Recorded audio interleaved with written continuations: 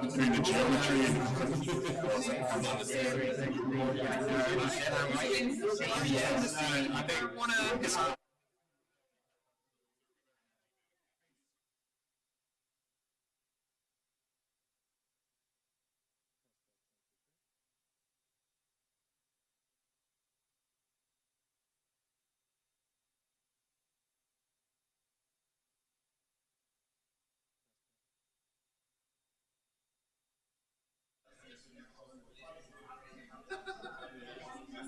One, two, three.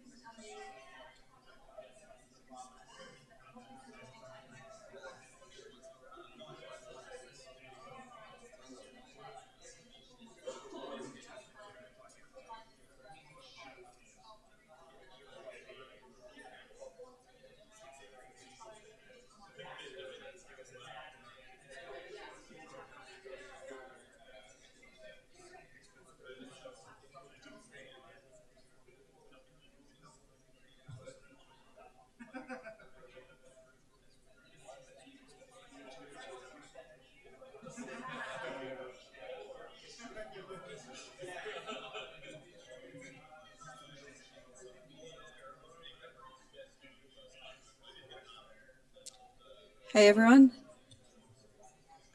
Could everyone just start to take a seat? Hoping to kick off in the next minute or two. Thank you.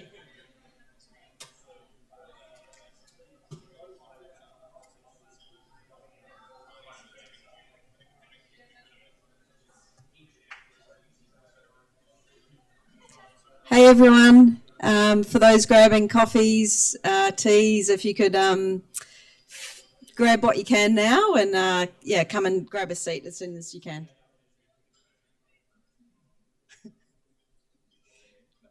Calling everyone.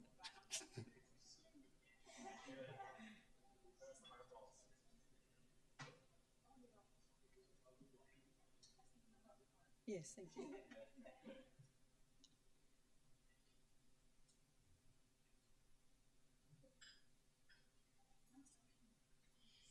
All right, that worked. There's a lot of silence now. Hi everyone, great to have you all here today. My name's Michelle Keegan and I'm from Arose. Really want to welcome everyone to the day that awaits us. Personally, I think it's very exciting and there's a lot of great content, a lot of great work that's been put in by Greg and the team to get here. I'd like to acknowledge the traditional owners on the land in which we meet today, the Gadigal lands. The connection we all have to the land is essential to really remind ourselves, I think, of what we continue to rethink and what we do in industry. The connection we hope that we will ensure our own grounding in what we kind of bring, what we value and what we do next. But we're here today for Element, and Element is really intended to bring a visionary approach to revolutionising the mining industry. It's not your average mining conference, and the people around you are probably not your usual peers at either a mining or a space conference. I worked in mining for all of my career, and at Arose, we're really now looking at space to help inspire what we do to improve mining. So encourage you to all connect with each other, enjoy the day, and really try to rethink where to next. So I will hand over to Ali Sanan from KPMG, who's the mining director here at KPMG. They have they're hosting us today at this amazing site. So I really want to say thank you for doing that for us, and look forward to your welcome. Thank you. Thanks, Michelle. Thanks. Welcome, everybody. Welcome to our Barangaroo digs. We've been here since 2016. I've been hearing a lot of good feedback about the location, so I guess from my perspective, we've hit our KPI.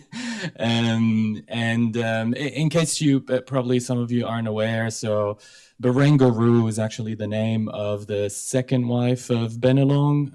Bennelong, you might have heard of. You know, he's one of the maybe one of the first Indigenous Australians to make contact and establish social rapport with the European settlers. Barangaroo is actually renowned to be a skilled fisher woman, and she was very highly regarded in her community. And so when they developed Barangaroo, it was really to pay homage to her. And on that note, I'd like to welcome you all to our office. And I acknowledge the Gadigal people, the traditional owner of the land that we meet on, and pay my respects to elders past, present, and emerging.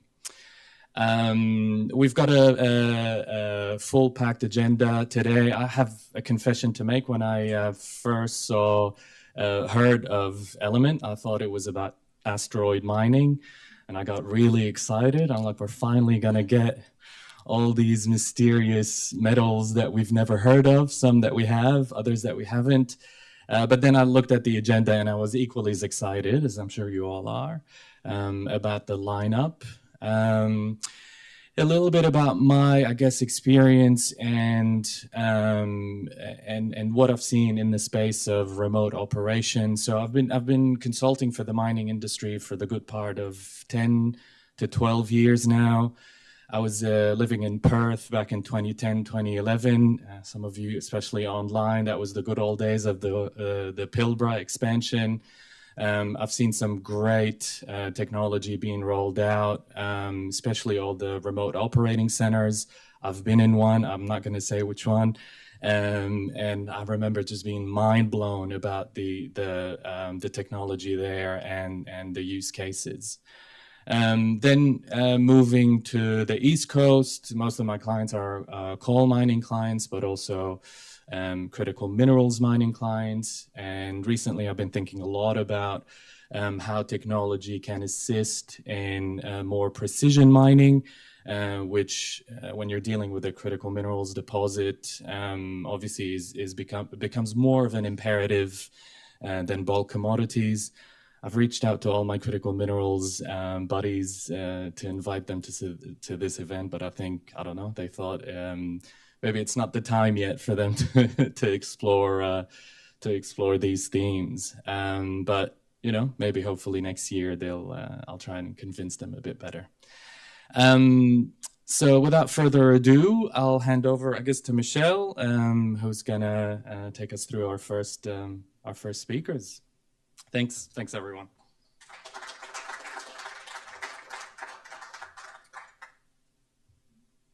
All right, thank you, Ellie. So we'll move now into the first session. We've got a few keynote speakers here.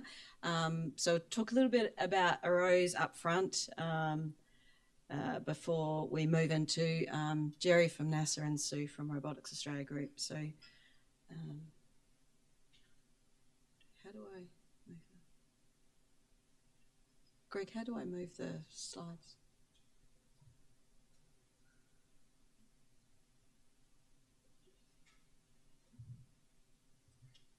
Is that this one?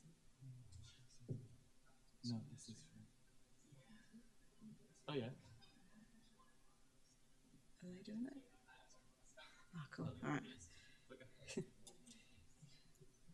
All right. And thanks, Ellie. I forgot about the people online. I think we've got quite a few people registered today, and a majority of them are probably sitting in Perth from the mining sector. So thanks, everyone, for joining online today as well. We've got a pretty great cohort across the online group and the people here today, and we expect a few more people to come in.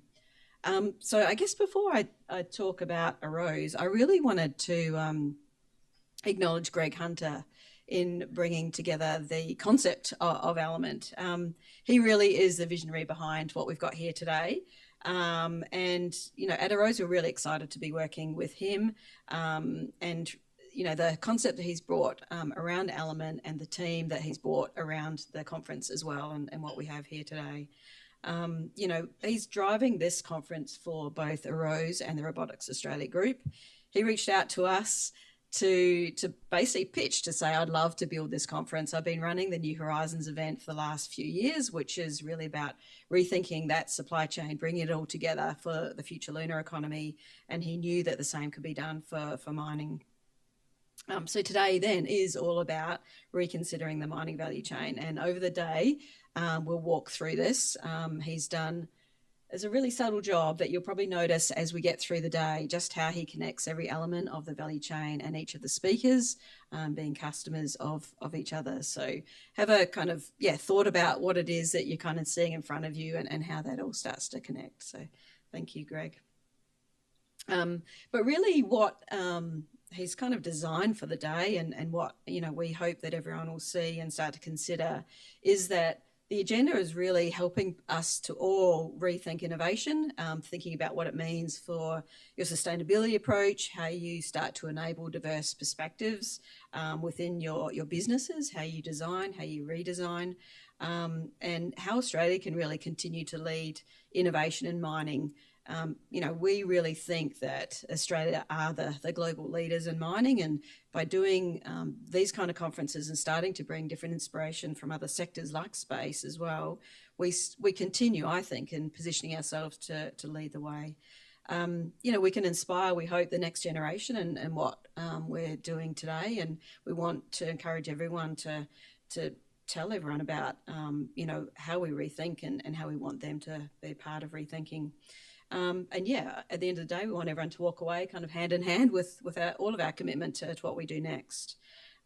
So thanks also for all of the speakers that are here as well. We've got some great speakers, some great companies, robotics companies and other companies that will be telling us more about what they have that we should all learn more about. So thank you again.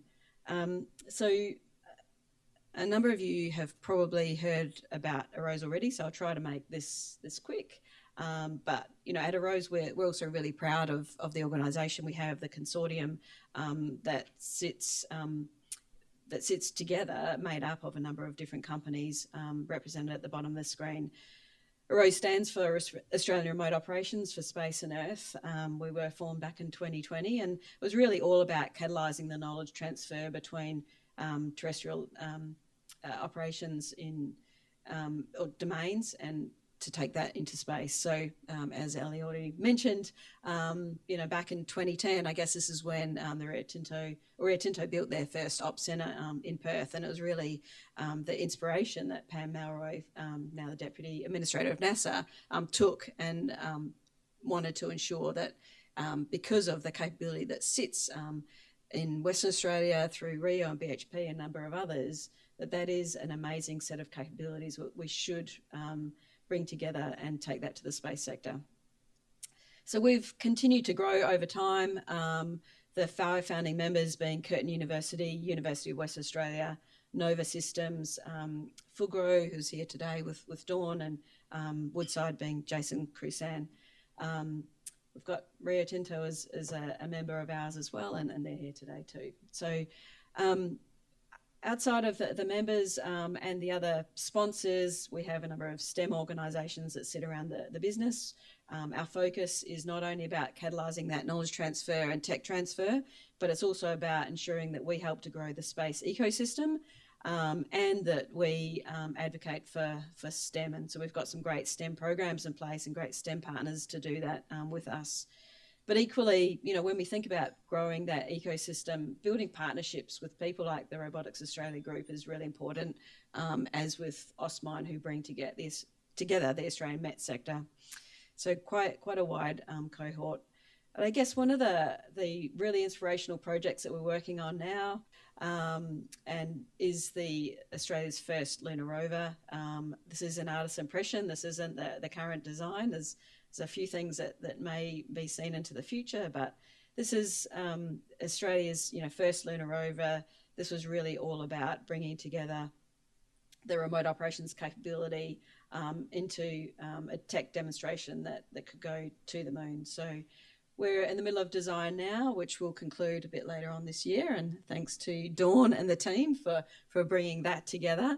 They have put together a number of people right across Australia in that design phase, a number of other organisations, including different technology organisations that will be part of that eventual build and the operation out of Perth eventually. And Dawn will talk a bit more about that later on. As I mentioned, we have been recognised as the world leaders in remote operations. That is Australia and the mining industry in Australia. That was recognised by Pam Melroy. The picture that's there up on the screen is the Mission Control Centre that Fugro has built out of Perth. It's already started to support lunar missions. But I guess, I'd love to kind of continue to reiterate Pam's quote there. And while the number is not exactly quite right, but I guess what she said is if you can do what you do here in the mining industry as well as you do, it should be a piece of cake to take that to the moon. So we've done what we do really well for a long time, but our world is changing and it continues to change pretty rapidly. So for us, I guess we really see then looking to other sectors like space is really important to not only, I suppose, collaborate on a technology level, but also to take advantage of the technology advancements, of the rapid pace of innovation that happens in the space sector, and to use that with a group of people that are relatively unbiased in how we operate and help to rethink. The stage is set to be able to do this. The challenges, are enormous, and so when we think into the future, we need to find resources much more efficiently than what we have in the past. We need to build, alternate mine designs, and we need to, really translate that at speed. Ultimately, we need to kind of start to tell the new story with a low footprint, low emissions, and zero entry. And so, the industry starts to shift its focus. We start to, plan for, where do we put our efforts in innovation. In the past, with remote operations capability, this was so necessary to be able to continue to build at scale and to be able to mine at scale. But State of Play ran a global innovation survey. They did that over the end of last year and early part of this year. They've just released their report, and from across the globe and a number of mining executives in the industry, they've said that they're starting to put their innovative efforts into processing and looking at different energy sources. But really importantly, they're starting to rethink end-to-end optimization and new business models. Excavation is still really important. We need to continue to think what we do there. But we start to move into a much more complex world where we start to look at not just production, but production and energy together, and how do we optimize for both of those. There are new players in the industry, and there are new business models, and so it's important to think about what could they look like in that future. We think that collaboration has been occurring, pretty strongly over the last few years. Some examples here to us. So what also helps, position the fact that the scene is set. So large players like Rio and BHP are great examples of companies that have started to collaborate on some pretty large projects and pretty meaty topics. So those being decarbonisation. A lot of people talk about tailings being the Achilles heel of mining. And so, rethinking how do we both design for tailings in the operation, how do we manage tailings, how do we ultimately get to zero waste, I guess is kind of part of what they're looking at together. And equally, electrification. So, the Charge On Challenge occurred, it's probably almost 3 or 4 years ago now, with BHP, Rio, a number of other miners, but equally Codelco and BHP are collaborating a lot more as well. So both the space sectors and the mining sector, we think, have got common destinations. We're all looking for a much smaller footprint. We're looking for sustainable operation at the end of the day. Will be enabled through technology and the different industries that sit around us. But the people that sit behind us, our Indigenous groups, key stakeholders, as with financial investors. And so, we're driven by, how our communities, how our owners of the land moving their thinking, what are investors wanting us to do. And so, with that in mind, we have some meaty goals to continue to deliver. We want to realise the benefits of a future co-designed operation at the end of the day. And we think that takes everything from rethinking exploration through how we excavate, what are the final products, what are some of the products that we haven't kind of seen in the past into the future, and how do we think about an end-to-end sustainable operation. At Arose, we're ensuring that we're both connecting with the space sector, but we're also trying to ensure we've got the right and kind of leading minds around us from the resources sector. We have an advisory board in place, and they represent a lot of the large miners across the industry, also represent the met sector, oil and gas or energy sector as well. And so, with that, we kind of use this group to help test our own strategy, to help understand where are some of the challenges in their operations that we can look to the space industry to inspire us. We're connecting with the METS organisations now, or the METS industry at large. And just recently with AustMine, we released on the Mine Innovate platform 3 challenges that were defined by NASA. They too are looking to understand more about the subsurface of the moon. At the same time, we need to rapidly understand more about the subsurface of Earth to uncover critical minerals. And so the challenges we put out to industry were to try and uncover what are some of the technologies that we use and continue to innovate around to detect and assess minerals. How do we start to bring the data from the different technologies together under a technology platform, or basically, data fusion of the different sensor and information, and how do we uncover some of the technologies we use to create the maps of the terrain as we explore. So we got some great input from industry around what they have today and what could be brought to the space sector. And so we've run the challenge, and we've picked the top 3. They'll be announced shortly. But those organisations will be actually presenting in a short pitch to NASA. So really, we think unless we bring the MET sector around some specific challenges, we'll kind of sit in a bit of a grey zone around what could we do together. So we think that's an amazing path forward. At Arose, we've also established the agreement with Robotics Australia, and this is a really important event for us to do together. But at the heart of it, we think that between us, the capabilities combined can be used to both redefine what the mining industry looks like as well as the space industry. But we're also really focused on STEM, as I mentioned. It's one of the key pillars at Arose, and we think that programs that can be developed that have transferable skills are really important. We've partnered with the Milo Space Science Institute, so it's basically a program that was co-designed between Arizona State Uni and NASA to ensure that graduates are more job ready. Students are taken through a 12-week program, which includes weekly lectures, but it also includes everyone coming together to effectively doing similar to what Dawn is doing, with requirements through to preliminary design in a mission and scientific questions that they're asked to answer for. So if you look at a higher level, it doesn't matter whether you look at defence, advanced manufacturing, technology or mining, we really need to understand how we can work together as a team on complex problems, bring the diverse perspectives. So we're excited by what is happening in the program now. There's over 220 students and early stage graduates in that, and that includes people from both the mining, defence sectors, technology sectors, and students. So I will hand over to the next speaker, but I guess really what I hope that everyone takes away from today is that we can rethink mining. We're trying to achieve zero entry, zero waste, zero emissions and zero footprint. And I really think the speakers today will help inspire us to get here. So thank you.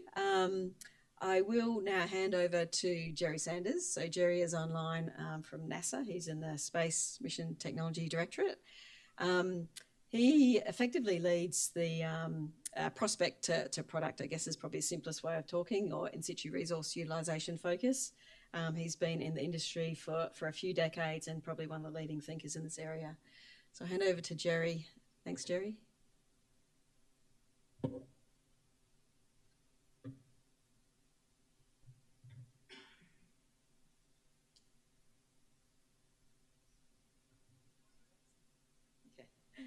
right, well, we wait for Jerry. So Jerry has been out to Australia. He's met the mining community. He's really keen to continue to connect with the mining community, to, I guess, use the experience that we've built over many decades to take into the approaches that he's building for a future lunar economy. So what he'll talk about today, we think is going to help inspire a bit more around what does a sustainable approach look like. One of the quotes I love kind of saying from him is that when he designs for a future lunar economy, he really thinks about, I guess, a processing plant being the end point for I guess, the first pass of excavating in any of the kind of other planetary bodies, but the output of that processing facility is effectively the raw material for the next person. So his goal is all about reusing everything on the surface of the moon or Mars. All right, still waiting to bring him on.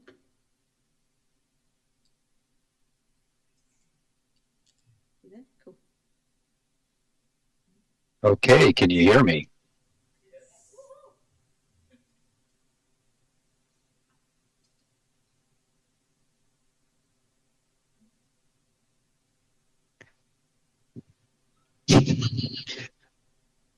Okay, so first of all, I want to thank Greg and Michelle for giving me the opportunity to talk to you all. Sadly, I can't be there in person, so I will do this virtually, but I am trying to work out coming back to Australia at some point. I'm going to start sharing my slides. And I greatly appreciated Michelle's presentation coming before mine for several reasons, but I really loved the kind of ending comment that she made, and that in terms of rethinking mining. So hopefully you can see my screen, and I will start showing these better. So give me a thumbs up or something to let me know that I'm presenting properly.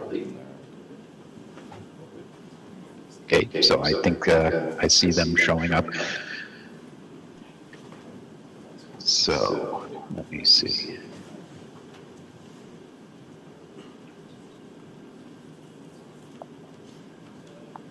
So I have a few minutes, and so I'm going to talk to you about what we're doing in the United States, the Artemis program, and the linkage between terrestrial mining and hopefully space mining.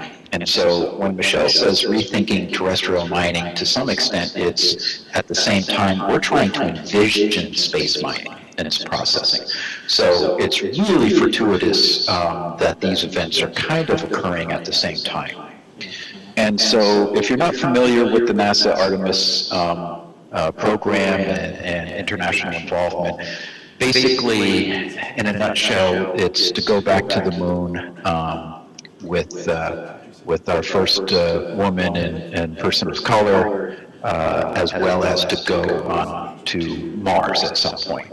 And we are looking at this in what we call segments. So the first segment is, can we get humans back to the lunar surface? What does that take? And so we're spending a lot of time and money on landing systems, EVA suits and such. The Orion capsules and the launch vehicles. The next step is, okay, so the astronauts have gotten to the lunar surface. What do they do? How can we expand their capabilities? So that's called the foundational exploration segment. Just recently, the Japanese Space Agency, JAXA, and NASA formed an agreement on a pressurized rover.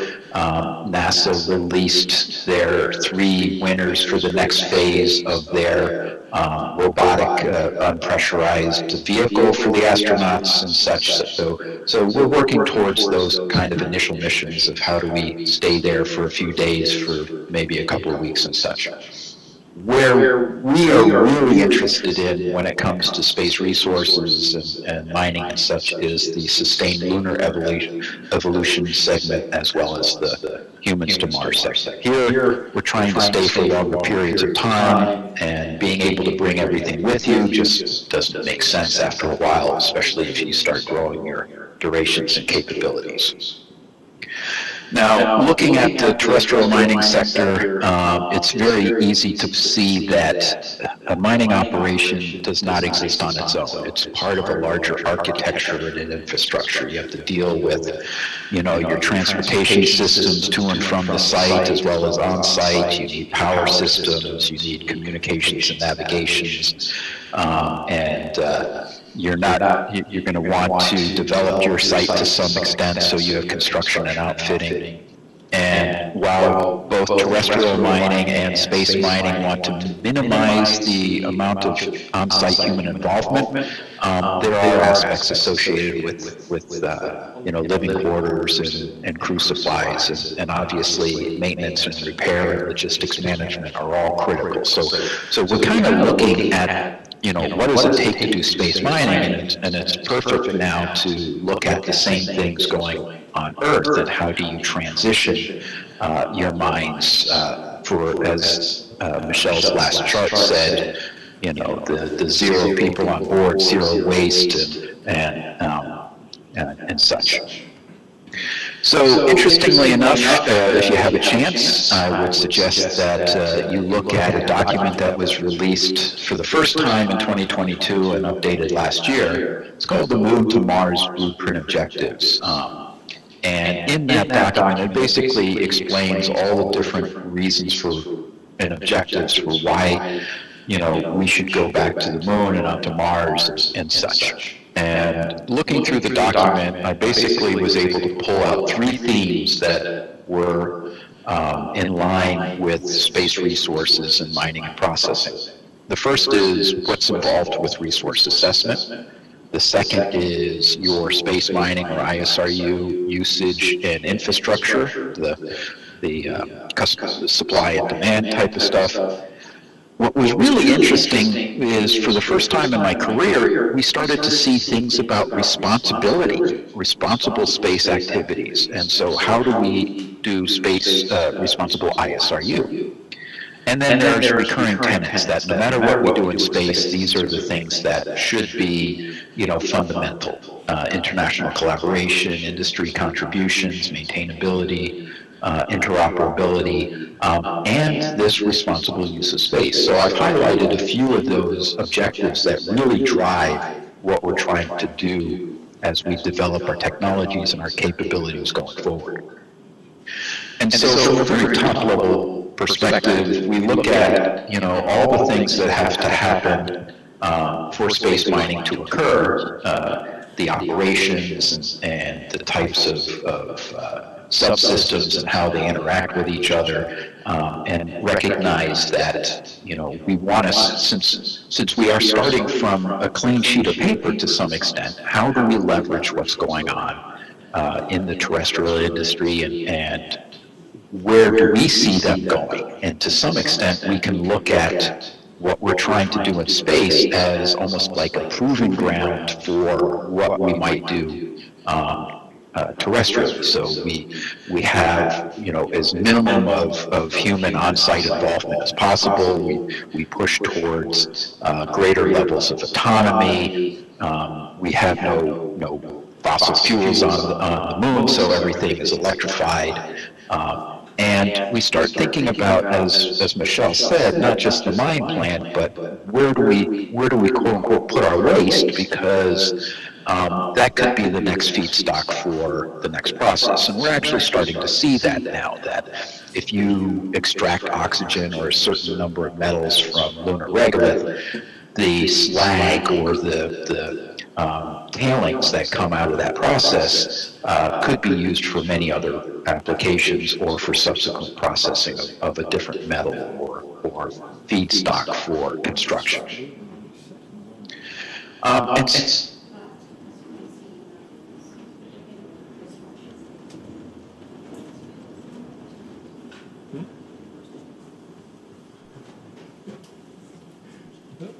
Connection issues.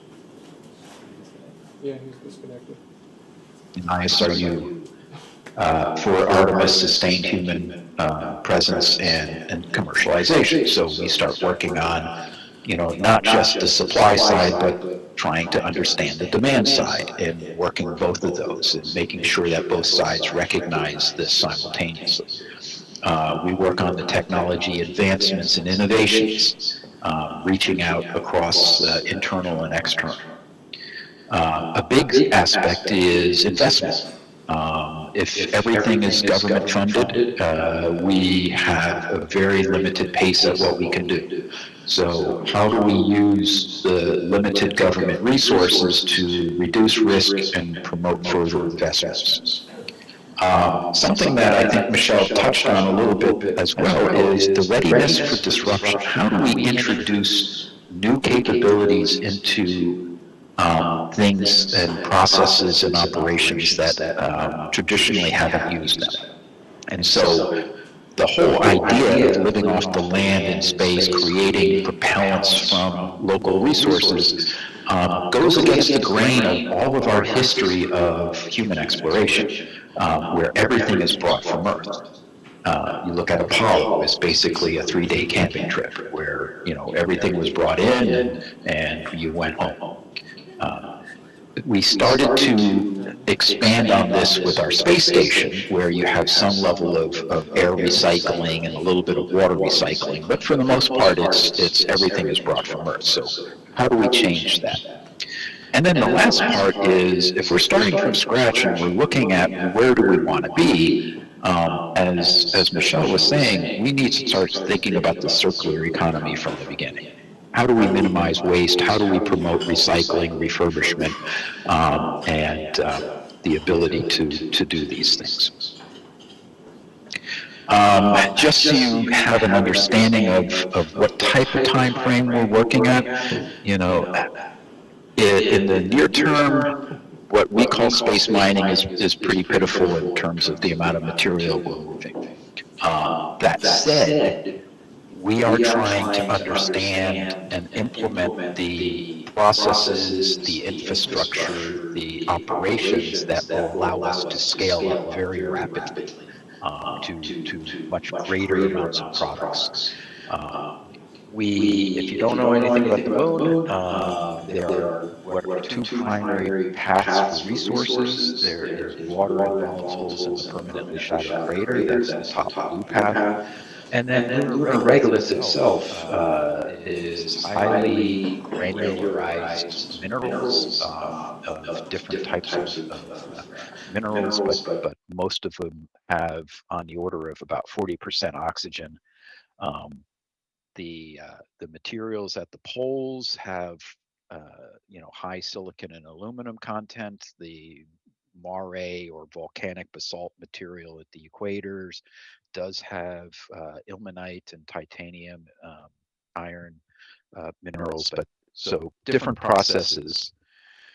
Over the next several years, we're looking at doing some small scale demonstrations with the idea that in the early 2030s, we would perform what we call a pilot plant, an end-to-end demonstration at a scale that we feel comfortable enough that we could scale up to an initial full-scale production, demonstrate all the steps, all the capabilities and technologies for about a year probably. And at the same time, we're looking at other demonstrations associated with construction and power. So, with the help of Michelle and Arose and others, we're trying to basically absorb both the lessons learned from terrestrial industry as well as what are your needs, where do you see yourselves going, and what are the commonalities. So this chart kind of goes a little bit into those.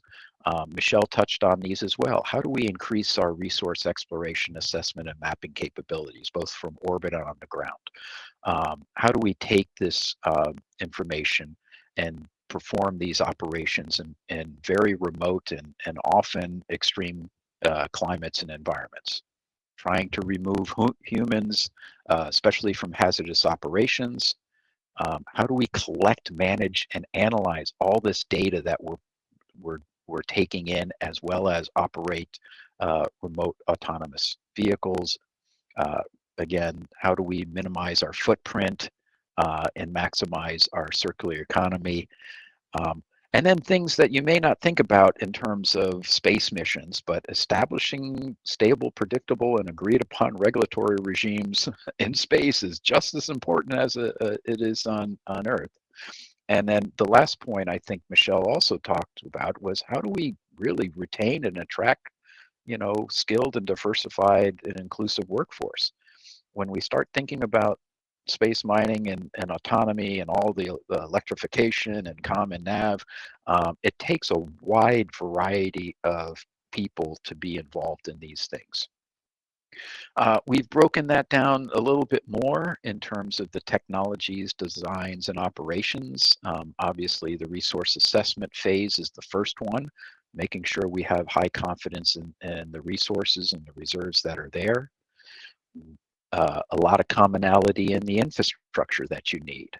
Having continuous power, renewable power at multiple and remote locations, high accuracy in your positioning, especially in non-GPS environments. With all that data, the secure, distributed, high bandwidth, and also potentially edge computing, depending on where you're doing your processing. And then deep diving into the processing and operation mines itself, we have to have autonomy, the logistics and the on-site repairs, the electrification, and again, data-rich environments. With space, safety is predominant. You always have, especially when astronauts and humans are involved. So minimizing their involvement, minimizing the severity of the safety issues and the time criticality of operations when humans are involved. And then lastly, we take environmental impact very seriously. The moon in many cultures represents important aspects. And so how do we do the operations on the moon responsibly and in a manner that does not offend is our approach. I stole some of this from Michelle in one of her previous presentations, just to point out how terrestrial mine power conversion in space power conversion and the types of partnerships needed are really important. And we start seeing things, Moog and Komatsu and Caterpillar working on electrification, and these are great examples of where we need to go, as well as how do you set up the electrical distribution at a mine site. I was lucky enough to go to some coal mines in Queensland when I was in Australia last year, and saw that they were introducing some of the Caterpillar remotely operated bulldozers, but it still ran on diesel. So I could see the Wi-Fi communication systems being stressed, but they had, at that point there was no distributed electrical power systems that would need to come on board downstream. And then again, I want to touch on the responsibility aspect. I wrote a paper with some colleagues last year, starting to flesh out, what are the things that we need to consider and from a design and an operational aspect. When do we need to consider them as a function of the different types of operations? And then again, minimizing the impact to science as well as non-interference zones. And I think I'm coming to a conclusion here quickly. One of the things that when I started to look into circular economies more and more, I realized to some extent we really need two. There's one on the mining side, the resource exploration, extraction, processing. What do we do with the waste, the reclamation sites? and using the tailings again for further processing. But we really also need the user side, the processing cycle. And so not just, can I make materials to do 3D printing of components and habitat structures and whatnot, but how do we recycle that hardware and start thinking about, so that disposal box at the top is minimized as well. And we recognize that there's a lot of synergisms with terrestrial needs. So making sure that, clean water and food growth and construction capabilities, mining and energy all fall into this pattern of that if we do things right, there's a lot of spin in and spin off capabilities. I'm not going to talk about this, but I just want to recognize that there is a lot of activities going on with respect to space mining laws and the legal aspects that need to be considered to do these commercially in space and not just small little government experiments. And my last chart, kind of giving a perspective, my long range view that doing this really can reduce the mission and architecture mass and cost and the risks. It allows us to do things that we want to do with fewer launches, or we can add more stuff that we really want to take with us.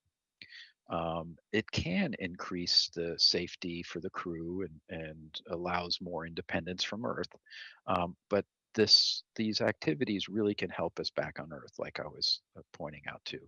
And then lastly, everything that we're starting to do looks very closely at the planetary preservation aspects, the cultural awareness, and such. And so hopefully I'll be able to answer some questions at some point. I plan on sticking on and listening because for me, this whole activity is about learning and getting your feedback and information, not just me telling you where I think we're going. So with that, I'll bring my presentation to a conclusion and thank you all again.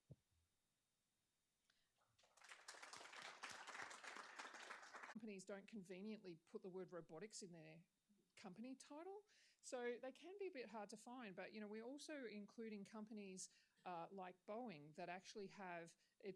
Robotics might not be their core business, but they have a significant portion of their business here in Australia developing robots. So you might be aware that Boeing is developing the first Australian-designed aeroplane up in a facility up in Toowoomba in Queensland. I think they employ more than 400 people there working on the autonomous Ghost Bat, which is an autonomous air vehicle that is designed to accompany a crewed jet fighter. So they actually have a lot of people working in the robotics space, but Boeing is an aerospace company. So all of those companies, I guess, are contributing to the depth of interesting work that's happening in Australia today. We estimate that the industry employs more than 50,000 people and that it's worth more than $18 billion in revenue to the Australian economy.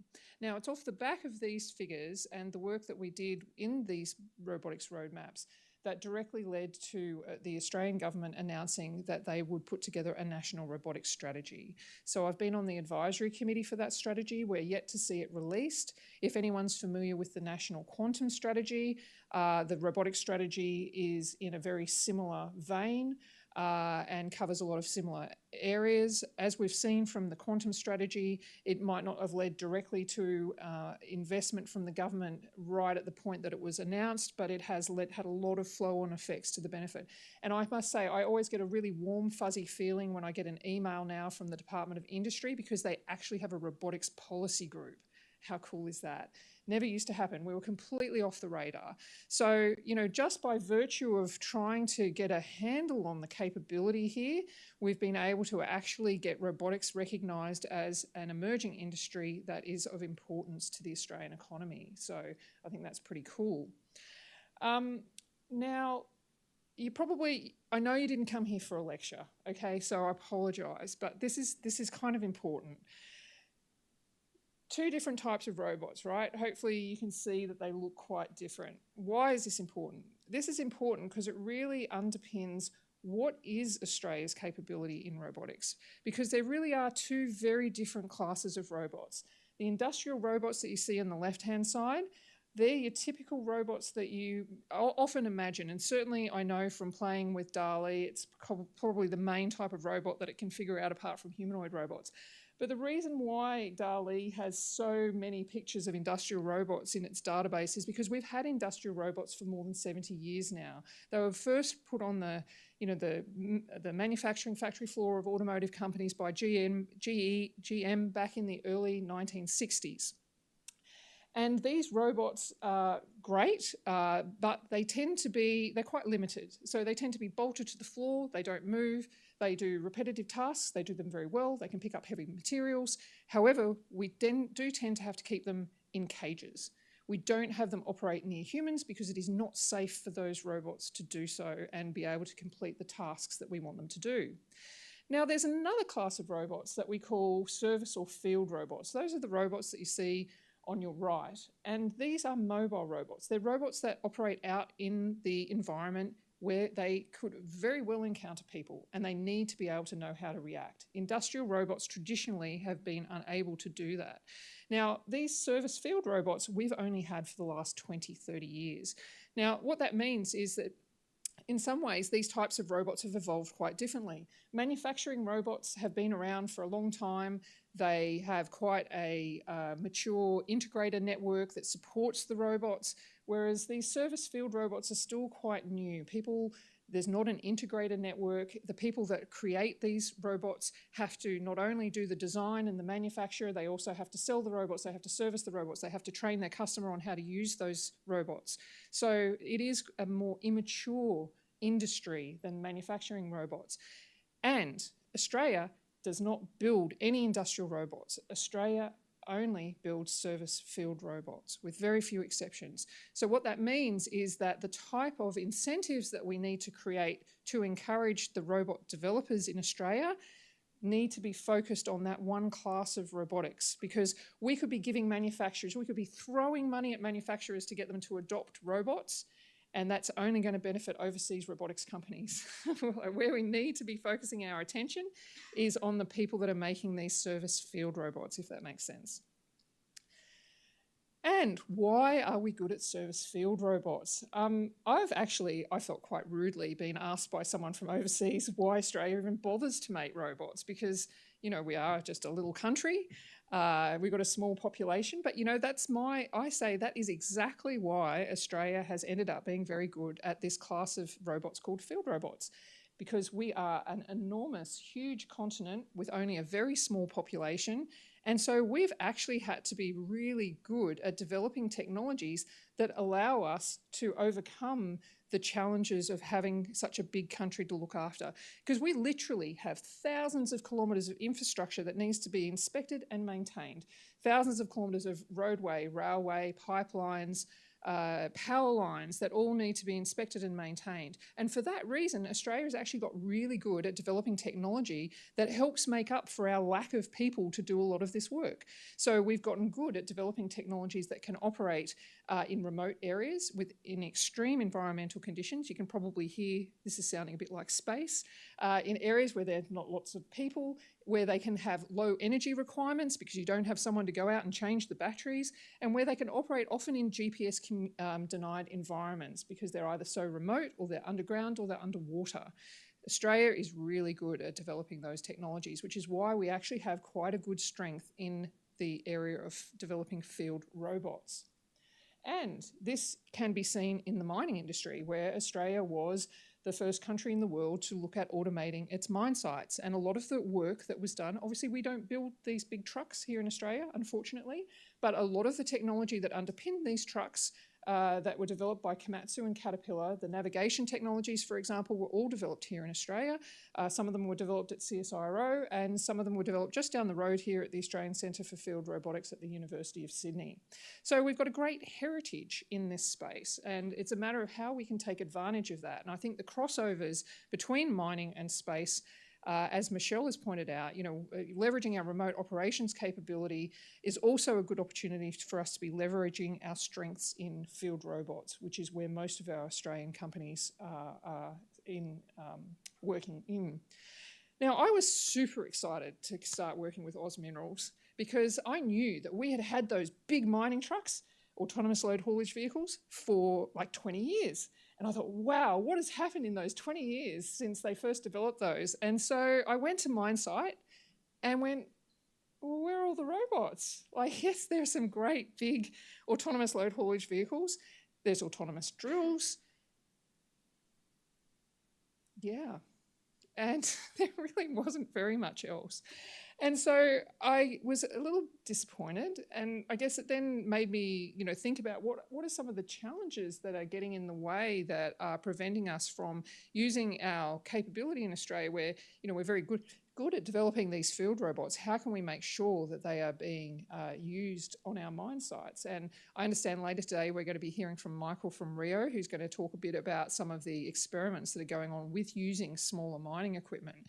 But I do appreciate that, look, it's not easy. Once you've built one of those big autonomous load haulage vehicles, they're going to be around for 20 years, right? So you don't necessarily want to rock the boat.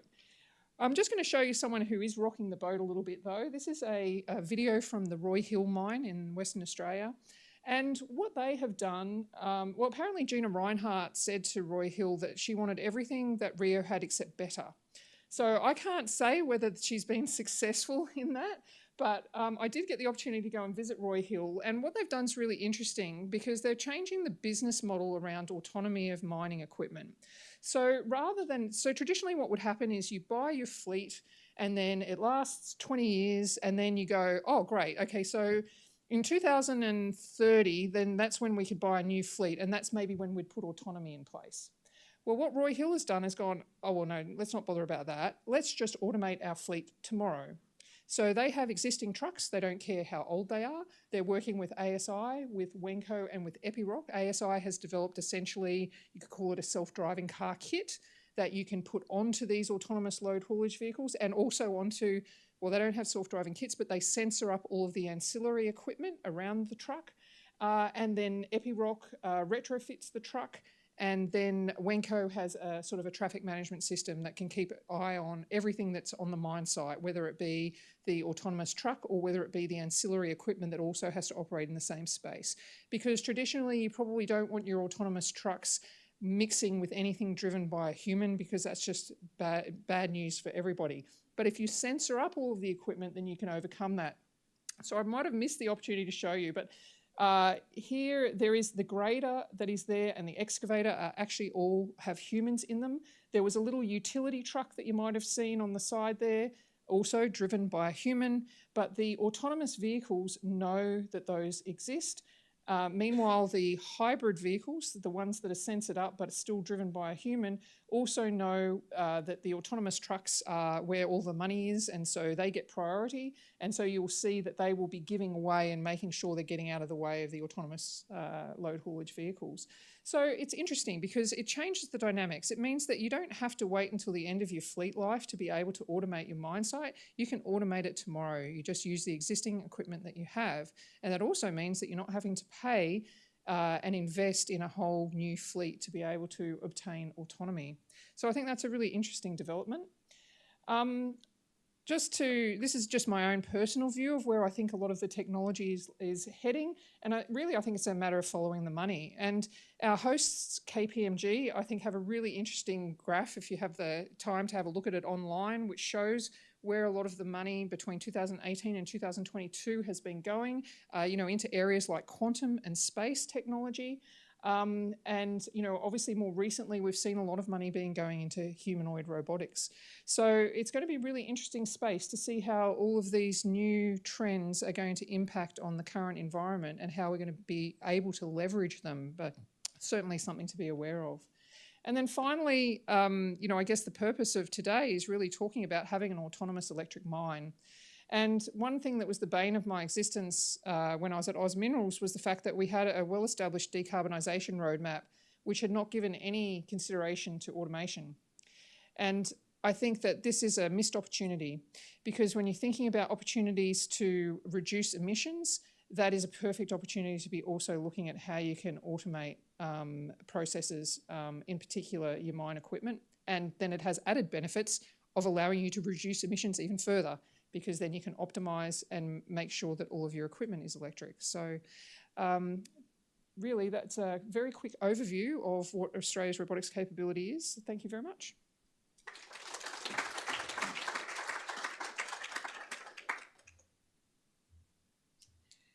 Thanks, Sue. It's funny, I think, talked about the beginning of a rose, and Pam Marrow saw what happens up north and wanted to take that to space, and you went to see what happens there and thought, oh, is that it? But yeah, I think most of the decarb roadmaps I've seen have never included automation, while electrification gives a great platform to start for that. So Dr. Sue Kay is here for the rest of the day, so make sure you make the most out of picking her brain. We'll go to a break now. What time are we coming back, Greg? Pardon? 10:15. Okay, cool. All right. 50, sorry.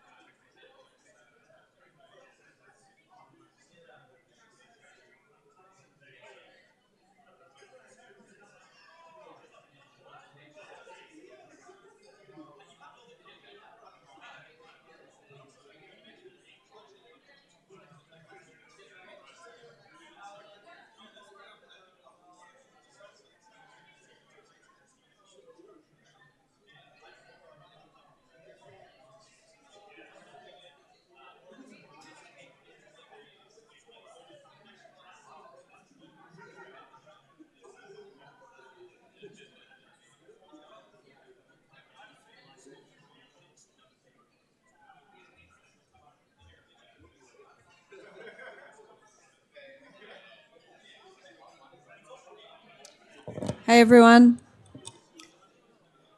If everyone can make your way back to your seats, just so we can get back on with the agenda. Eh? No, he said 10:50. Oh, really?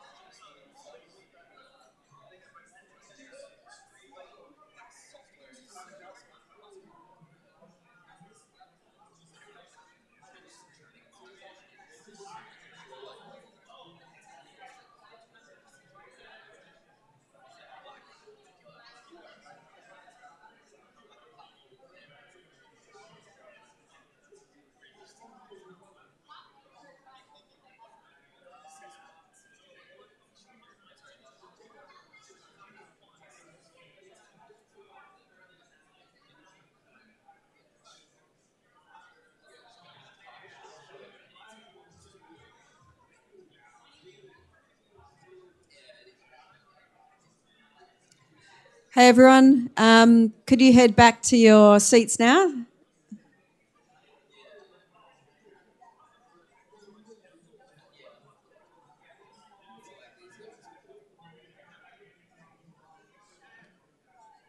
I didn't think I was that quiet. Huh? Yeah. If you can all just grab your coffee, tea, and head back in. Lead the way. I saw him before, and now he's gone. Yeah.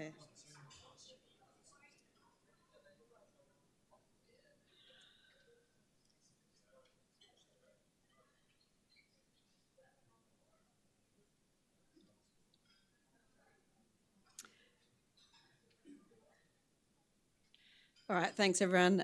We'll get underway. So now we start to kick off reimagining the value chain, with the first area being around site selection. And we've got Luke Heffernan, who's going to lead this session. So Luke is a Strategic Projects Officer at the Australian Institute for Machine Learning. He also is a pretty entrepreneurial guy. He's got lots of startups as well. So thanks, Luke.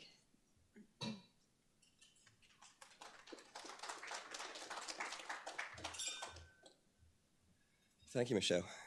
Can everyone hear me all right? Yeah, cool. I always have to bend down, sorry. Yeah, as Michelle said, I'm one of those type of people, indecisive people that can't have just one job at a time. I just have to have at least 2 conferences, 3 startups and a PhD I'm working on. But that's the type of people I think a lot of people in here are today. You've got some passion that you have to chase, or 10, and just can't stop going for it.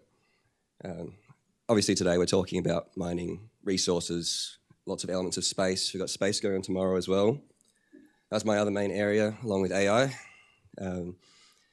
Everything's about exploration though, pushing further, trying something new, and having a bit of courage to take that risk, to give it a go.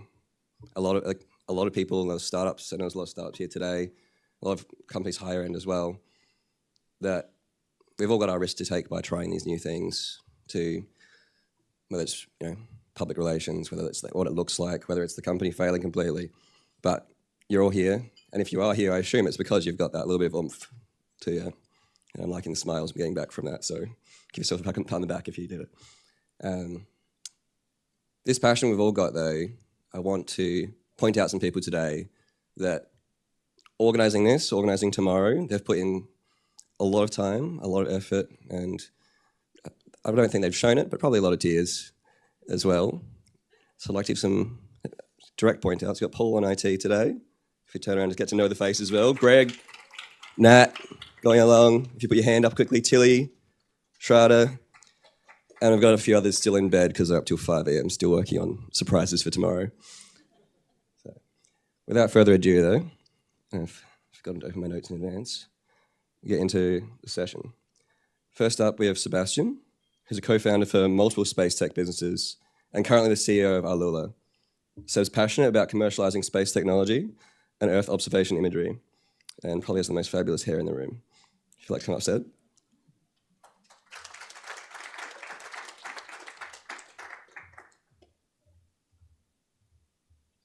I just kept growing it after lockdown. That's the secret. Just don't cut it.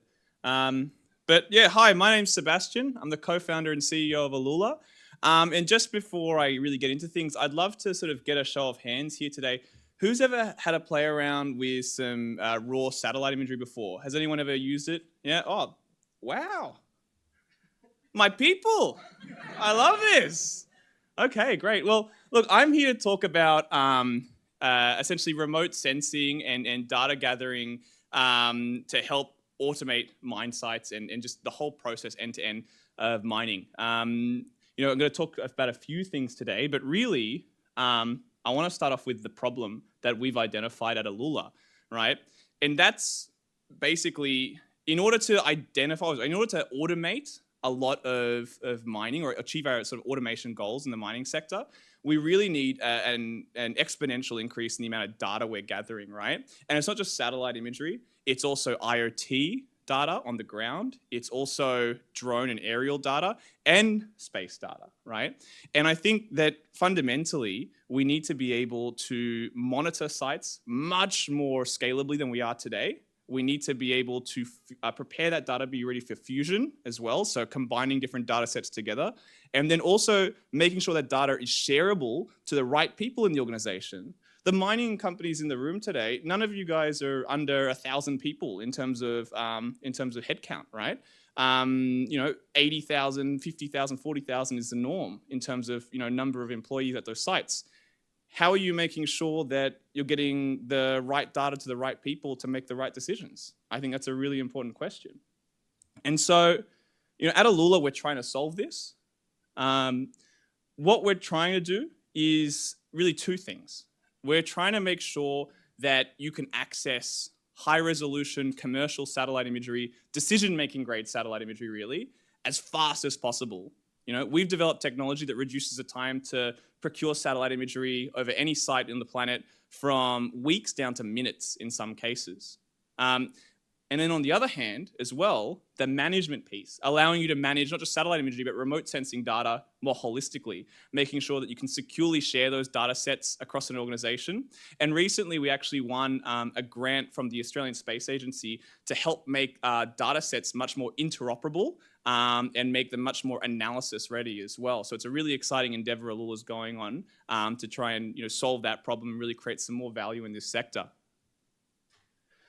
Now, I want to go through some examples today, right? I've got 3 examples of how Alula is supporting the mining industry today and how the data is being used, either fused or helping people make better decisions. And that will lead to better automation as we go. The first example I've got on screen right now, and my favorite personally, is what we call at Alula tip and cue, essentially. And what that means is leveraging sensors on the ground to get satellites in orbit to capture more data when events happen or anomalies happen, right? So an example here, you could have a sensor on a railway, right? A railway might be, transporting thousands and thousands of tons of iron ore across the Pilbara, and something happens. Maybe it's a severe weather event. Maybe, a derailment happens. Maybe, something crucial happens, right? And you've got sensors all along that rail line, picks it up, something has happened, anomaly detected.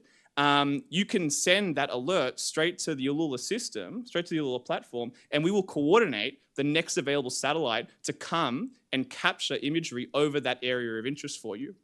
Now, I've got on my slide here, image captured within 3 hours, but one of our partners in the room, Black Sky, Maurice, put your hand up. There you go. I just learned today that you can capture imagery within 90 minutes now. So if you have a sensor and you're connected like that through Alula, you can get a Black Sky image over any site within 90 minutes. So we're really in a new phase of I guess, data collection, really. Not just from orbit, but combining sensors, stitching them together to really make more decisions, more decision options, I guess, available to people. So this was captured yesterday, the Goodeye mine site, I'm pretty sure it was, from Black Sky. And it's a really, really fast turnaround that we can achieve now. Next example here, linear asset monitoring. Now, what I mean by linear asset monitoring is really monitoring power lines, pipelines, rail lines, road, anything that's straight and long and stretches for thousands of kilometers, right? Now, I want to make a comparison to drone here.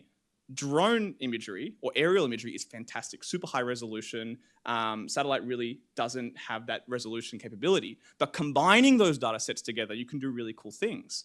So you can really cost effectively monitor really, really large and long pieces of infrastructure that stretch for thousands of kilometers with satellite. Some of our satellite partners, our satellite imaging partners, can get daily capture, right? And by analyzing that data, by looking at it, you can then go and potentially double click with a drone, right? You can go and zoom in and get that resolution required using drone imagery on sites that may be of interest to you across these really large stretches of linear assets. We're doing some work right now in Africa, looking at linear assets there as well for mine sites. And what we've seen as well is that satellites are very complementary, right? Because it's really hard to go out and figure out what's wrong with the rail line and get a drone over it in the middle of Guinea, right? And I think that's a really, really difficult problem. But doing it first with satellite and then going in and looking at how you can get a drone in there or an aerial capture in there makes a lot of sense. And finally, obviously, we have remediation as well. I'm glad that GIF is working because it was not working on my phone. This is just an old coal mine, I think in New South Wales. I think it's in New South Wales. And, I'm sure we're all aware there's about 80,000 mine sites across Australia, strewn across Australia right now. There's millions globally. And I think what we're seeing here, right, is a challenge to effectively monitor the progress of remediation. How do you do that cost effectively? Again, that sort of idea, getting drone, IoT data, and satellite imagery all working together to create the best possible solutions to get decisions made effectively, right? But I'd also like to touch on something else here as well, right? That's the fact that a lot of young people right now are pretty negative on the mining industry. I think a lot of us know that. It's a difficult thing. It's a difficult sell to get young people to want to participate and work in mining. And I think something that would be really useful here in order to sort of, I guess, build trust in the community is to show them this. Right? Show them the great work that mining companies are doing in sort of bringing the land back to sort of a healthy status, right? It's super crucial, and it's so simple to do. A before and after shot. That's all you need, and then all of a sudden, people on the street down in Sydney will start to realize, oh, actually, the mining companies are doing some pretty cool things here, and making sure the land is taken care of too. So that's the final example, but I'd also like to talk about what's next, right? And at Alula, we're working with a variety of different satellite operators to make sure that people can get access to the right data when they need it.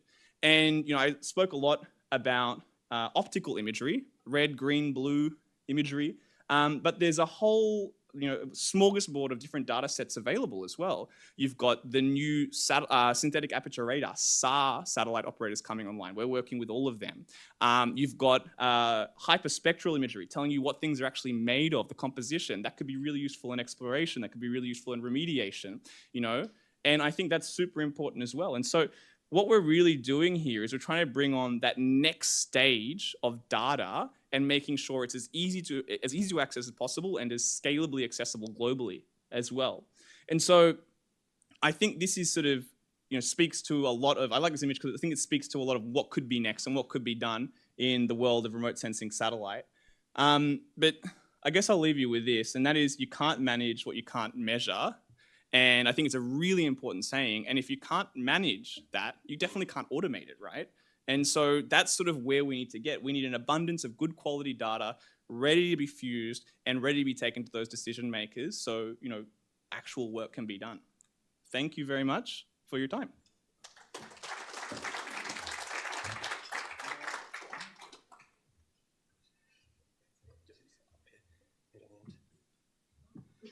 Thanks for that, Seb.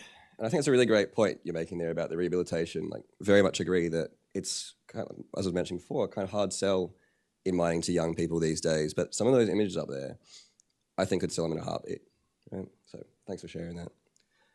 Next up today, we have Jeremy from Fleet. When I've been given the introduction here, I've been given exploration manager. And to me, I've found a general trend with groups of people when you can't quite work out what the title means straight away. They're probably the powerhouse of the company. As far as I know, Jeremy, that's very much true here. So come on up, Jeremy. He's also probably the guy who knows most about space in this room. Don't play Trivial Pursuit against him. Thanks, Luke, for that very generous introduction. A lot of you are likely from the mining industry, and my title does not mean what you think it means. So it's usually exploration manager is the person who's a geologist going out into the field and doing exploration. I'm a part of the company that looks at exploration of new ideas, new business. It's like the innovation department at Fleet. Majority of our company is focused on one product right now, and I'm going to introduce and share with you about that product and how it's been developed, where we're at now, and the unique things that it's doing to help people discover the critical resources that we need faster and more efficient than ever before. So our product is Exosphere by Fleet. It's only been around for about 2.5 years. I think we did our first surveys about 2 years ago now. And it's been taking the exploration world by storm, really offering a new way to gather seismic data, which gives you a 3D velocity set. So I'll jump straight into the presentation with this clicker here. There we go. So there's huge explorations for huge challenges for exploration. There's been 80% fewer copper discoveries in the last 2 decades. The depth of cover and the depth of these discoveries is getting deeper and deeper. So all of the easy discoveries, they've really been made. They've all been discovered, and more the discoveries are happening at depth. So we need technologies that are going to be able to help us to explore at depth. And exploration drilling has a horrible hit rate. It's really, really hard. It's not easy to find things. And so almost, I would say, fewer than 1 in 100 drill holes actually gets a strike.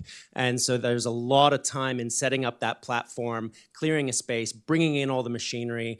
And right now it'll take about 960,000 meters of drilling to find one discovery. And the industry will spend about $198 million doing that to discover about $120 million worth of value. So it's a cost-losing exercise right now because of how hard it is and how deep everything is getting. It's much more challenging than it has been in the past. So we need some new technology, and we need it fast because the demand is incredible.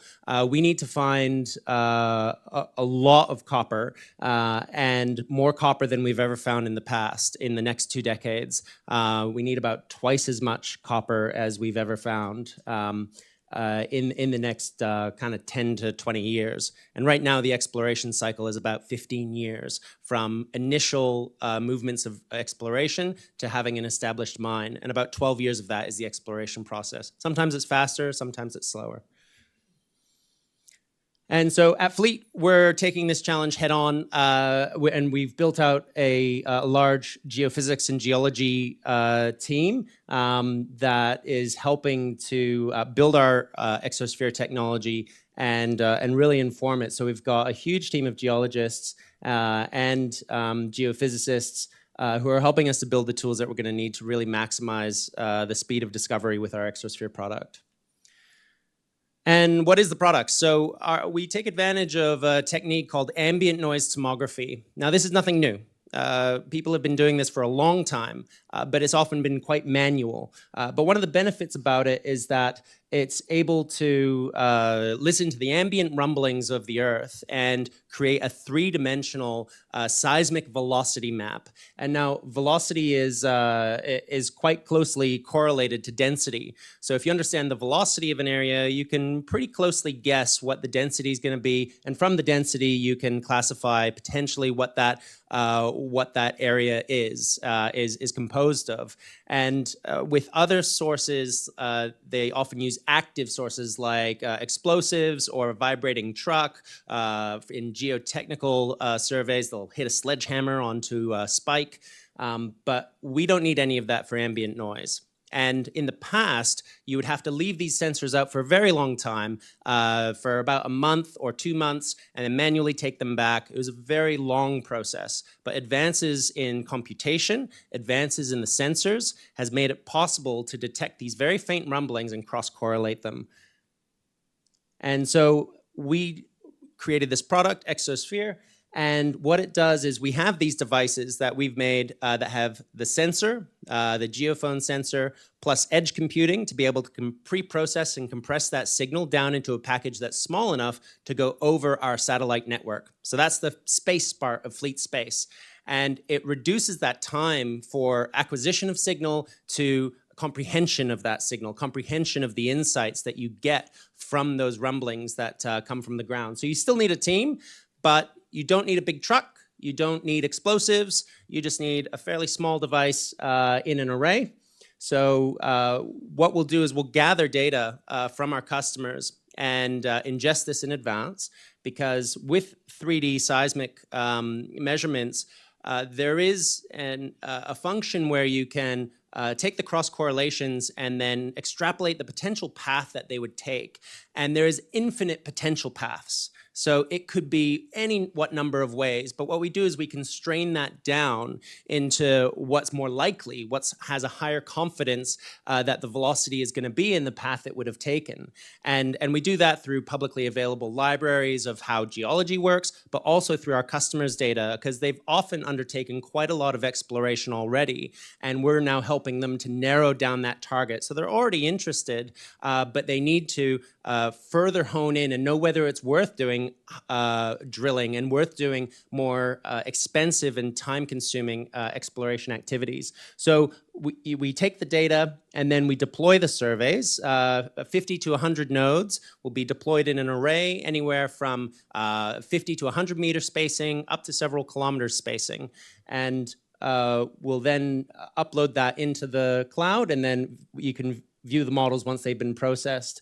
So we have the geodes out in the field, and over time, the noise starts to build into a signal, and we're able to cross-correlate between all of the pairs. So you can see in the step 3 there, we cross-correlate between every set of pairs, and then that gives us the unique time to arrival difference. And so over time, once we get that good noise correlation, we can do the pairwise measurements, and then the phase map inversion and the depth inversion is what gives us that estimation of that time to arrival and how it's gone through the Earth. And what we end up with is this final map. Now, if this wasn't with any other data integrated into it, then our confidence might be a bit lower that that is what truly is there. But we look to constrain that model and get higher and higher levels of confidence. So you can see that there's at the bottom, there's the cross-correlation functions showing how cross-correlated the signal is, and then we can adjust it until it's really giving us that correlation between the two nodes. And then we have an idea of how long it takes for these seismic waves to pass from one sensor to the next. And that's what's able to give us that velocity map. So the resolution is really important for when we're doing exploration. There are limits to how high this resolution can go, but a good rule of thumb is about 20% of the geode spacing. So if we're across 10 kilometers, then we can see down to a depth of about 2 kilometers. And then there's about 10% of depth. So you can see down to about 2 kilometers with about 100 meter resolution at 1 kilometer deep. And so this is really useful for seeing down to basement. And the best thing about this being a fast, quick system where we're looking to deliver a result within about 2 to 3 days from deployment, which is a huge increase from the months that it would take traditionally with this type of survey, we can beat seasonality. So often there's an exploration season when it comes to especially the northern latitudes. You can only really explore in summer, and then it's way too cold and difficult to move in those areas. And similarly in Australia, you can't really go out in 50-degree heat and do exploration in the middle of the desert. It's just not going to be safe for the explorers to be going out there and deploying these. So because we have this fast turnaround, we can make faster decisions. We can redeploy our devices. We don't need to bring them back. We keep the teams out in the field and deploy, redeploy, redeploy, and we can adjust our strategy as we get the data in. So we have a dashboard for real-time quality control. You can see the information of how the geodes are operating. And as I said, it's very low impact and simple deployment. I've been on a few deployments myself, and you just dig a small hole, pop it in. Other types like induced polarization, you got to line it with aluminium foil and bring some salt water and run some electrodes. This is really simple to deploy, fast to deploy. So whether it's in northern tundras on the back of a snowmobile being pulled by a sled, going across swampy marshlands in a little boat, deployed by helicopter teams, or just a little buggy, it's really easy to get out there. And we've done a lot of work to prove that the insights that we're getting are reflective of the geology. And so this is looking at imaging known features. We'll go to our customers, and often they'll want to make sure that it's working, and we'll image the things that they've already drilled out and know exist. So we've got a lot of proof cases, papers and case studies that have been written about this technique being used to successfully go down to sedimentary, show the cover. So this is imaging target rocks underneath the cover with core lithium, we were able to deploy a survey, and the low velocity areas there are where they had discovered pegmatite, which is a lithium-bearing mineral. And we also discovered some other areas that they hadn't come across. And they went, oh, hold on, I think we need to drill there. AC Mines, showing that depth to basement. So this is, you can see other drill holes in here. So we were able to get within, I think it was about 12 meters of what they confirmed to be basement with our survey.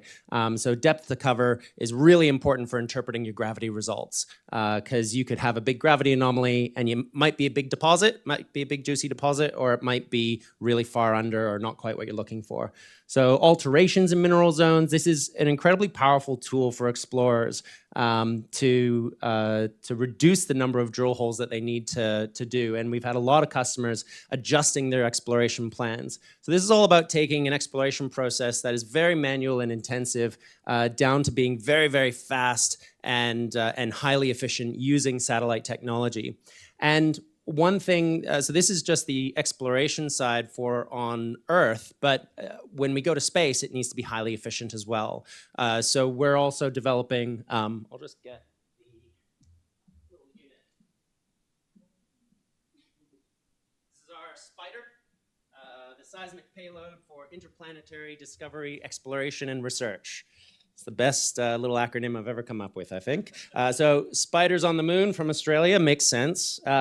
So this is taking the difficulty of measuring seismic signals on the moon, and we're going to take that technology back to Earth as well. So we'll be deploying a MEM sensor, microelectromechanical sensor, a little 3-axis sensor on the Blue Ghost Lander 2. It's a CLIPS mission that'll be going in late 2025, early 2026.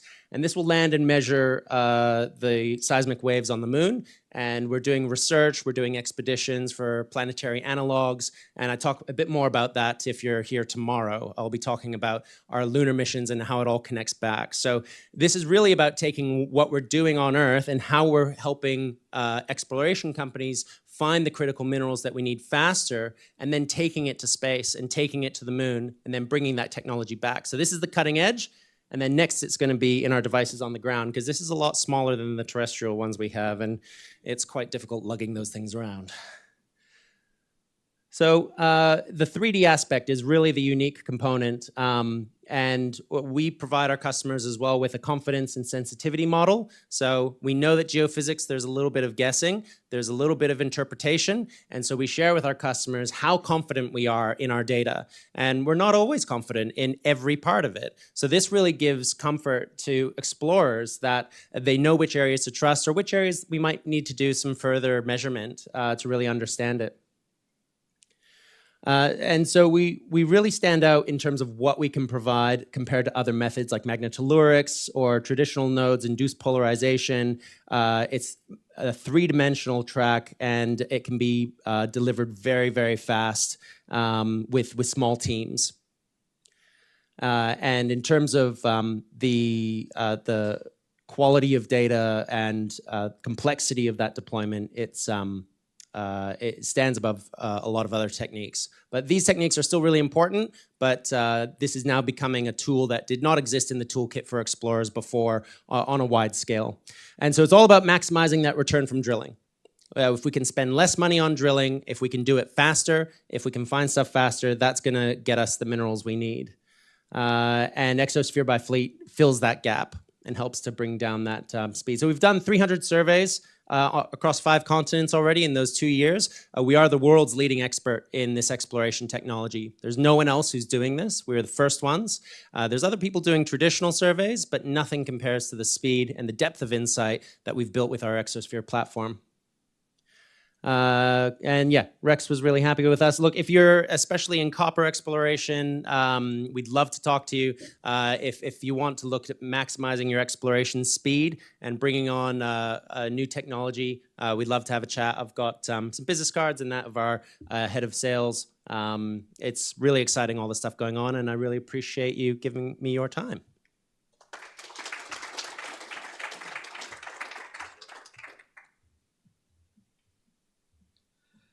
Hey everyone again. Can I just have the first slide of the next person up quickly? Just we've had some changes in the order, so I want to make sure I'm introducing the right person. I can't hear you. I'm just going to go with Dawn, right? No? We are going NVIDIA again? Cool. Okay. Up next, we've got Johan from NVIDIA. Gave a kind of direction for everyone I was going to introduce. You can either give me your job, a little bit of a spiel about it, or you can give me something that's probably a great conversation starter at the drinks later. And we've gone with one here where I think a career, if you can get to your point in your career where if someone made a movie about it, it wouldn't be believable, you've hit at like probably a high point. And the fun fact I've been given here is that Johan has deployed AI in Antarctica.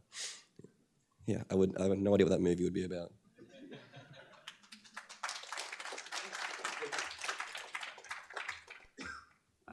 Thank you. Gosh, I'm small. Well, I wish the actor would be Johnny Depp or something like that today. Well, hey everyone, my name is Johan, I'm from NVIDIA, and my actual work is actually to build collaborations between universities and our company, right?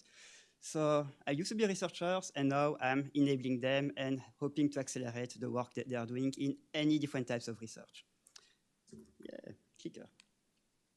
So today, I'd like to share a little bit about digital twins and how we see that happening at NVIDIA. So NVIDIA is a tiny company that does graphic cards, but also many other types of softwares and solutions. Probably you don't know all of those. I don't.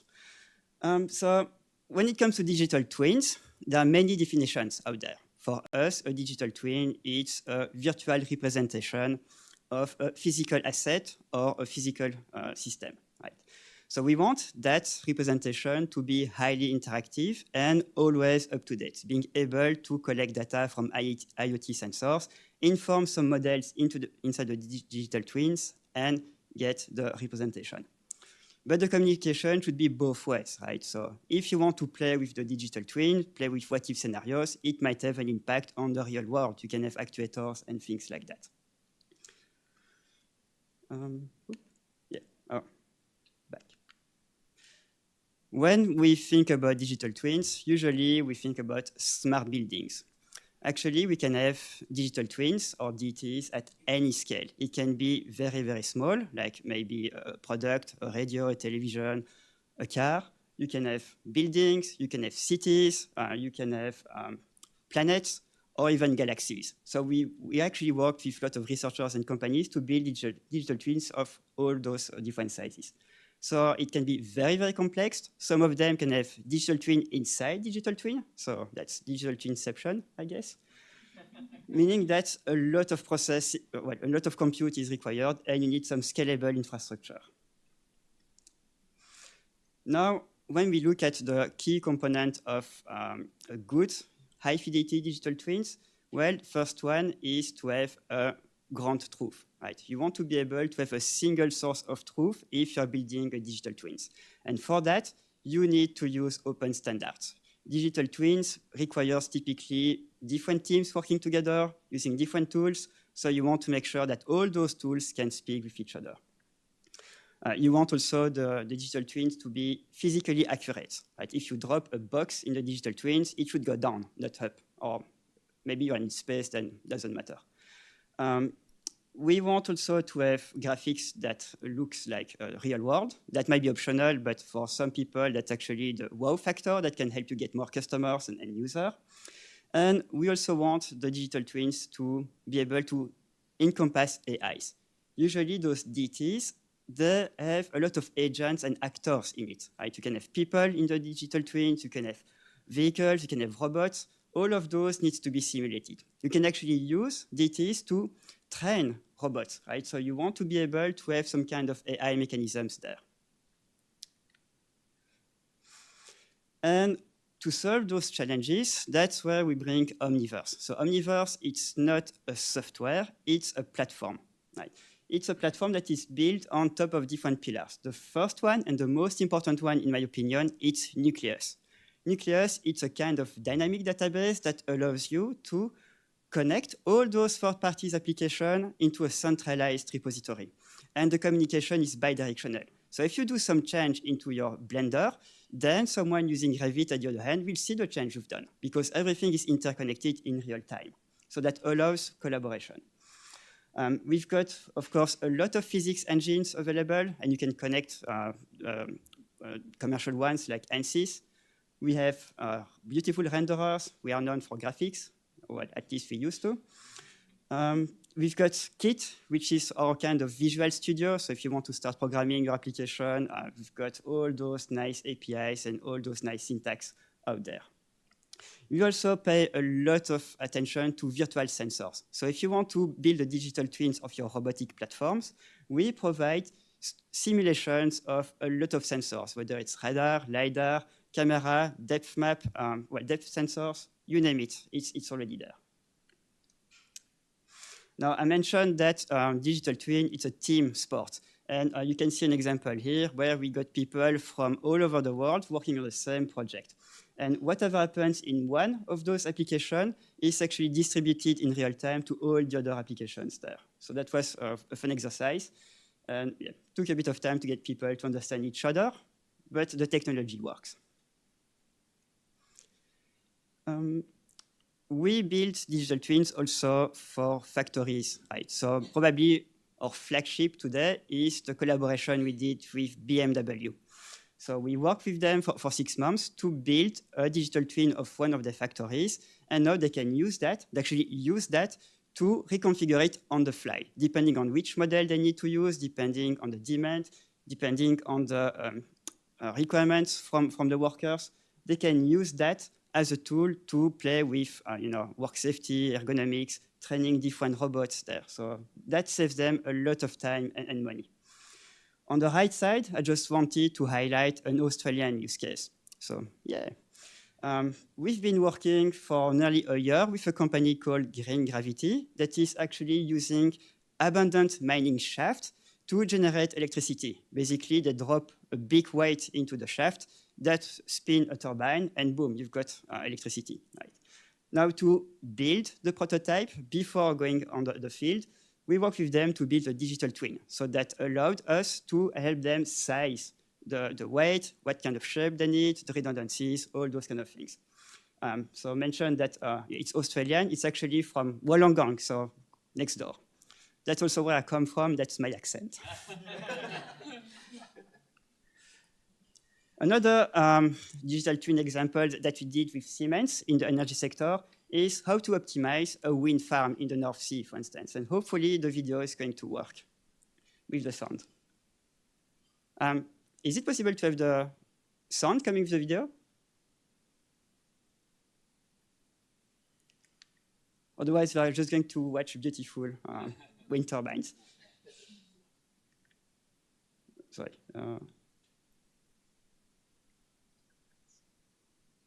Total worldwide wind energy capacity currently exceeds 750 gigawatts and is growing faster than ever, with an additional 650 gigawatts to be added in the next 5 years.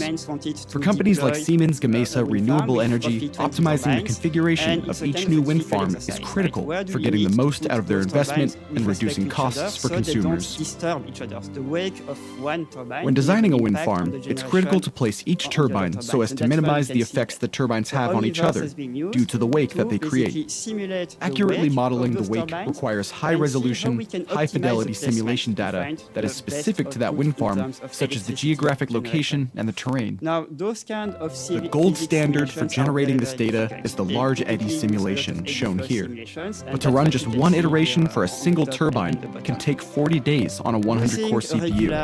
And with so many iterations needed to develop an accurate model for a specific site, using CPUs is impractical. Using NVIDIA Modulus and NVIDIA Omniverse, Siemens Gamesa has been able to reduce that 40 days to just... Takes not much time to run. And then we applied some AI to do some downscaling and super resolution. And that's what you can see there. So that's a super resolution version of the model. In a few seconds, you'll see something that is a bit more exaggerated. So you see big voxels. So that's the initial simulations there. we applied a bit of black magic, and you'll see that the flows will become quite smooth. So that's a super resolution models that is part of Omniverse that you can use today. Another digital twins that I think is very useful and might be very relevant for Australia is the work we did with Lockheed Martin in US. So the goal here was to have a digital twin of the spread of wildfires or bushfires in Colorado. So using a bit of data, a bit of topological information and features here and there, we could actually make a model to simulate how a fire would spread. And we can play with different parameters because it's a digital twins, right? We can add rains, we can add different types of soil, we can simulate people going here and there, we can find the best strategies to find it, we can simulate the wind directions. So that's something that is being used by the local agencies and firefighters to actually optimize the response. And how to use that in the actual system? Well, you've got a high-level view here, but basically on the left side, you would have all your different types of data, so satellite imagery, IoT sensors, you name it. That can go into an initial model to find out where the most likely place are going to be with a fire. You send your helicopters or plane. You collect real-life data. You feed that back to your digital twins, Omniverse, and then you can update the models in real time. So everything needs to be running in a feedback loop, and the fastest, the better, right? You want to be able to reply to those kind of emergencies in the fastest way possible. Now, in terms of scale, we're also trying to simulate Earth, right? So not only a part of a land or just a building, but we are able to scale that to the whole weather system for Earth. We call that model Earth 2. And in a matter of seconds, we're able to simulate weeks of weather, right? If you were using traditional CPUs, it would take months to do the same type of compute. And by the way, you can all play with that kind of model if you want to. Just go on ai.nvidia.com, and you can waste an afternoon playing with that. I know I did. Now, building DTs can be quite challenging. So you start with a blank Canva, and if you're like me, when you've got a white page, you don't know where to start, right? And you don't know how to draw either. So you can use generative AI. Nowadays, Gen AI is a bit everywhere. You've got Gen AI tools in Adobe, in Blender. I'm quite sure MathWorks should be working on that soon, or it's already done. So you can basically chat with the model using plain English and ask it to generate some assets for you. So what you can see on the right side is basically a mix of different models. You start with a 2D plan of your factory. You ask the model to convert that into 3D. Then you can use natural language processing to query your database of assets that are already physics ready to import them. Then you can play with the texture, etc., etc. So it cuts the development time by a lot. So that's basically what I wanted to share in 5 minutes with you. We basically do many, many more stuff at NVIDIA. Any verticals is virtually covered. We've got tools for robotics, for medical imaging, for physics, for scientific computing, autonomous driving, you name it. Basically, we've got more than 550 different types of solutions, SDKs, and platforms that are all accelerated. So I don't know a third of it. But if you see something that interests you, or if you look at accelerating your problem, you're probably covered. And just go to that little website there, and happy to chat with you as well. Thank you.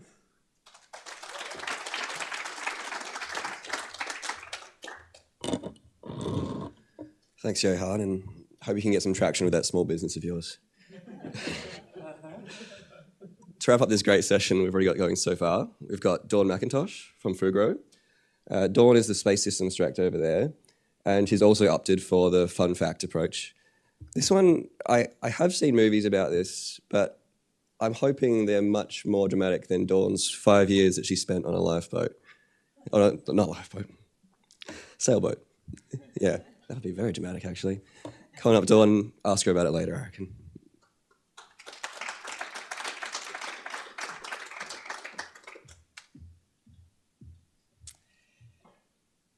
Hi, folks. Dawn McIntosh. I'm going to be talking to you all about Oh, hold on. Is that better? Can you guys hear me now? All right, thanks. I'm going to talk about integrated mission operations. I'm going to figure out how to use this. It's got 3 buttons, super confusing. So I'm going to talk about integrated mission operations. And before I get into that, I'm going to start with a little bit of a summary around Spark, which is the reason I live in Australia. And so I'm going to start with that story.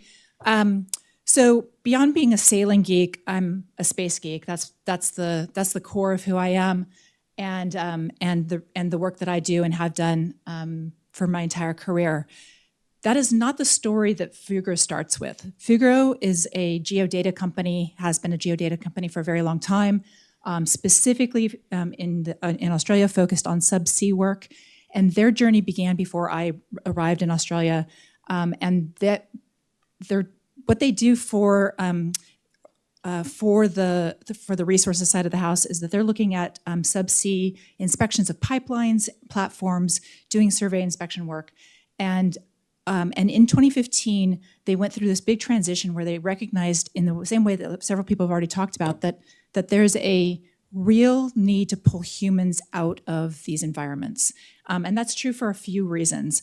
In the subsea side, certainly true in the space side, but in the subsea side, that they were recognizing both that they already were doing work that humans couldn't be at. Subsea, meaning sea floor work, you already couldn't put humans at, and so there's already a need to pull them away from that. ROVs started to turn up more, some robotics work that's happening, and then after that they realized, well, can we keep that story going and take the people completely off the boats? And so in 2015, that was a boat that had 100 people on it and was doing this type of inspection work. In 2017, 2018, and into the early 2020s, they started working on ways to do this. And what they really found their way through is through satellite communications. They started to pull people back to Perth, which is where Spark is located, in 2020-21, we now have boats that are completely uncrewed, and they're doing all of the work with 8 to 10 people sitting in the Spark facility in Perth, and that used to be the same work that was being done by this larger boat with 100 people on board. The same work is happening, but we're now doing it completely uncrewed. And think of the difference in terms of fuel savings and all of the environmental benefits that this brought on, as well as just quality of life, et cetera, et cetera. Anyway, all of that spiraled into a story that involves space, and that's where I come in. And I'm looking at the picture and realizing I'm wearing the same exact skirt. I swear I own more than one skirt, but apparently that's not going to happen today. So in 2022, we opened the Spark facility, and now that at that point we became a company that did both space and also the subsea work, or actually I should say that the other way around. We did subsea work, and we've now added space to that story. In 2024, this is really starting to become something that's expanding even further, and I think that's really relevant to the conversation we're having here, where this cross-domain, value chains. Well, where is the story cross domains, and how does that work together? In 2024, we started. We've been partnering with Intuitive Machines. Intuitive Machines is the company that the first commercial company that has successfully landed on the moon. They did so in February of this year. It's a huge accomplishment, really big deal in the space industry side. We're their partners for mission operations. So we, for the first mission, we were in observe mode, just letting them, work out the kinks, figure out how to do the thing that's really, really hard. And in their future missions coming up later this year and into next year, we'll be doing actual operations from Perth, as well as they're going to continue operations from Houston.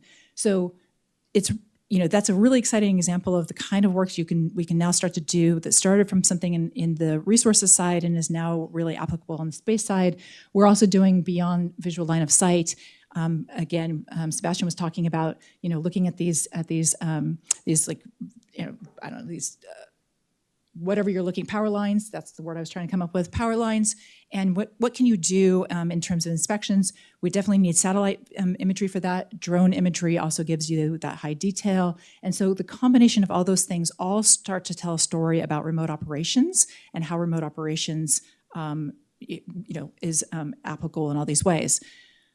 The thing I want to talk, I'll get to the integrated mission operations component of this, but what I really wanted to point out is Fugro, without realizing it, was unbundling mission operations from the story of the mission.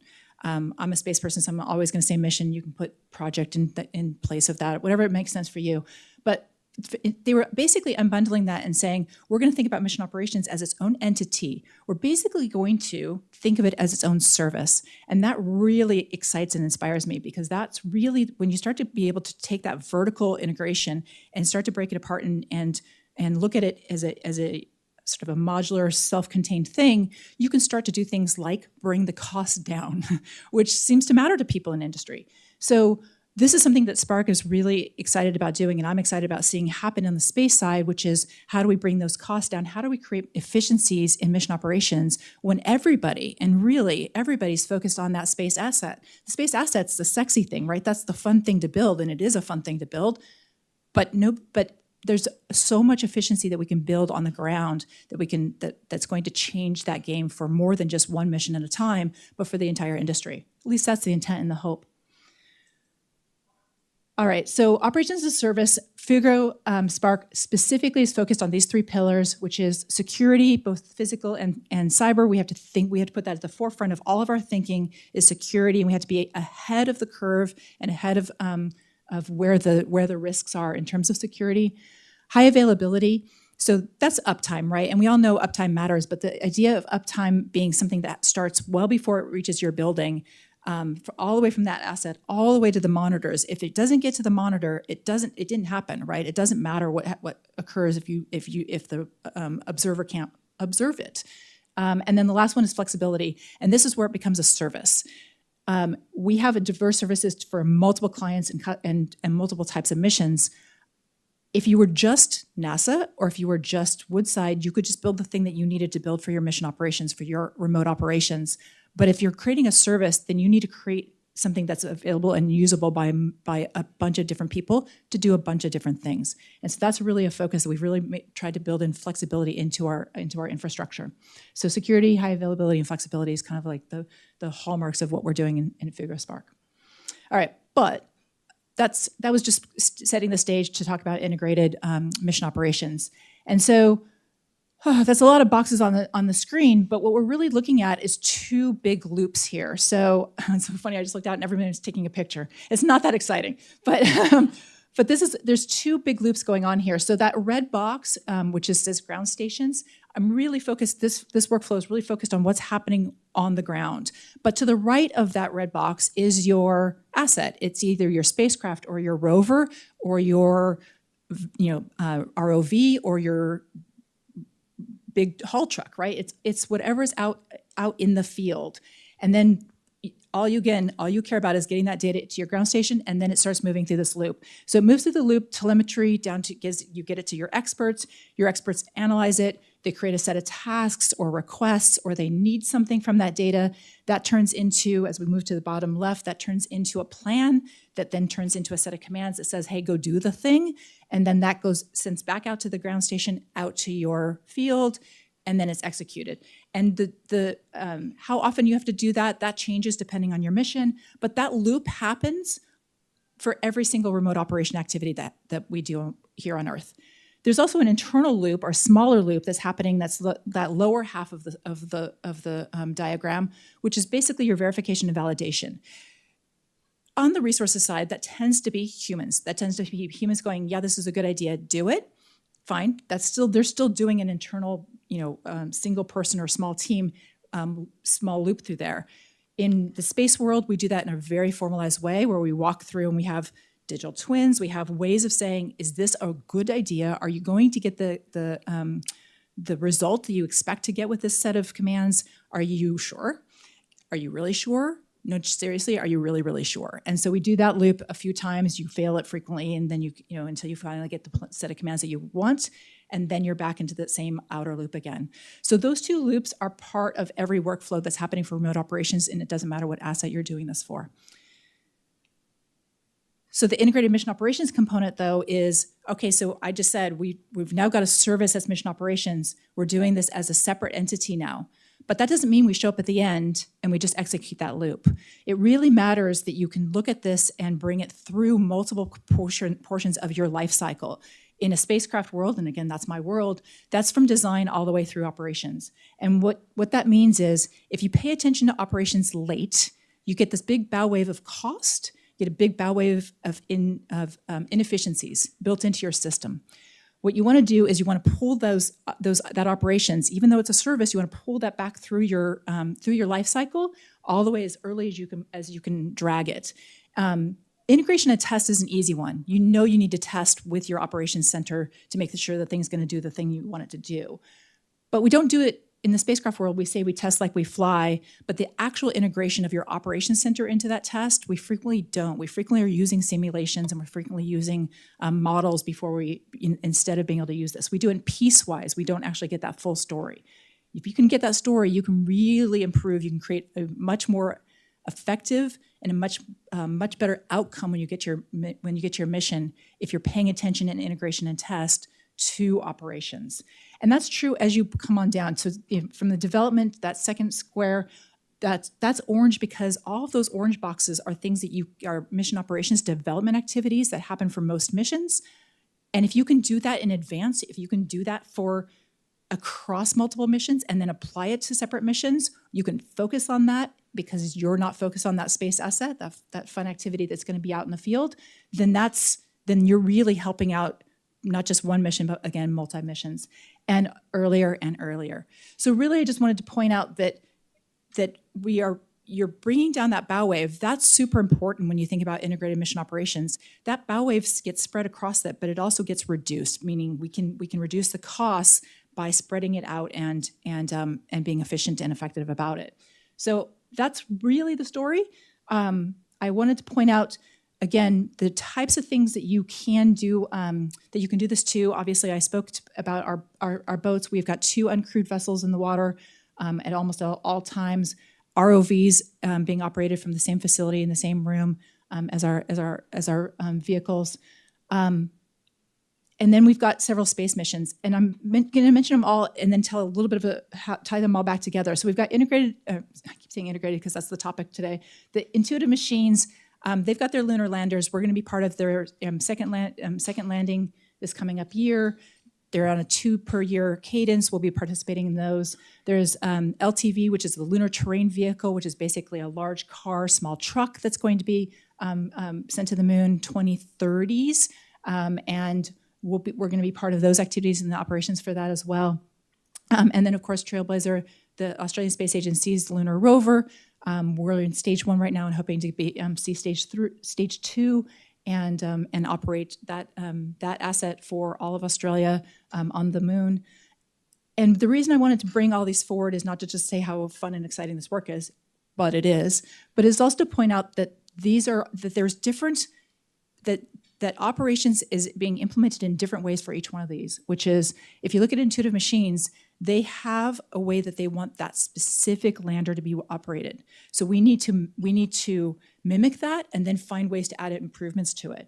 That lunar lander, that Trailblazer lunar lander, I get to dictate from beginning to end how I'm going to have operations work. So I can think about that problem all the way from the start, and that's the most efficient way to do it. But it's not the only way to do it. And I just kind of wanted to make the point that you can jump in at any point along the lines and say, we can make this better. But it helps if you get opportunities to start it as early as possible. And that's all I wanted to share with you. So thank you guys for talking about operations and letting a Space Geek chat with you for a few minutes.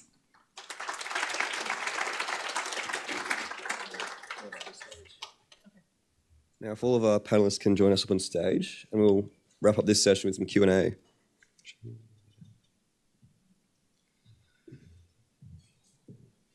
So, yeah, it's been some really intense, thought-provoking. big concepts, really, especially for this many before noon. Barely got any food in you guys, sorry. But if we can bring a mic to the team here. But before we really digest it, let's make sure we've got everything clear. So if you've got any questions to really clarify things here, I'm going to open up to the audience first. If anyone's got something to ask, down the front. If you can bring a mic down here. Bring a mic just so I can hear you online. Yeah. Thank you. Hi, great presentations. Thank you so much, everyone. My question is for you, Seb. So my background's in geology, and I'm really interested in this, how we can acquire satellite data cheaper. Historically, especially to get really high resolution data, it's been very expensive.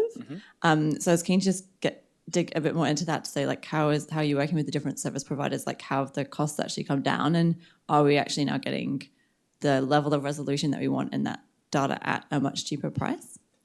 Great question. So the way Alula works is we work with pretty much all of the major satellite operators globally. And our aim really is to try and aggregate those different services and make sure that each service provider we work with is providing a sort of a unique value add in our ecosystem. So, I mentioned Black Sky earlier. They do very rapid tasking at a decently high resolution. I think it's 80 centimeters to 1 meter. Then there are other companies that we work with that produce satellite imagery at that 30 to 40 centimeter resolution mark, which is kind of top in industry standards. You can't really get much higher than that unless you're figuring out how to get access to defense satellites and stuff like that. So really, we're at that 30 centimeter market, and there are some companies out there now looking at launching to 10 centimeter resolution, which would start to sort of be very complementary to drone. So you've got that aspect, right? And then because we aggregate different service providers, we reduce the time it takes for organizations to go out to market and actually find the satellite operator or the data product that's right for them in this specific project, right?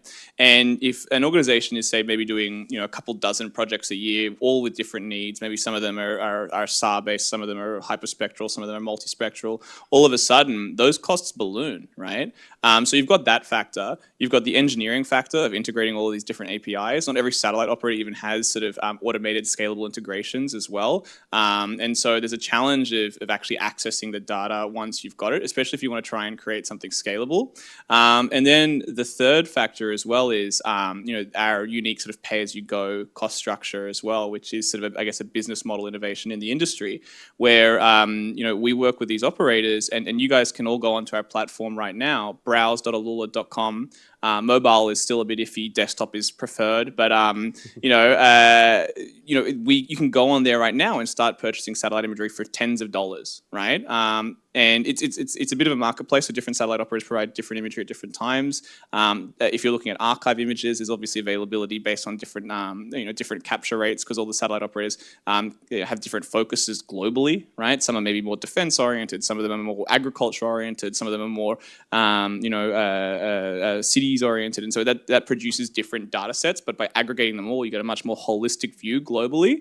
And really, like, our vision is to try and make this data as affordable to access as possible. And if you can do that, what happens is the cost drops, but the volume increases. And so we think that over the next maybe 10 years, we might sort of see this kind of AWS kind of maybe business model emerge in the Earth observation space, where so much satellite imagery is being produced, and the individual pixel, we're not pricing per pixel right now, we're pricing per square kilometer, by the way. So that's sort of the vision for Alula anyway. It gets to this point where it's so affordable at an individual pixel level, and you can do all this analysis, you can automate it, but you're buying trillions of pixels, and you might be doing that daily as a large organization. Or a smaller one, it might not be as much, but still it's the volume, right? And I think once we get to that sort of state, not only will it benefit end users and will unlock a whole bunch of new use cases, it'll also benefit the satellite operators as well, because now you've got this volume opportunity to distribute to way more end users. And so I think that's a really sort of exciting future state that Alula is trying to get to, but we're making inroads now as well in terms of cost reduction. So I'm really excited because 10 years ago you couldn't get high resolution sub 50 centimeter satellite imagery for less than $1,000, for instance, and now way more. So exactly. And so And so now you can sort of get an archive image that was captured yesterday. You can task a satellite as well on our platform, and it's like, for an archive it could be 20 to 100 USD depending, maybe a bit more, maybe a bit less. And then for a new capture, again, they start at sort of like $200 US, which is really exciting. Getting a spaceship in orbit to capture an image anywhere of the planet, and then that's $200 now. So I think that's kind of cool. But yeah, hope that answers your question. Nice. Got a couple more. Got down the front first. Let's go with these two. Thank you. Thanks. And yes, I echo my peer here to congratulate you and thank you for the presentations.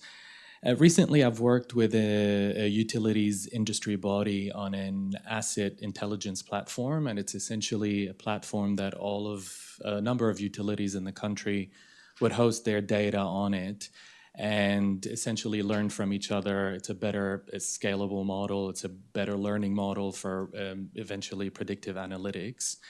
In each of your respective areas, what are some of the conversations that are happening around open source data, sharing of data, and really moving towards more of a data as a service model? And how far away do you think we are from that nirvana of open source data? Can start, or you?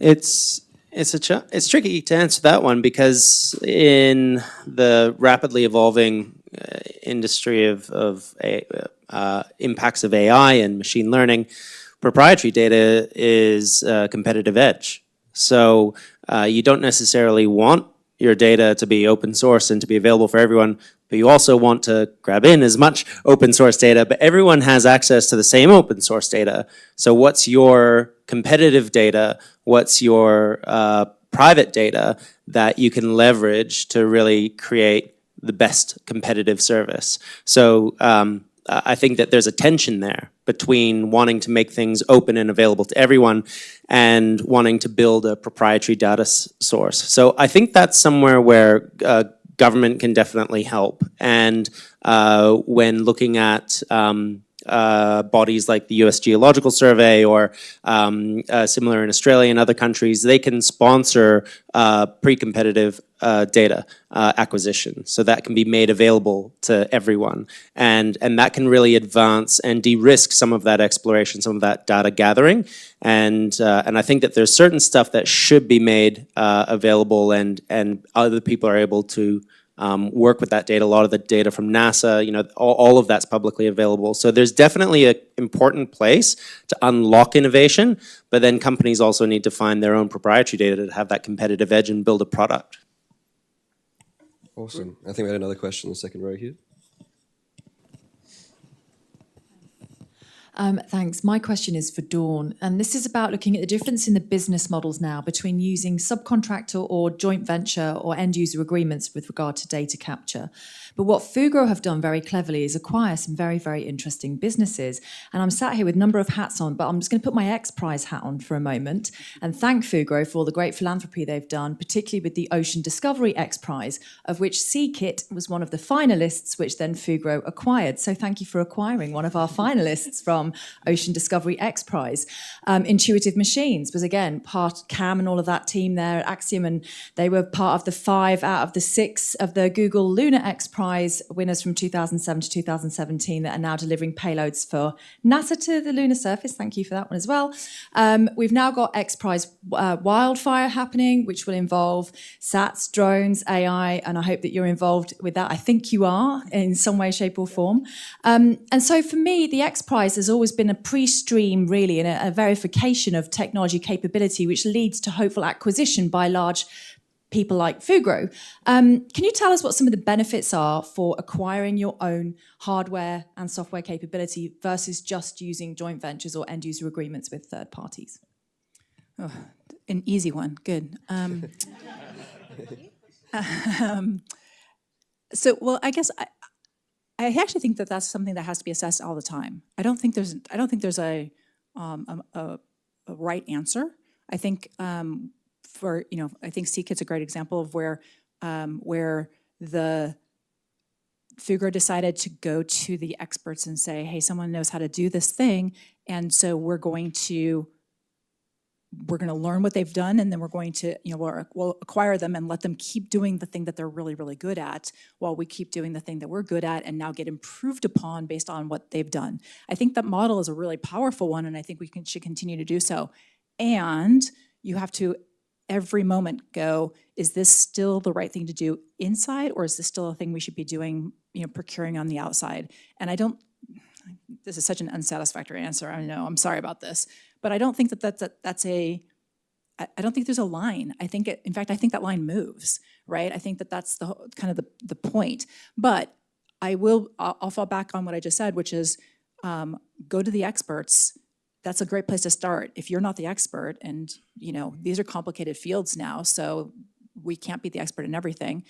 Go to the experts and build upon that first. That's a good starting place. Amazing, thanks, Dawn. Now, I think there's a million more questions to be had, but I think there's a lot of conversations to be had and food to be eaten as well. So whenever you're ready, I think thank our panel up here.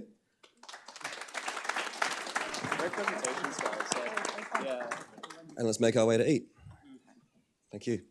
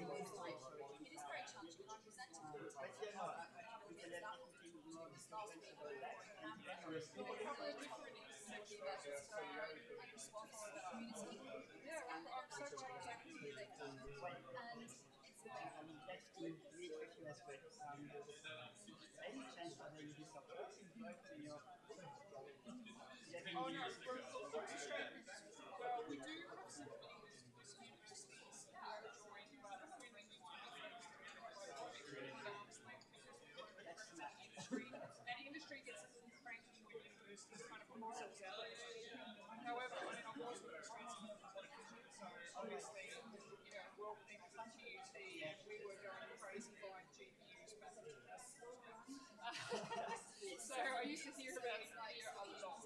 Across some of our money distractions. But yeah, I mean, just so I mean, I'm personally connected with these passionate robotics groups across Australia at the university. I would be surprised if they were.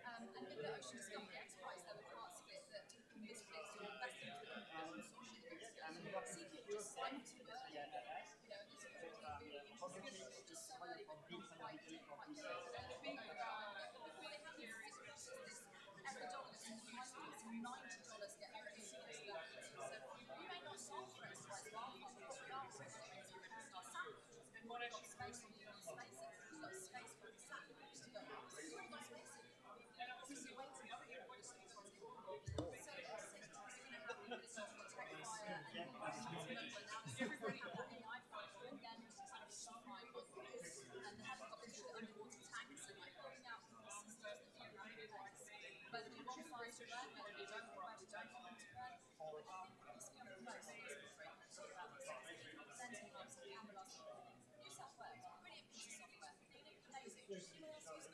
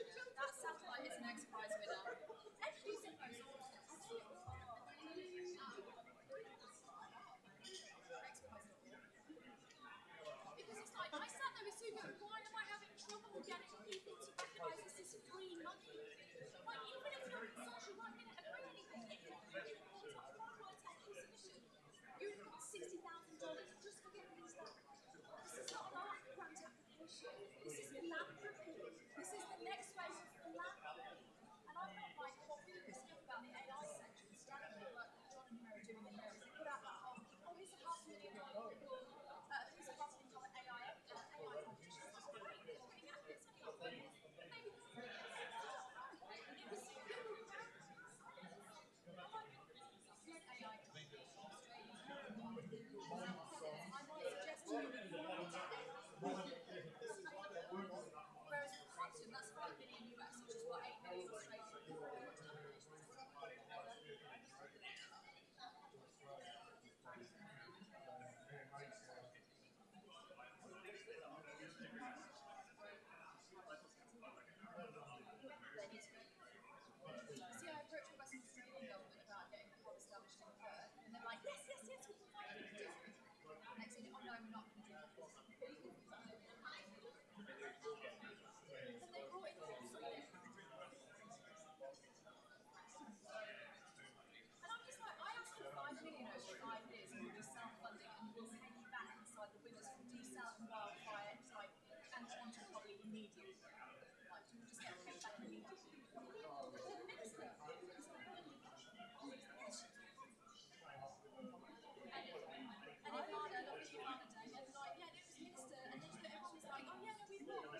And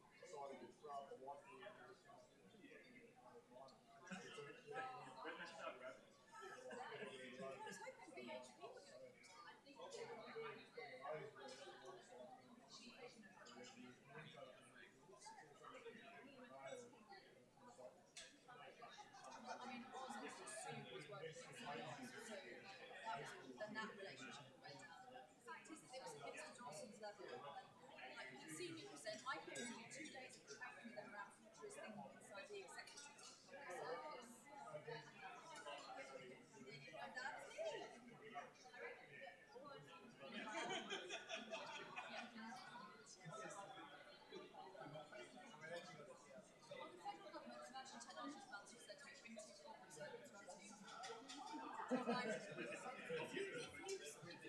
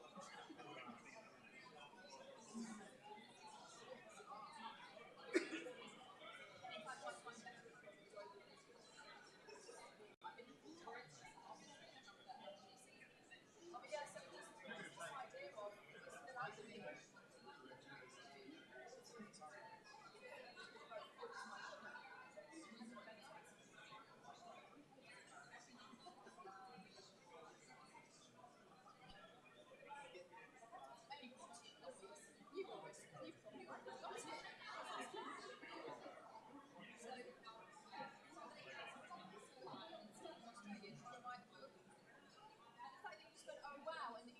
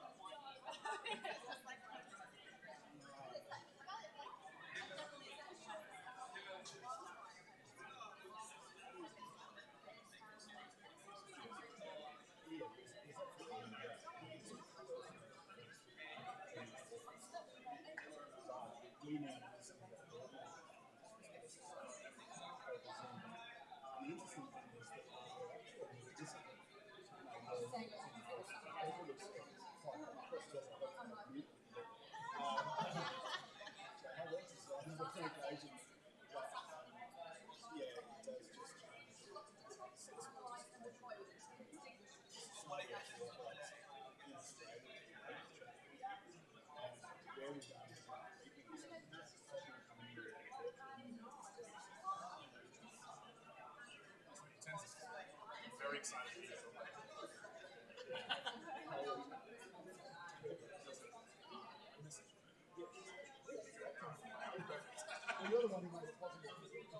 Perfect as well. It's cool. Great on.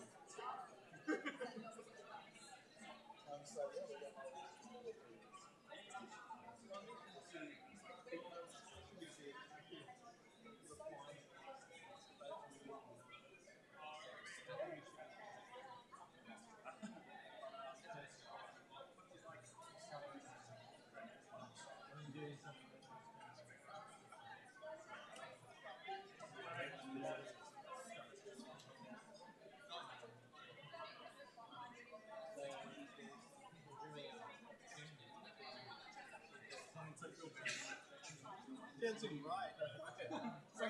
Great finding. Yeah. It's been hanging together. We understand these guys do well, but it's still when it's in place. I know I'm talking the last 2 weeks.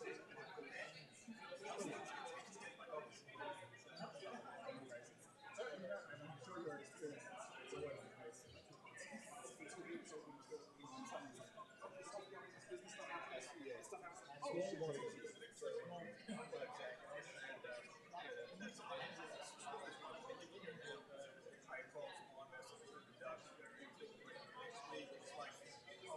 isn't as well thought out as I thought. I need to be part of this. And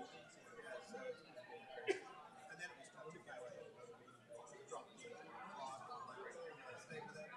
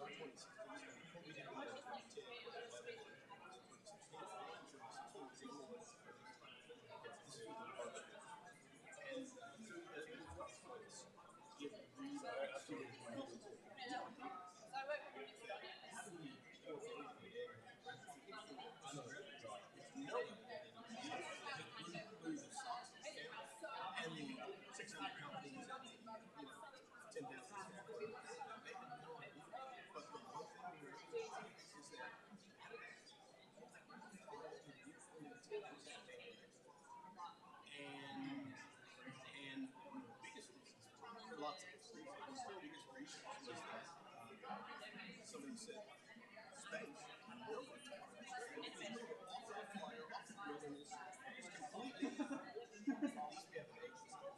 and that really kick-started the bit about the agency. And in that report, somebody basically said, the scene biggest thing is actually and I regret my next line, which was, it doesn't even have a cost. And they took me up on it. So, I'm sure they would have found a way to allow you guys to let you well, so the answer was so that's going to be kicked off the review, which basically said, plus so yeah, and then they make association. And one of the organizations, but basically they said they actually bring in tier space agencies and set up, and they basically said for between budget annual budget and so two place to be. We there once we can triple the number of slots and we can triple the revenue in Ready? Is it going back? See ya. So, and they 40 million. So, yeah. Yeah. The odds that would be complete. I mean, somebody actually says, look, Fed's is putting $7 billion in this, and they're on the first by, I think it was 5. So, and, how you going to get that? Something that's,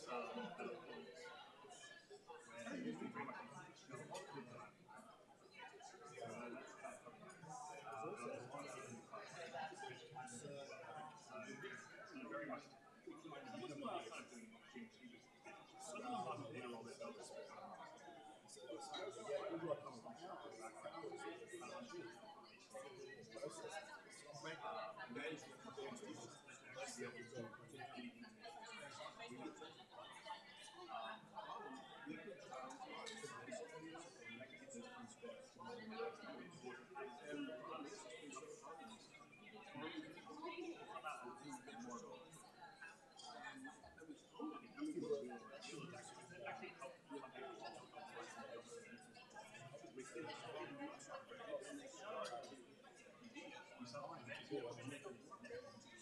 I was actually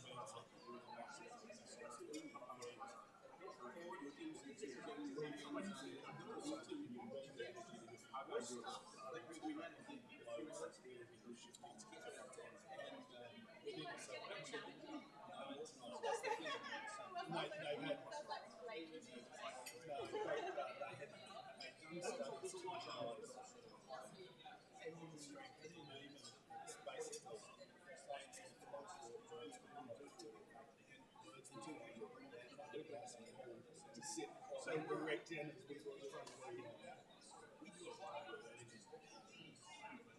And the one who's from America, really also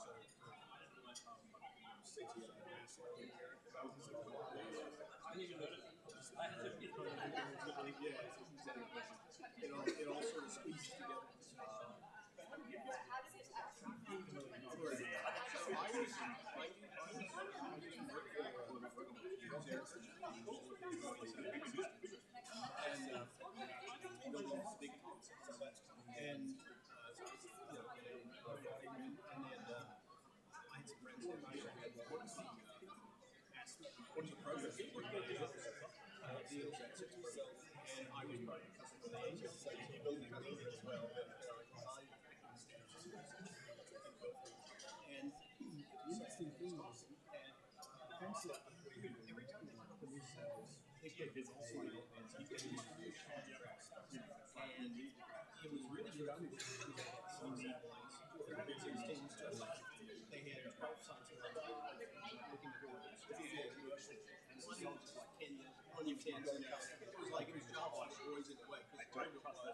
This is something about team, get them partners that one game, etc.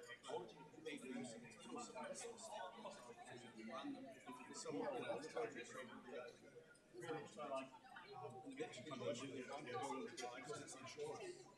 and they said, all right, you want us to sleeves, take out the sign,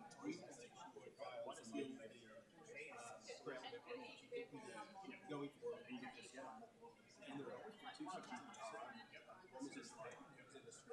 ultimately, there was now a big spice and so I had that back at home. They said, hey, you please something small and we do. That's a long story. But anyway, has a potential.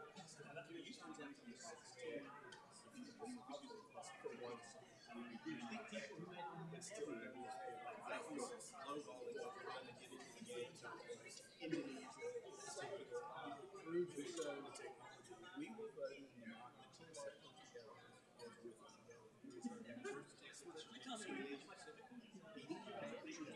we were voting first by which technical ones we thought but the one we lose everyone security so one thing that we had to do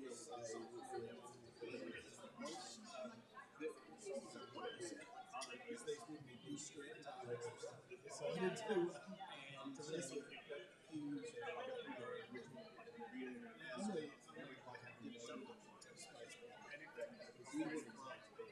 all the sites in the network, we would find bringing it down to compared to even they have two sites in the network, they trusted us. We were considered the dividing because nobody else could figure it out.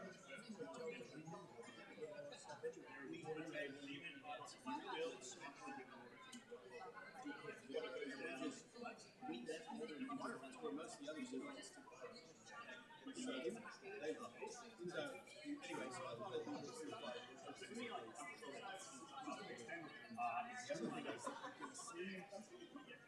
So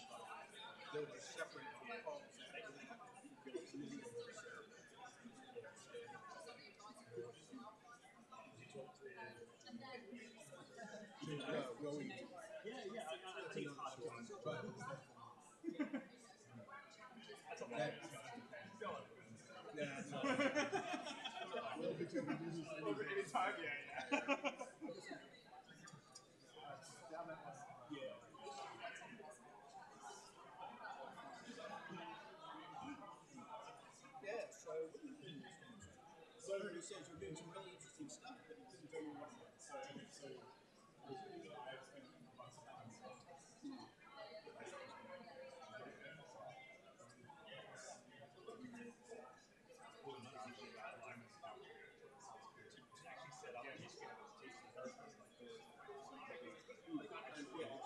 Exactly. So that was fun. Everybody needs to get out. We have a fine network. We have a network everywhere. Okay? You need to keep it secure. So that was good fun.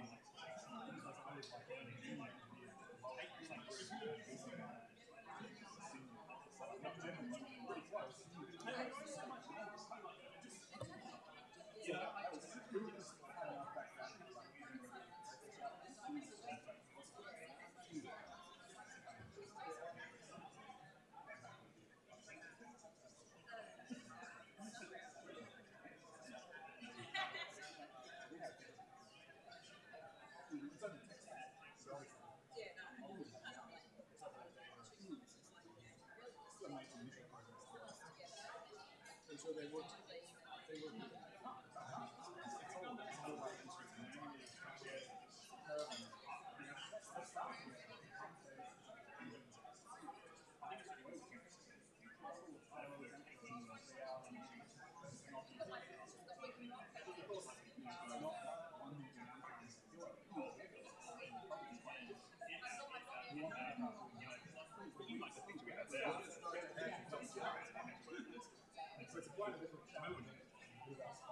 And it's just like this idea of small.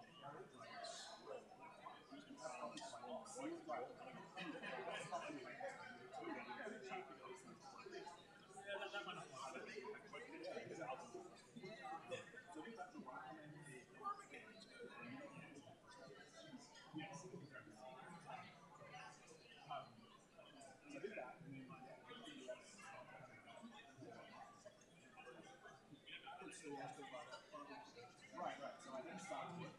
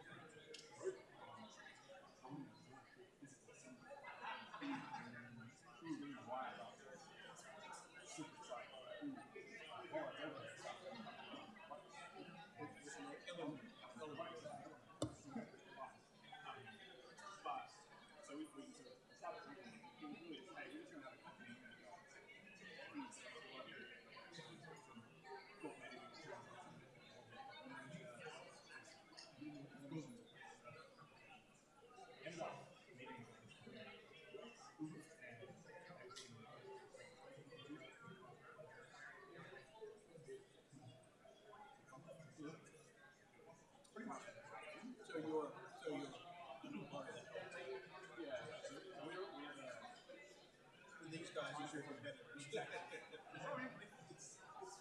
It's just not. Yeah,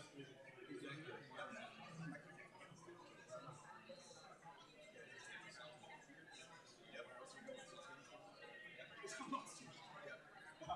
So that's kind of where I'm at now. I'm thinking kind of still and back to the US.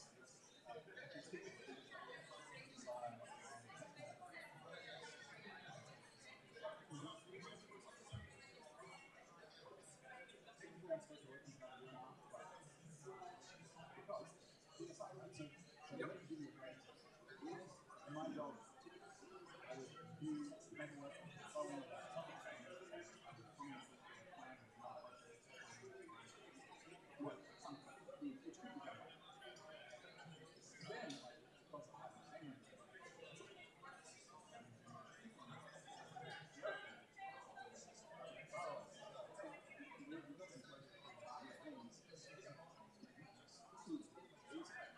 Because everything in defense needs explosives.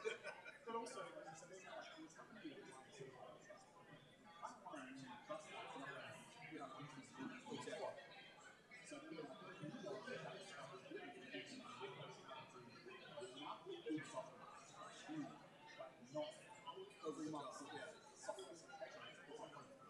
Well, not only puts a presence behind it, actually cranks up the cost. So yeah, they want and so expendable type or just. so I don't do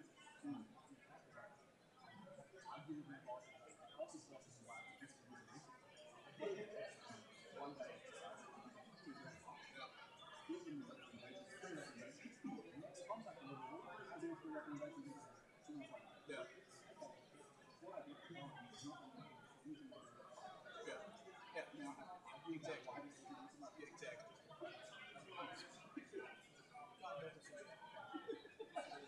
Yeah, exactly. We just tear our hair out.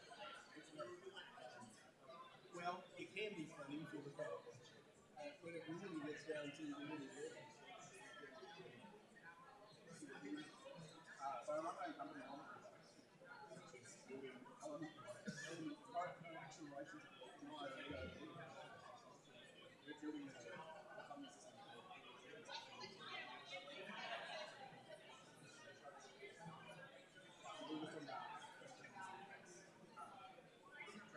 Technically still.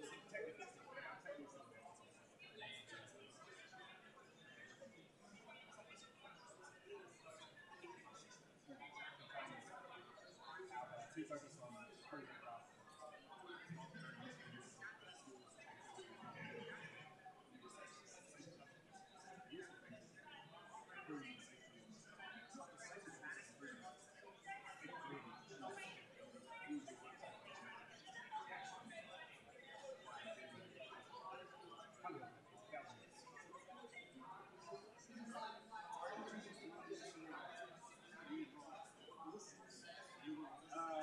Good question.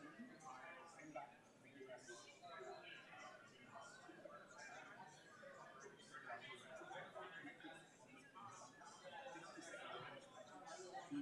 Usually by my phone,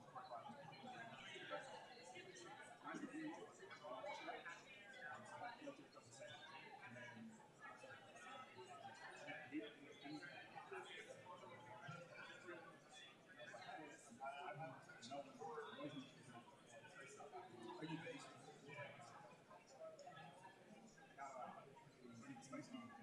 we're doing stuff.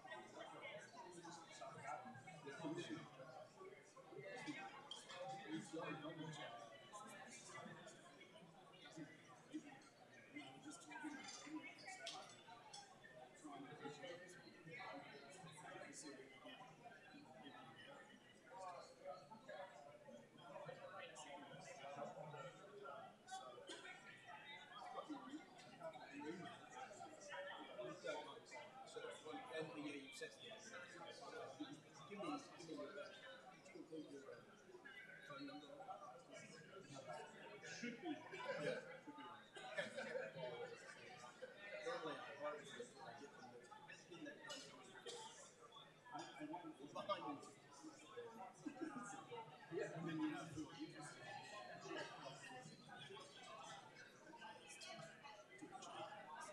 yeah,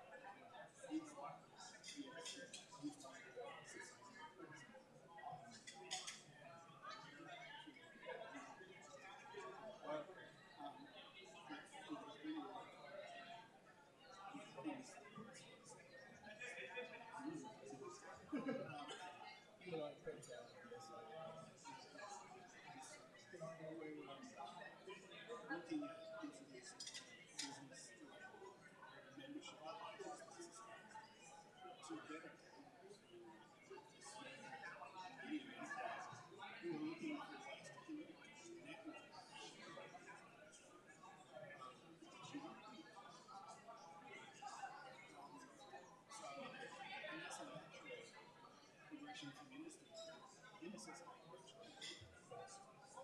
Very well placed.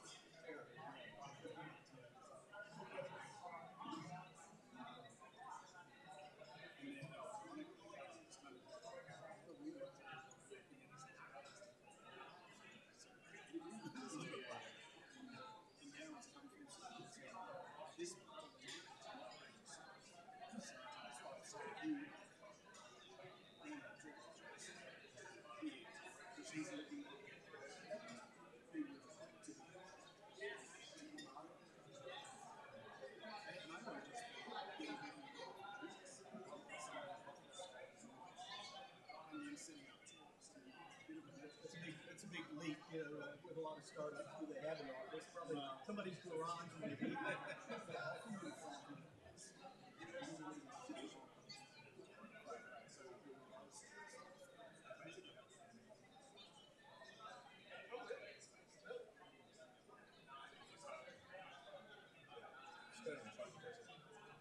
I mean, Telstra has shipped a lot of that's yeah, well, and that's important.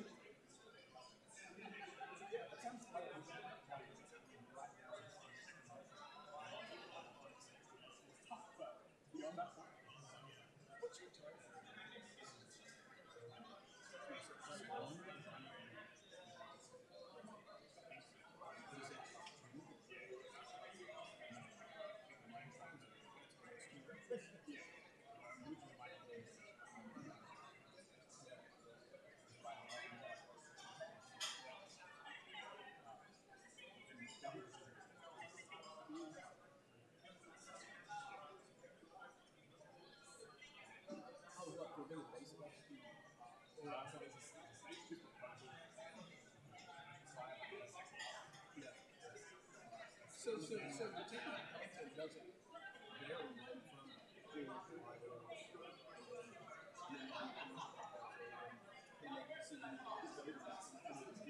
but I mean,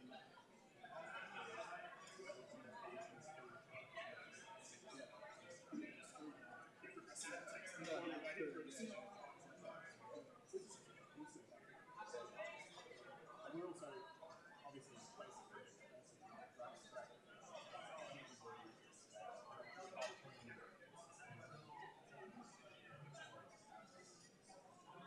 also, yeah.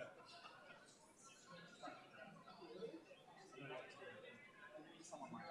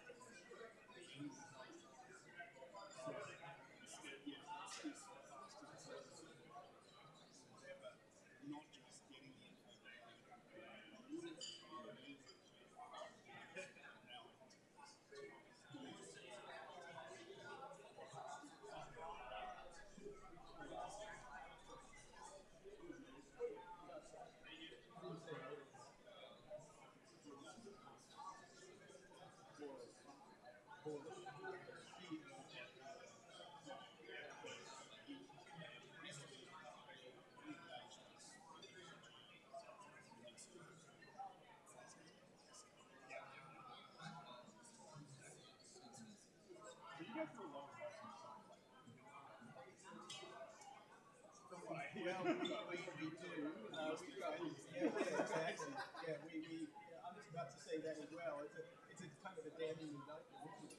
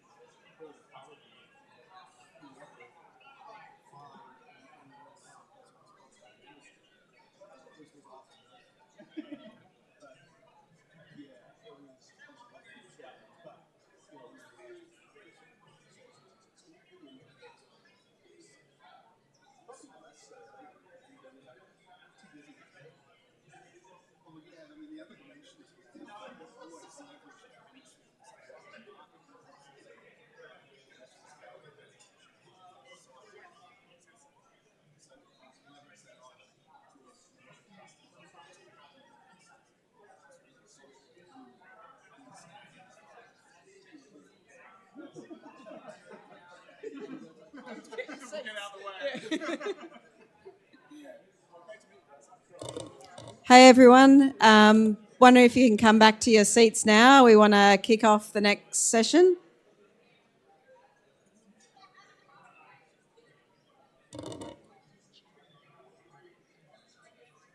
For those up the back, if you want to grab your tea or coffee and come back up to sit down, thanks.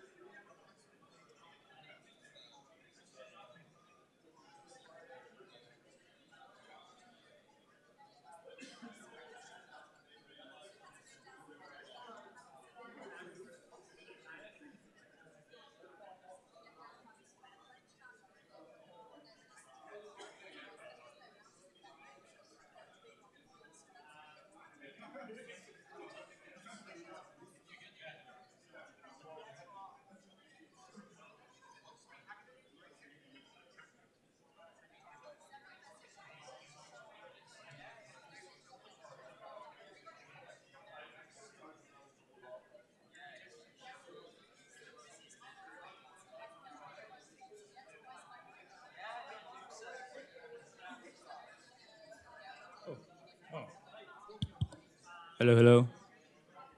Hello, hello. Everybody, can we come right back in? Everyone, hello. Hi, guys. Come back in. We'll get started on the next section. Thank you. You're amazing. Thank you. Awesome. Come back in, guys. Ah, cheers. Appreciate that. Thank you. Thank you.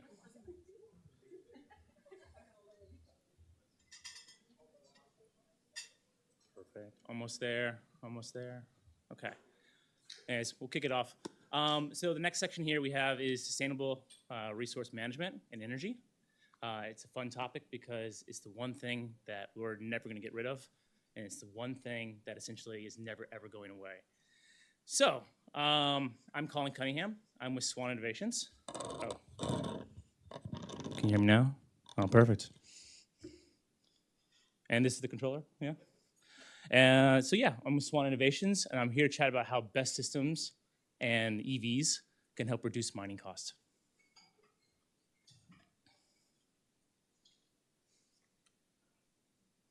Well, I thought I was going to talk about it.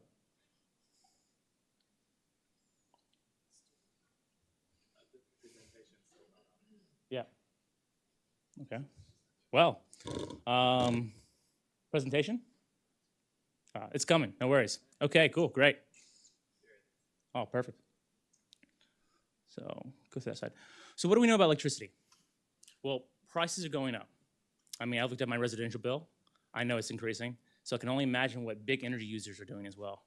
I know that big energy such as cold storage management, you have commercial properties, and of course mining, which is why we're here. So what do we know? Well, we know essentially that in order to reach 2035 goals for renewable energies, we need roughly about 300 new mines worldwide. That's a lot of mines. But that's just because we love batteries. And essentially, the more batteries that we have, the more energy we're going to use to get those batteries. So what do we know about mines, right? So we know that the haul trucks are slowly being converted over to electric haul trucks. We also know that deep down, we're converting over to electric mining facilities. And that's helping out with like diesel particulates, reducing those, and the health costs associated with those. Then you add the whole vehicle to grid scenario to it. So all your employees' cars now have the ability to basically traverse on the grid of the mine itself. So what do we do? So we've been working on a system and designing a system that basically hedges and sells electricity onto the spot market. And we want to give that access to our customers, which would be mine sites or like a Woolies, big energy users. So this is kind of like a rough representation of how the energy grid works roughly. Essentially, over a 48-hour time period, you'll have 4 spikes in electricity. Those spikes between 6 a.m. and 9 a.m. and 6 p.m. and 9 p.m. at night. Well, when that happens, that's the best time to sell electricity.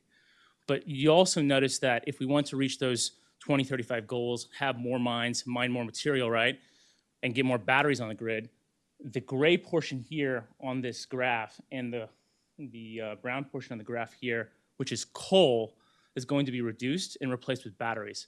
But to show you how many batteries that we actually need to do that is the purple sliver we have up here in the corner here. That's what we have today.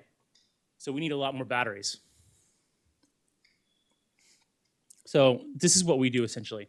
We take your existing best systems, we add the vehicle grid component to those best battery systems, and we design it particularly for what your site is. So if you need an excess amount of energy, or if you want to have just the right amount of energy to sell back to the grid, we can design those systems for you.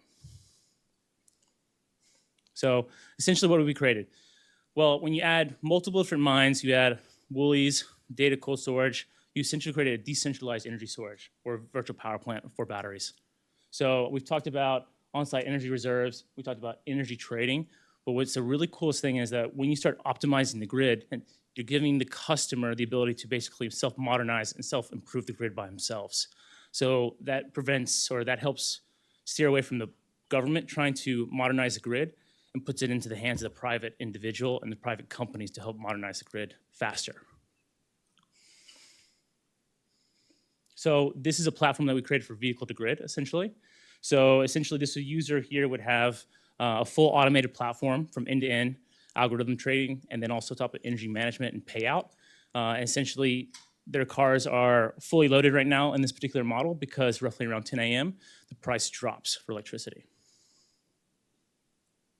So let's just say you don't have vehicle to grid, or you don't have a best energy management system, but you'd like to partake in like an offset of cost of electricity. So we can do what we call as infrastructure as a service for batteries. We have off-site batteries, which we lease back to bigger corporations and bigger companies to basically buy into the ability to basically buy and sell electricity. So here's a cool part, right? So assuming that we have a battery farm on a mine site, and we're trading and they're connected to the grid, they have the ability now to support local communities in a way that they haven't been able to before. They can provide electricity, or they can provide the economic benefit, the monetary benefit, back to the communities themselves, if they wanted to. And that's it. So, all right, now let's invite James. I think he's recently, yep, there he is. He's from Rolls-Royce. He's actually riding an A-Bus 380. Is that what it was? So this guy designed the A-Bus 380, right? The engine's got it, yeah. Engine. And now he's getting to ride on one for the first time. Thank you very much. Cool.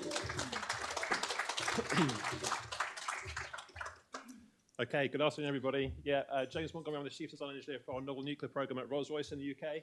So I've taken a trip over here. It's great to be here. Thanks for the invite.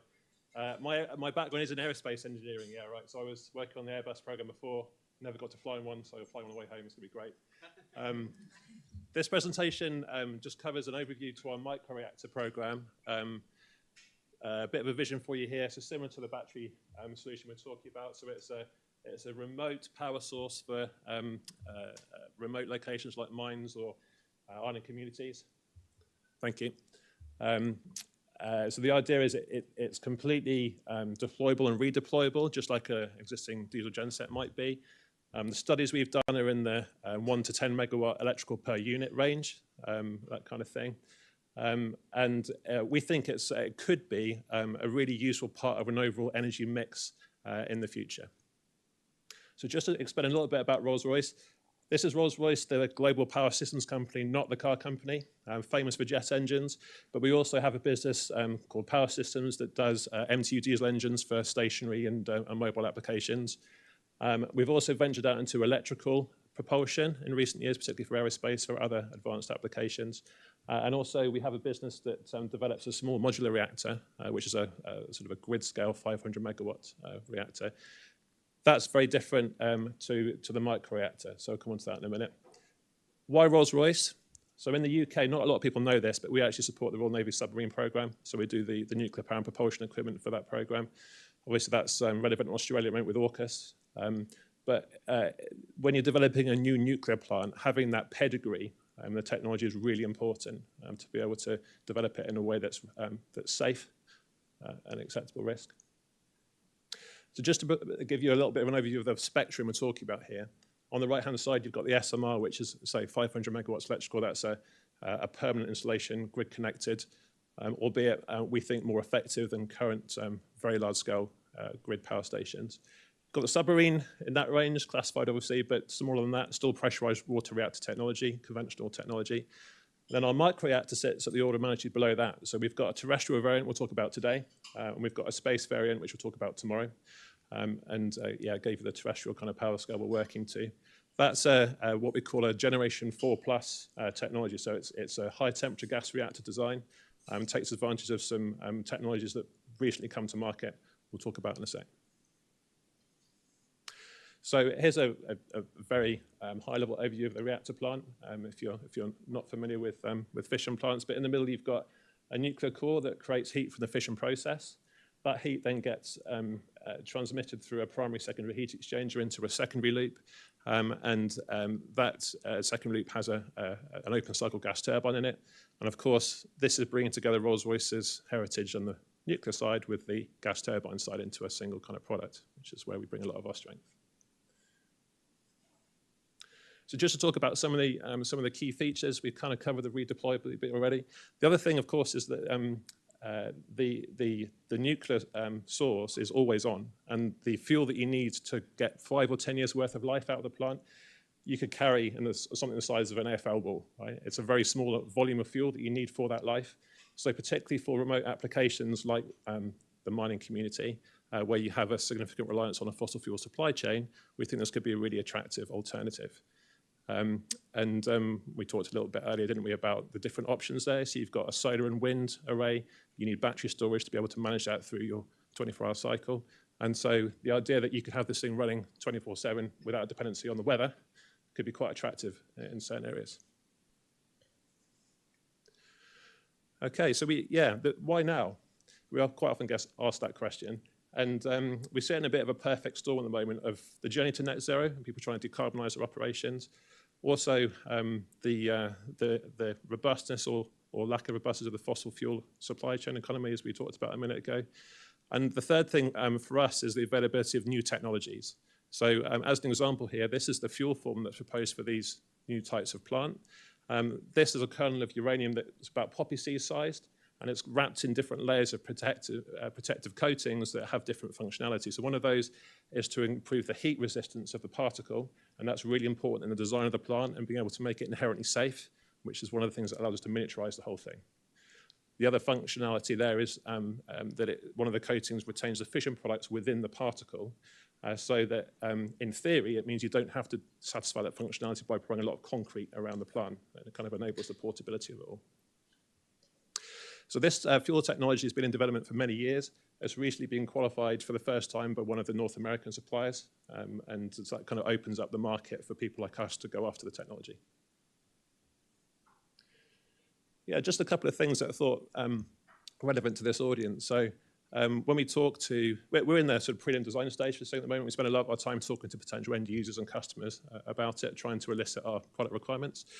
One of the things that we kind of realized when we talk to potential end users is that if you wanted to develop a remote site that was wholly dependent on solar or wind, then to be able to guarantee the power for that site, you needed to install an awful lot of it. And so the cost of that, if you wanted to have 100% availability, the cost becomes quite high. And so that's where we think the microreactor could become an interesting alternative. The other thing is this concept of fully burdened cost of fuel. And we talk a lot to our military about this, because when you're in a forward operating base, as well as the cost of protecting the fuel supply chain, you've got the cost of protecting it. So the forces that you need to defend the fossil fuel supply chain are significant for them. But even in a mining community or a remote community, that fully burdened cost of fuel can be very high. I was talking to someone over lunch, spent a bit of time working in the Antarctic, and the resilience of that supply chain is quite fragile. So the idea that you could have something that was fueled for 5 or 10 years that you install and just leave alone is quite attractive in those kind of environments. It makes a good business case. So let's talk a little bit about the challenges. It's a new technology and it comes with all the usual challenges of a new technology. But particularly for nuclear, the regulatory environment is going to be really important. So typically in nuclear at the moment, the way it works is that you go to a national regulator where your site is, and you go through a regulatory process. Those processes are quite different even between the UK and the US. So that's something we have to think about. And particularly when we talk about deployable locations where we might be going to domains that have never had a problem like this before. So that's an interesting challenge. And that's something that, of course, is out of our hands as Rolls-Royce, but will be dependent on the industry and governments to support. Another interesting question for this audience is the operating model. So, of course, at the moment, if you wanted to go and get a diesel genset for your site, you would go to someone who would lease it to you, or you could go to a distributor for one. It's a really interesting concept when you come to a nuclear plant because they tend to be operated by a highly capable organisation who is willing to carry the risk, the nuclear liability risk. So does the current model that we have for power in your market work there, or do we need to do something different? That's an interesting discussion to have. And I guess the final thing I'd put out from this slide is the nuclear skills bit. We live in a bit of a nuclear renaissance, certainly in Europe and America at the moment, and this is one of the key bottlenecks that we see. I guess in Rolls-Royce we're fortunate to have the pedigree in the submarine program behind us, so we have a skills and talent pipeline in the UK that we can use there. But that will certainly be one of the key constraints for the overall sector as we go forward. Okay. Oh, we've got a pop up there, guys. Thank you. Yeah. So just to finish on a little bit of an update from our program, this is actually more from the space side, which we'll talk about tomorrow if you're here tomorrow. But we've one of the great strengths of Rolls-Royce is that we have this global university technology centre network and advanced manufacturing centre network we can tap into to do early level R&T on some of the technologies for these new products. And because it's sort of bringing together the existing nuclear capability and existing gas turbine capability, we can use all of that. So here's some examples of some work we've done in the last year looking at manufacturing trials on a graphite moderator block on the left. You've got some heat exchanger work we've done with the University of Oxford at the top, and some coated particle fuel work we've done with one of the universities in the UK at the bottom there. So that's a really important point to finish on, I guess, in that doing one of these new technologies in nuclear needs an awful lot behind it. And there's only a few people in the world that really have access to that R&T network to be able to do it. Okay. So this is just a vision to finish on. One of the other things we talk about is synthetic fuel production. And that's an interesting thing to think about in the mining sector as well. Not just energy supply, but the supply of heat for industrial processes, or the supply of heat to make synthetic fuel or fuel nearer to the end user. It's an interesting idea. But I'm around for today and tomorrow. I'm interested to talk about any or all of that to anyone who's interested. Thank you.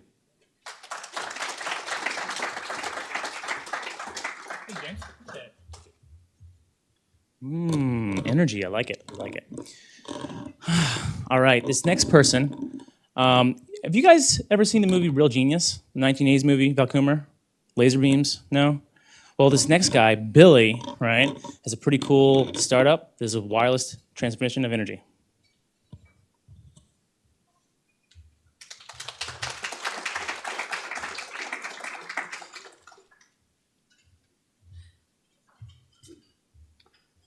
I always like to bring up that sharks with lasers, Dr. Evil thing, if anyone knows what I'm talking about. That's kind of me. Maybe I'll lose the hair, get an eye patch, and who knows. Anyway, so slides, do we have it? They're coming, cool. Cool. So Aquila, yeah, we're building long-range wireless energy transmission capability. We call this technology stack Lightway. And just to give a bit more detail about what the vision is behind this, it's creating a clean energy network of light with no wires and no limits. So we think we're at an inflection point in history where on one hand, you've got an incredible limitation around grid bottlenecks and sort of the requirements to build and maintain trillions of dollars of infrastructure across the planet, which is very difficult and slow to do. And also a proliferation of renewable energy, which may not really be where the access points are, but still needs to get into the grid. So there's like a real bottleneck there in terms of grid integration. We think that at scale, this technology that we're developing could solve that problem. So what is power beaming and how does it work? Well, there's really only two components to it. There's essentially a special solar panel, which you see right there on the, I guess, your left. And there's the actual beaming component, which you see on your right. So the cells themselves, this technology has been evolving very fast, especially in recent years. So we've gone from essentially solutions that were only like 10, 20% efficiency to now we can get 60, 70% efficiency with like 10 times the intensity. You're talking thousands of times more intense than the sun. So the actual sort of profile of these cells can be very small while fielding a high volume of power. And then you've also got the actual laser technology. Now, something that not many people know is that technology you see on the right there, it's actually been getting about twice as powerful and half in cost every 1.5 to 2 years. So what we've seen is a real proliferation of applications that come out of this. So you, as a kind of general example, you went from optical communications in the 80s to then sensing LiDAR sort of came about in the 2000s and 2010s, and then you sort of saw this proliferation of laser manufacturing in the 2010s. Now we're actually seeing a lot of applications in chemical processes and sort of more 100 kilowatt scale transfer. So throughout all those application spaces, the general rule is the power sort of level increases by about an order of magnitude, which opens up a new space of applications. We believe that this trend will continue essentially infinitely, and the next sort of domino to fall will be wireless power transfer at scale. So that's what we're working on. So this is our first kind of product demo right here. What you see right there, I'm not sure if the video works, but essentially in a hangar, we were demonstrating a power transfer of about 50 meters, so relatively small distances, but we were able to demonstrate sufficient power transfer to fly a drone indefinitely at a sort of mid-scale of drone application. So that's a first demonstration, and we've got many more coming up with some customers, such as Surf Lifesaving, such as defense. There's abundance of opportunities for like persistent aerial platforms that can stay in the sky forever. And that's kind of the capability we're developing right now. In terms of remote sector and in terms of how this sort of capability will evolve, we think that similar to how you had this proliferation of applications in laser technology generally, we'll see a proliferation of applications in the actual app sort of use cases that people deploy this technology for. So we think that drones make sense as a first kind of starting point. But as we project forward into the future, you could see things such as autonomous robotics, so electric haul trucks, for example, in the mining sector. You could see things such as rapidly deployable energy networks. So there's actually a lot of work and sort of exploration happening in this respect from a defense perspective, because they want to be able to rapidly deploy energy across hundreds of kilometers through these drone networks at basically zero marginal cost instead of having to put up all these power lines. It's a very effective capability from that perspective, and all you have to do is kind of scale it. So that's the sort of pathway we're taking with our work as well. So an important thing to consider, and I'm not sure if I can play that video or if there's sound. But a very important thing to consider when you're deploying this type of high power technology is safety. So we are probably the first company in the world to actually deploy wireless energy power beaming at like reasonable scale with full safety. And the way we do this is we actually have this essentially like retroreflective interlink. So there's a sort of safety piloting beam that goes around the main power beam. It's able to monitor at 10,000 hertz, 20,000 hertz, like really, really rapidly, the actual environment around the beam. And what this means is that you can sort of detect if anything's coming close to the beam. You can shut off the main power beam before there's any safety issues. That's very important from a sort of regulatory perspective. So our sort of next horizon is we want to go through a test and certification program with an external test house to verify that the actual accessible radiation within our system is within the safety standards. Once we have that done, then there's an infinite number of sort of application spaces that we can deploy this technology into. So right there, you see some of the components. So it's essentially just an optical power beaming system. You've got two sort of a safety beam and a power beam. They come together, they expand through that optics. And then the fine steering right there is able to take that signal back from the actual drone at 20,000 hertz and find very precise target lock. So essentially what we can do with this system is we can have like millimeter precision tracking of a drone at kilometer scale distances to enable the safe and effective delivery of power to that drone. So that's the high level technology that we're developing, and yeah, we're looking forward to deploying it shortly in a range of applications. So that was a quick demo we did a while back. Since then, the targeting's got about 100x better. So wish I could show you the most recent versions, but right there, it's got the sort of laser interlink. So it's getting that signal back. It's able to use that to steer the beam to make sure that it stays on target. And through that sort of capability, we're able to deliver power safely and effectively. So that's the sort of product. It's Lightweight Sentry, a drone that can fly forever within a kind of 1 kilometer sort of sphere of motion. And yeah, that's what we're working on.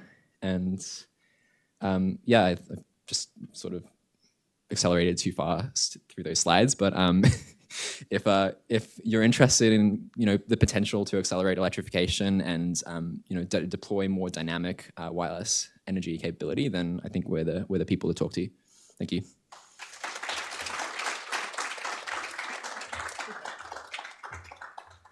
All right.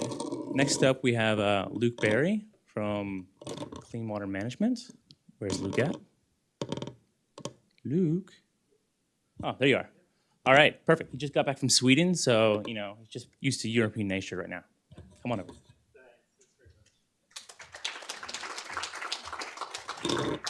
Hi, everyone. Yeah, so my name's Luke Berry from Clean and Recover. And the topic we're really talking about today is how to use water better in the mining industry and how to be more innovative about using the water. It's a pretty vital issue. So what I'm actually going to do is spend the first part of the talk really just talking about the interactions between water and mining, because that then really gives you the context for how the solution might roll out. So how much water does mining use? Well, huge amounts is the quick answer. In Australia, for example, the last year we've got data for, it used about 11% of the total water consumption in Australia was used in mining. So that's about, I think we've got there triple the amount of water in Sydney Harbour was used in that year, and that's just over 11% of the total water requirement. And when you dig into some of the metals, you'll see why.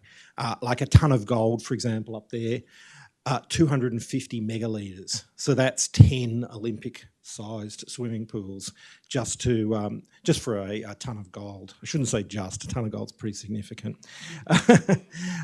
Copper and gold are probably the bigger producers, bigger users of water. So copper, for example, back in 2006, and it's been accelerating since there, 26 Sydney harbours that year. That's worldwide. And then, you look at some of the reasons for that.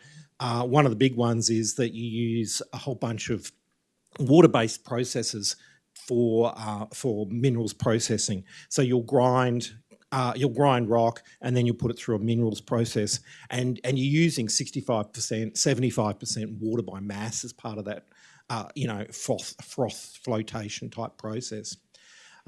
So to make the industry more visible, more transparent, more accountable, they're developing a water footprint. And for that, you'll be able to sort of track for each given metal what its water footprint is, how many tons of water or megalitres of water it would use to produce a ton of product. And that will vary quite enormously across each of those. So what we're really doing is saying, yes, water reuse is a huge issue for the mining industry. So how much water do miners reuse? Well, it's not so comprehensive at the moment, but we do have to acknowledge miners are using a lot of water-saving techniques. They're not at the start of the game here, they're well into it. So in Canada, for example, they're the leading water reusers. And mining being a big industry in Canada like it is here in Australia, that's a significant contribution. We've just got a list up there of some of the strategies they use. Some of them are around avoiding using water in the first place, like eliminating ore that's less likely to have metals in it, so that it's not ground and then floated. And then other things are really extracting water from tailings, those sorts of processes. But nonetheless, future water needs means that we need to continue to be innovative in water use. There's a lot of water that goes on in desert or semi-desert areas. Places like Chile and Peru are very desert areas, and they have a lot of mining. They have a lot of copper, and copper is a particularly heavy user of water compared to other metals because it comes in low grades. That brings water use for mining into conflict with farmers, Indigenous groups, just anyone else who really wants to use water in those particular areas. But of course, also, water use has brought miners into conflict with local communities in areas such as PNG, where water is relatively more plentiful. And that's basically because there's potential for waste water coming off mine sites to contaminate rivers and to affect the livelihoods of local peoples.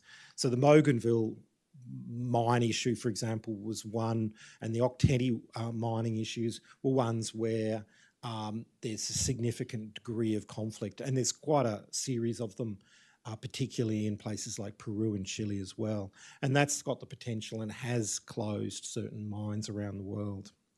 The fact that we're moving towards mines with lower metal grades in the future is only going to increase the amount of water per tonne produced, and that's only going to increase the level of conflict if nothing changes in miners' use of water. So just briefly, one of the issues that arises is the degree of contamination from water that comes off mine sites. It's been noted that a lot of it's very acidic, and a lot of it contains toxic amounts of metals. So 50 milligrams of copper, highly toxic to waterways, but not a particularly high level in the water stream. pH 2.5 water, even less, can easily come off these sites. Very damaging to local waterways. You know, some of the mines, waters have high in arsenic, cobalt, cadmium, and a lot of other nasty metals.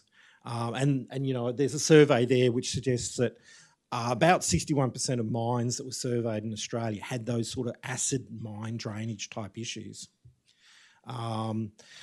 You know, we can't really work out the total volume of acid mine drainage coming out, but a survey of 40 hard rock mines in America alone showed them producing up to about 100 gigalitres a year of acid, noting that that's going to continue every year in perpetuity. So we're talking big numbers, which is one of the reasons the UN's identified acid mine drainage as the second biggest environmental issue after climate change, and ahead of issues like deforestation, for example.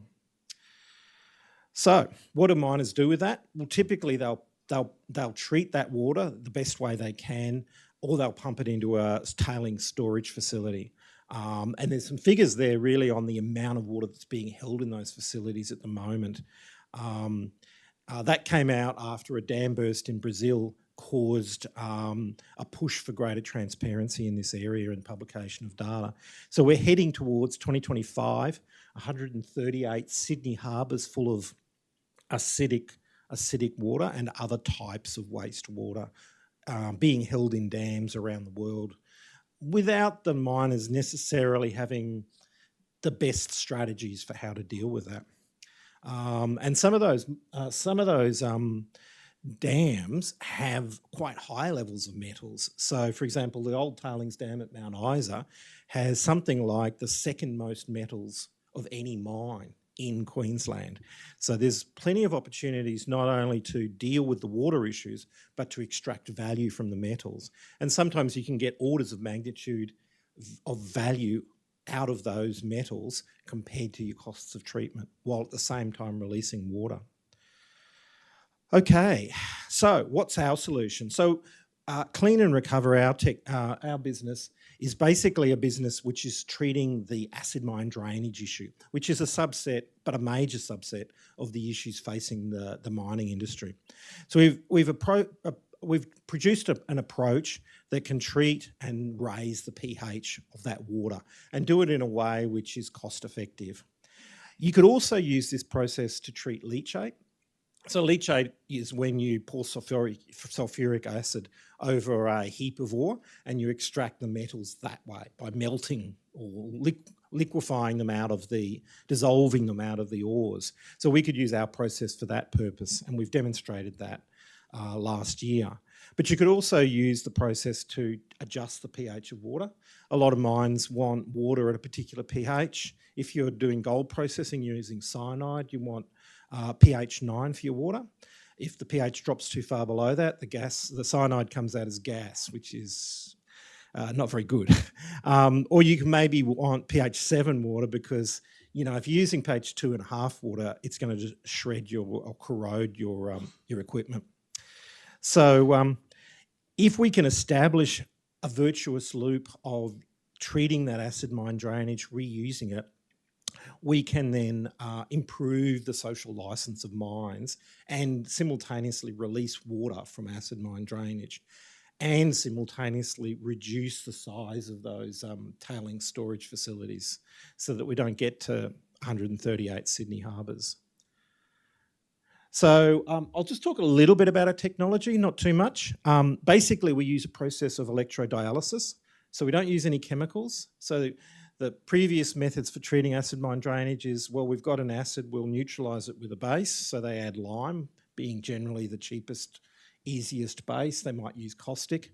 Those are the main two choices. They produce lots of sludge and they've got a lot of problems, but they also add chemical complexity to the mix. Our process basically uses electricity, and it's a lot more controllable because I don't know if you've worked with lime, but the chemical constitution of it is difficult to understand, and it's problematic. So as we use that electrical process, we raise the pH of water. That then causes the metals to come out, and you can capture those metals for value.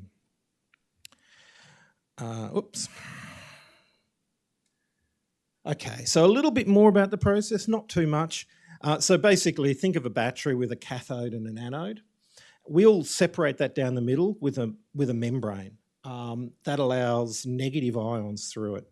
Sulfate being the main one that appears in acid mine drainage. All the metals happen to be positively charged, so they don't go through the membrane. By passing a current through from the anode to the cathode to the anode, you will basically force the sulfate through and onto the right-hand side of that diagram, and you'll collect out of that sulfuric acid. As you raise the pH, as you remove the sulfate, you raise the pH, you get clean water as a result, and you get a metal sludge which you can capture for value. One point about that is because you can control the pH rate rise and different metals precipitate at different pHs, you can try and separate the metals by pH, which eases the processing. Okay, so there's a little bit of a flow diagram here.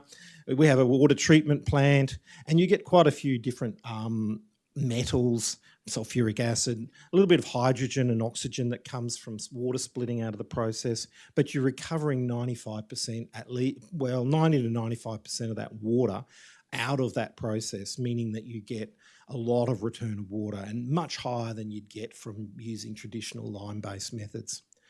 Moreover, you reduce the need for those big dams, and you reduce all of the risks associated with those big dams, both seepage risks and obviously burst risks. I'll just go back one. So there's a little bit here about our credentials under the UN Sustainable Goals. We're avoiding waste, we're avoiding the use of chemicals, and we're really turning a waste product into a valuable resource is the essence of that. Just want to conclude by sort of saying, I think we all recognise mining as a critical industry for Australia, but it's also a critical input to a whole lot of products that everybody uses every day. And then in turn, water is a critical input and a part of the mining process that's used in over 11% of water consumption in recent times in Australia. So mining has to make continued innovation and use of water in more sustainable and cunning ways in order to continue to have and hold social license and to ease the pathway for new mines to occur. You know, I've just heard the other day of a new mine proposed, I think a gold mine in New South Wales, where there's a lot of community opposition based on the amount of water that would be taken. So our technology is really about reducing that water footprint of mining, returning clean water to the community, but at the same time paying its way by extracting the resources that are tied up in the acid mine drainage. Thanks very much for your time today. Really appreciate the opportunity.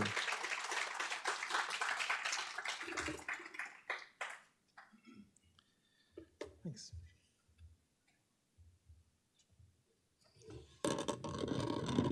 Next up, we have a gentleman who just got back from a national rock tour.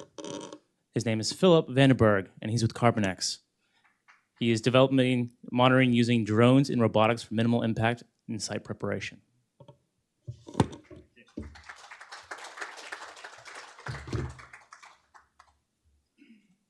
Welcome, ladies and gentlemen.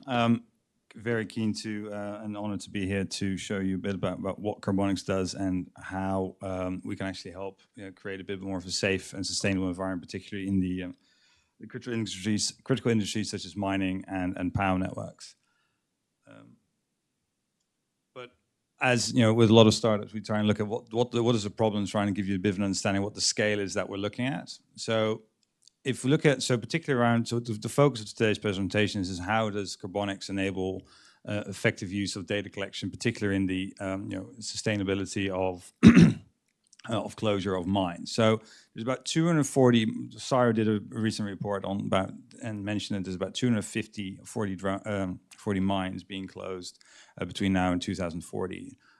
As I understand, there's about 2,400 mines in Australia alone, and this is just purely on Australia. And this just shows you kind of the scale and but also the cost associated with it is about $8 billion being spent on this problem every year. There's of course also a very big environmental requirement against these closures, particularly around the physical stability, the hydrological systems, as you know, we talked about water just before this presentation, the regeneration of that land and the biodiversity, and also the land quality as well. And of course, the communities associated around that. I'll give you a bit of introduction as well. My name is Philip Vandenberg. I'm the CEO of Carbonics. My co-host here will be Imran Akhtar, our head of product. Together we'll be speaking. And I'll give you a bit of an overview about what we do as well. So the problem that we're trying to solve with Carbonics, and we build long-range drones, is that remote critical data collection is actually really hard. It's dangerous and generally done very manually, and it's a very costly process. As Carbonics, what we do is we effectively build long-range drones or intelligent systems that enable to gather remote data and for insights that are required in various use cases within mining and power networks. And even within the mining use cases, we see different, such as closure is one, but also operations and various different other aspects. Why we're doing that, and this is again why the topic of this panel today, is about creating those safe and sustainable environments for now and into the future. The key part, I guess, just to give a bit of explanation, and I think we've probably touched less on this than other presentations this afternoon, is that we build long-range drones. So these are vertical takeoff and landing systems that can be deployed relatively easily from anywhere at any point in time. And the major benefits that actually are created through that proposition is we can actually we can do operations safer, we can do it more cost effective, we can get you better data, not only in resolution, but also in velocity and frequency, as well as reduce the environmental impact. But that's not only from a carbon footprint, but also from an effective environmental noise impact and community impact as well. I'll hand it over to Imran, who's going to just run you through some of the data-driven approach that we enable.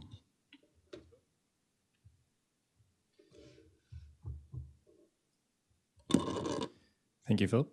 Right, so what we're looking at here is really a triage strategy around remote sensing as a whole. So per Philip's point earlier, we're under no illusion that the Carbonics drone would solve all your problems, but hopefully you're part of it.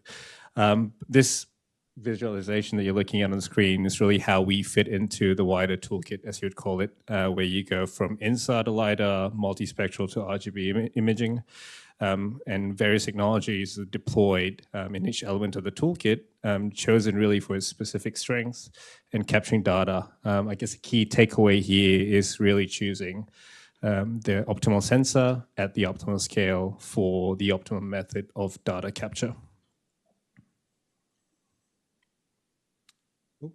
Wrong way. We got there. In practice, these technologies support crucial projects. So what we're looking at here are just various examples. So obviously a lot of you guys in the room, they can talk a lot more to some of the applications here. But really the deployment of such a toolkit will change, or is intended to change the landscape, pun intended, on ecosystem monitoring and also restoration in mining. As an example, higher resolution satellite imagery tracking the tree health, whilst regular multispectral drone scans, where Carbonics come in, really will be applicable to the monitoring of vegetation and soil. The toolkit deployment approach also includes a minute-by-minute water quality assessment and detailed soil moisture sensing. Efficiency is really crucial when you talk about utilization of assets and data capture at a bigger scale. Long-range drone operations demonstrate cost effectiveness. Obviously, if you look at the toolkit as a whole, there's a few numbers that were thrown out in the panel earlier, all the way from $4 to about $200 per hectare. Drawing from the takeaways of the previous slides, deploying the optimal sensor at the optimal scale for the optimal method of data capture comes down to balancing per hectare cost, I guess, for capture, along with the higher resolution and frequency that's enabled by long-range remotely piloted aircraft systems, where Carbonics would come into the picture, and also other multi-rotor drones. That's where they play a part in. This allows us to manage vast areas at scale without, I guess, sacrificing or compromising on detail or the data quality as required. Honing in about our internal workflow here at Carbonics and how the long-range drones element, part of the toolkit, would come to the picture. What we're looking at here is an example of our data capture workflow, where aerial image acquisition, which is what we specialize in, deploying our multimodal fleet that's compatible with an array of sensors for operations up to about 2,000 hectares per day, The data collected is then pushed through a transfer and storage management system or infrastructure, for lack of a better term, prior to the analytics being applied post-flight, what we call post-processing, and then made available to the end user via a UI. Over the next couple of slides, I'll share some examples of such a workflow in practice, just drawing on some of our case studies we've completed with both client and partner organizations alike. So safety is paramount in our operations and any operations in general, as we know. Two examples of several key challenges that are faced, or was faced really, by this client and partner of ours is around the safety hazard associated with manual data capture methods and also the risks associated with reporting when relying on traditional methods. Long-range drone-based application and inspection removes really the human-in-the-loop element, thus minimizing the human involvement in hazardous areas, enhancing safety, and at the same time reducing operational risks. Further challenges around data capture include the time criticality around having workable and actionable data, and also the downstream reporting and also risks associated with that around slippages to the timeline, cross-planning, lifecycle management, and also just general reporting as a whole. On these challenges, long-range drone enabled, so I guess data acquisition really allows one to up the frequency of data capture, really leveraging on rapid mobilization capabilities and thus reducing the cascading downstream risks. I'll hand it over to Philip. And I guess just to include a little bit on what this actually enables is that, kind of our friends at McKinsey put out a report a couple of years ago around, what is the actual insights that we enable to collect and put and input the data to. What does that actually mean from an operational effectiveness? And this sits particularly around, kind of operations across various industries. But there could be a cost reduction anywhere between 10 and 17%. And again, coming back to the $8 million that's being spent every year is a very significant reason as to why having this effective kind of data capture capability brings it down to the bottom line.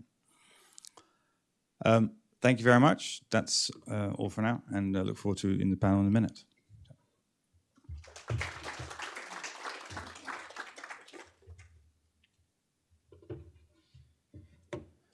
So next gentleman here is formerly with NASA, and he helped work on the early return to moon program, but he's opted to change industries, return to the dark side, and come to the energy industry. Welcome Jason Cruzan from Mixed Energy, Sustainable Energies.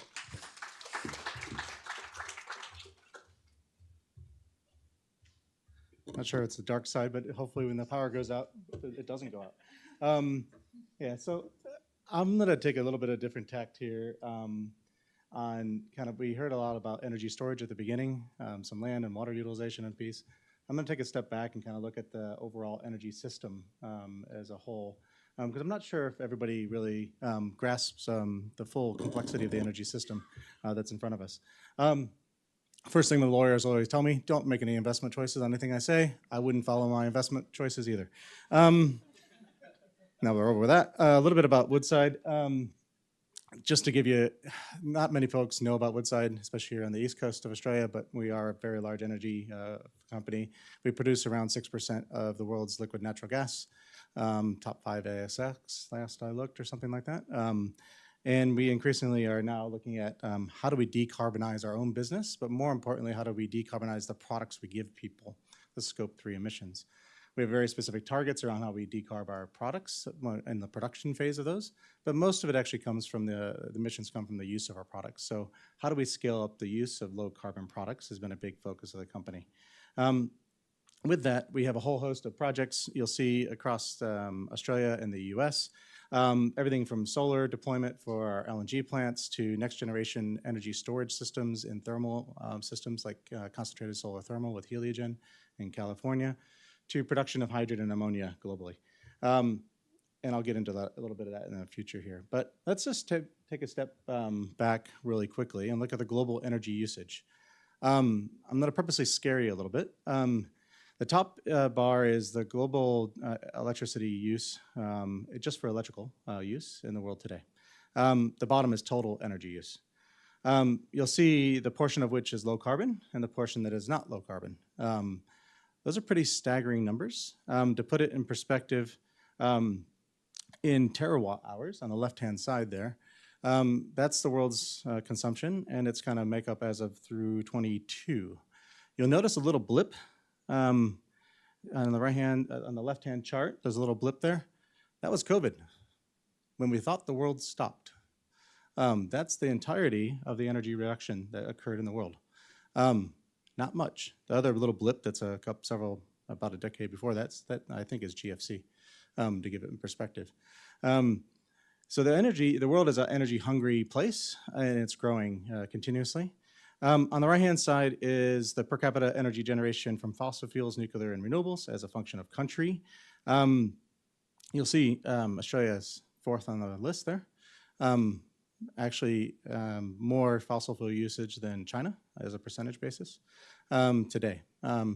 So when we say we want to electrify things, we got to be careful how we electrify them and what sources of electricity we use. Because it doesn't take much of certain types of inputs into that system to be worse off than we already are. So just as a reference. If we want to actually achieve the global reductions we need to do, you'll see where the kind of global total emissions stack. This is a little bit dated as of 21, I think, on the right-hand graph, sorry. But the curve that's ahead of us is how fast we need to decarbonize to hit the 1.5 degrees. For those that are good at math on the right-hand side, there's 296 gigatons, 7 years worth, as of 21, that we had left of gigatons of total CO2 we could put in the atmosphere. If we want to hold it to 2 degrees, we have about 25 years of carbon. But that was assuming we were still producing at the same rate and we weren't consuming more energy year over year. Pretty daunting task in front of us. So now that you guys are all a little scared about the challenge in front of us, I'll start talking through a couple things. I want to give one example, and it's kind of an interesting example. So we have the Northwest Shelf facility, so longest running LNG plant in Australia, up in Karratha. Its annual production is about 185 million barrel equivalent of oil, which probably means nothing to most of the folks in the room. It's over 1,000 petajoules, which is 300,000 gigawatt hours of energy is what it produces. It's a lot. It sits on a piece of land that's about 170 hectares of land. So it's a pretty speck of a piece of land, not very big. If you wanted to do the same thing in renewables, so 300,000 gigawatt hours, you need about 70 gigawatts of installed capacity to put out there. If you wanted to produce it into hydrogen, there's an efficiency loss. I'll get into that in a minute. You'll need 120 gigawatts of installed capacity. It'll cost you around 160 billion, more likely more. Actually, I'll use some conservative math on that one, so none of the lawyers get mad at me. And it will require 3 million hectares of land, or 30,000 square kilometers, or 2 to 3 times the size of Sydney. That is one plant of 5 or 6 that exist in Australia. So that's the land area you need to replace it with wind and solar, basically. Interesting land use question, not in my backyard kind of question of that amount of land use. I don't know the right answer for that, but it's a staggering question in front of us. A little bit about more renewables in general, just a little bit on 101 on renewables. There's many maps you can go out there. You can find the wind generation potential around the world. It's measured in meters per second. Meters per second is a direct correlation to the amount of energy you can produce. Solar, total solar radiance, you'll see that around the world. The key thing here is they're not equally distributed, and they're distributed in places that there's a lot of times no people, like here in Australia, and so hence not a lot of load.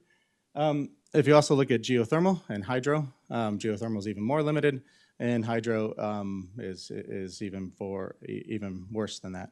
You'll notice like certain countries, if you would have went back to my chart about Brazil is extremely low on fossil fuels, but you also see, look at that hydro sitting there. Very vast amount of hydro availability, and you'll see that in Southeast Asia as well. But the geography, where does energy where can you produce it and where can you need it is a key theme of that. Just a bit of a really basic on wind turbines. The wind turbine equation's on the bottom left-hand side. It's basically wind speed as a function of power generation. So you want stuff that's over 8.5 meters per second in wind. For reference, that doesn't exist a lot of places in the world. There's about 850 gigawatts of installed capacity in the world today. Remember I said 70 is what we need just to replace one LNG plant. And then your power profile looks like the bottom right. It's not this steady state thing. It's all over the place due to wind changes, directionality, seasonal things. If you look at it as season basis, it gets even wilder than that. There's a similar story with solar. The bottom left-hand side is kind of the hours of the day when it's sunny. But even when you have a sunny day, the typical profile looks like the bottom right.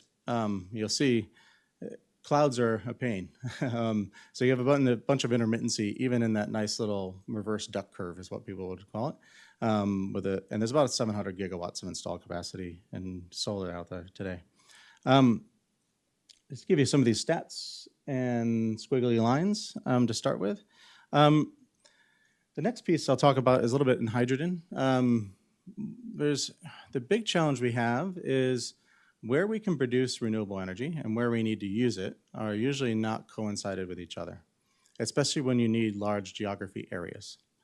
So there's two ways to do that. One of them is put transmission wires everywhere, or wireless transmission. I think the one gentleman was talking beforehand. You have to transmit all those wires everywhere, or you need to turn it into something that you can ship and put it in a molecule form. Hydrogen's one of those molecules, or its many derivatives that it has. In fact, methane is nothing but hydrogen, CH4, if you remember, just really nature's equivalent of it. But there's many different ways you can make hydrogen through thermochemical processes of breaking up the gas, or electrochemical with renewable energy.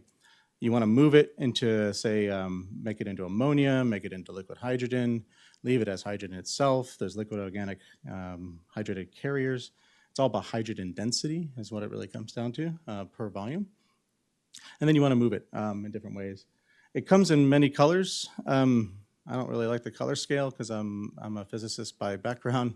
I like numbers, and carbon intensity is the thing that really matters. And carbon intensity and how you manage that carbon it is. So for those just that are not aware, gray is you're doing nothing, you're just emitting it. Blue is you're sequestering with CCS specifically, carbon capture sequestration, or some version of that. Green is purely green, and you don't really have any carbon in that whole process. There's nuclear and about a bunch of other things here as well. And then you got to move it around. This is a handy chart by BNAF. At what volume per day do you use what modality? Do you use it pipes, trucks, liquid hydrogen, ammonia, and such? So it all comes about how do you want to move it. So once you produce the molecule, how do you get it to where you want to go to? And then we talk about a lot of use cases, heavy-duty transport. The heavier the vehicle, the more likely hydrogen can be a choice. Passenger vehicles don't make a lot of sense. Haul trucks actually do. We can have an interesting conversation with the miners in the room. The amount of energy you need in a Komatsu truck is 22 megawatt hours per 24-hour cycle. 22 megawatt hours is about 100 tons of lithium-ion batteries if you keep your current truck footprint you use today. Otherwise, you're going to have to recharge it 4 times a day, get down to 25 tons per charge, and do that 4 times, or change out the batteries. Go to a mine site and tell me that to move a 25-ton battery 4 times a day per truck. Gets a bit tricky. Power generation is the other piece, shipping fuel replacement, industrial chemicals, and all that. I'll give you a little bit of a roadmap. There's a lot of work on the Hydrogen Council about where energy will be produced and where it doesn't need to be consumed. That's a public data set that's out there. There's a growing number of projects on the hydrogen world about how to move things around. Again, this is Hydrogen Council work done by McKinsey. And even with all those projects that are coming into fruition, the actual volume that's needed is the green curve that you see on the left-hand side, and the projects are the ones on the right. So they're quite a big mismatch. But it depends on which analyst you talk to about which scenario in 2050 will win. There's 2 different BNEF, and I think the other one's McKinsey as well. And they completely disagree of where the use cases will be and how much and by when, which is interesting. And at the bottom line is you get into hydrogen production costs. There's a bunch of things you have to do to calculate all that. I'm kind of fast forwarding through a bit of things here to get to one other slide I wanted to talk to. But you get into a levelized cost of supply on the different methods that you want to be able to produce. But a lot of people come up with a very simple version of here's how you do it. You have a nice little power source. You have hydrogen production. You liquefy it or turn it into ammonia, and you send it off to a customer. The reality is this is what a production facility really looks like. And this is probably not all that dissimilar to a mine site power solution, potentially, depending on the scale of power you need. What you'll see is a bunch of cluster hubs or power hubs. Again, you probably can't put them all in one location. And those power hubs are either a combination of PV or wind or batteries with them, distributed hydrogen production. You have a choice of transmission or pipelines, and all that kind of feeding back to a master facility. So the whole transition piece is much more complex than we like to speak about. And that's the thing I really wanted to highlight today is it's very trivial to say electrify and use renewables.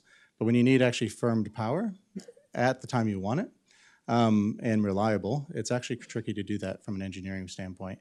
And I think we just need to be very honest and upfront about that and actually solve these problems together. So that was it. That's all I wanted to cover today. And I'll be taking questions on the panel. Thanks. Oh, one last little thing on the left-hand side. That is a wind and solar profile of one of the best places in the world we've ever looked at. That's the best in the world of a firmed renewable profile. And you'll see how best it's not. So, yeah, leave it with that.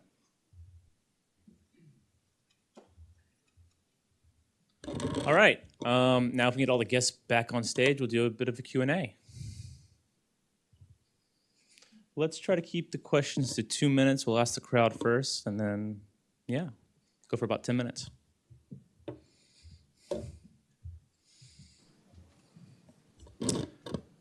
Does anybody in the crowd want to ask the first question?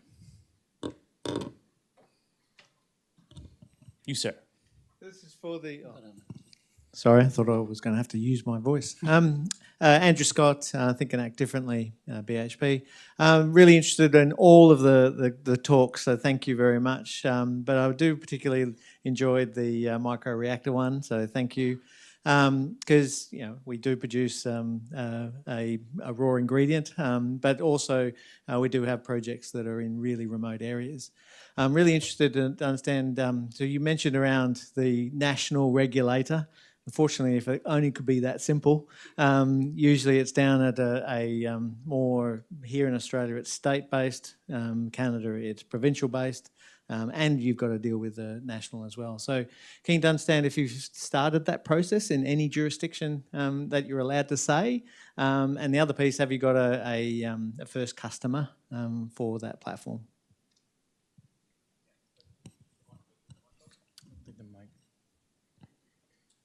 Try that. Sound good? Can you hear me at the back? Yeah, great, thank you. Yeah, thanks for the questions, yeah. So as I said in the presentation that the microreactor program is at quite an early stage of development, still in pre-end design, so we haven't engaged with our regulator yet in the UK. But globally, there are other microreactor programs out there, as you probably know, and as an industry, we have started to engage on that with the NRC and the ONR in the UK. And that the industry will need to react to the new technology and develop a new set of regulatory rules around it, I think. So we're part of that process, but on our design, we haven't engaged in the process just yet. The Rolls-Royce small modular reactor, the next size up that I was talking about, they have, so they're partway through their regulatory process. And yeah, in terms of customers, we're working on military and industrial applications. Yeah, I can't say too much about the military stuff, but the level of investment that you need for this kind of technology will probably favour a military investment to start with, although I'm really keen to talk to end users from the industrial side because we want to try and make sure we design it to address both markets. Thanks. Does anyone else have another question? No? Oh, all right. Get the microphone. Hi there. Name's Jason Kara. I've got a lot of experience working in tier one engineering consultants over the last decade or so. And I'm not with one at the moment, actually, but reflecting on the last year of the number of projects that are renewable energy based and the pipeline of those projects coming through in New South Wales. I used to talk with the energy leads there quite regularly, and I talked to them about nuclear, and it's just like, because I guess at the New Horizons the last few years, we've had Rolls-Royce come out. Actually, it's been great hearing them about the modular nuclear reactors. But when I talk to people in industry about nuclear, it's a absolute write-off. Like, it's like, we won't even consider it. It's not like legislatively we can't do it. So I'm very curious, like from Rolls-Royce perspective, what the plan is for Australia. Yeah, thanks for the question. And conscious as a Brit standing here presenting in Australia and understanding your the legal position that Australia's in at the moment, clearly respect that. I guess from our point of view, as I was just saying, I suspect mining won't be the first application for the technology anyway. So I think there's a kind of a technology roadmap there that probably starts with some applications that are easier to demonstrate in a kind of a safer environment, I suppose, and work through it that way. We have really good conversation with people in Australia about the long-term future and how that might play out for Australia. But certainly as a global kind of problem, global mining problem, we're really interested in how we can help. Thank you. Michelle? Just one for Jason. Given your space background, just wonder if there's anything else that you can kind of mention that are spin-offs out of your investment into new energy, technology and considerations because of what you've learned from space. Yeah, thanks, Michelle, because I didn't get to that, actually, and you probably know that. So we've been investing in all kinds of things like energy storage companies and those types of things. Also, one of the other big areas we have is we obviously have concentrated CO2 emissions that come out of our plants. And we have some fugitive methane, but not that much because we don't like to leak that because that's leaking our product. But CO2 is a big challenge for us of how to manage that, and we have 98% pure CO2. When I came from the space side to the energy side, I said, what, you've already done all the purity and concentration levels. Why are we wasting that? So we've been on a mission to figure out how to take carbon and methane and turn it into products as a way to abatement of that. So we've made strategic investments on everything from protein conversion to synthetic ethanol production and those types of things. And one of the areas that we've further evolved in is some of the biology that you can use in a more industrial process also has the ability to do field deployments, meaning eat methane from where it's actually being secreted out of. So I say like mining process tailings piles, if you have high methane leakage issues or coal piles and those types of things. There's definitely technical solutions for that, and we're actually getting ready to pilot those. Our kind of desire of that at Woodside is doing abatement. Those are credits and such that we can abate our other emissions that we have in our business. But the science is really sound as far as being able to consume that, be it in things like rice paddies or coal stockpiles or landfills. The technology, the biology is there, and actually its roots actually started all the way back in the 60s in NASA. We flew an experiment on board the space station many, many years ago that basically consumed CO2 and made beta-carotene. So that's an amino acid, one of the 27 amino acids. We were using it to make nutrition because astronauts need to be healthy. And so you can make beta-carotene. You can actually make any amino acid.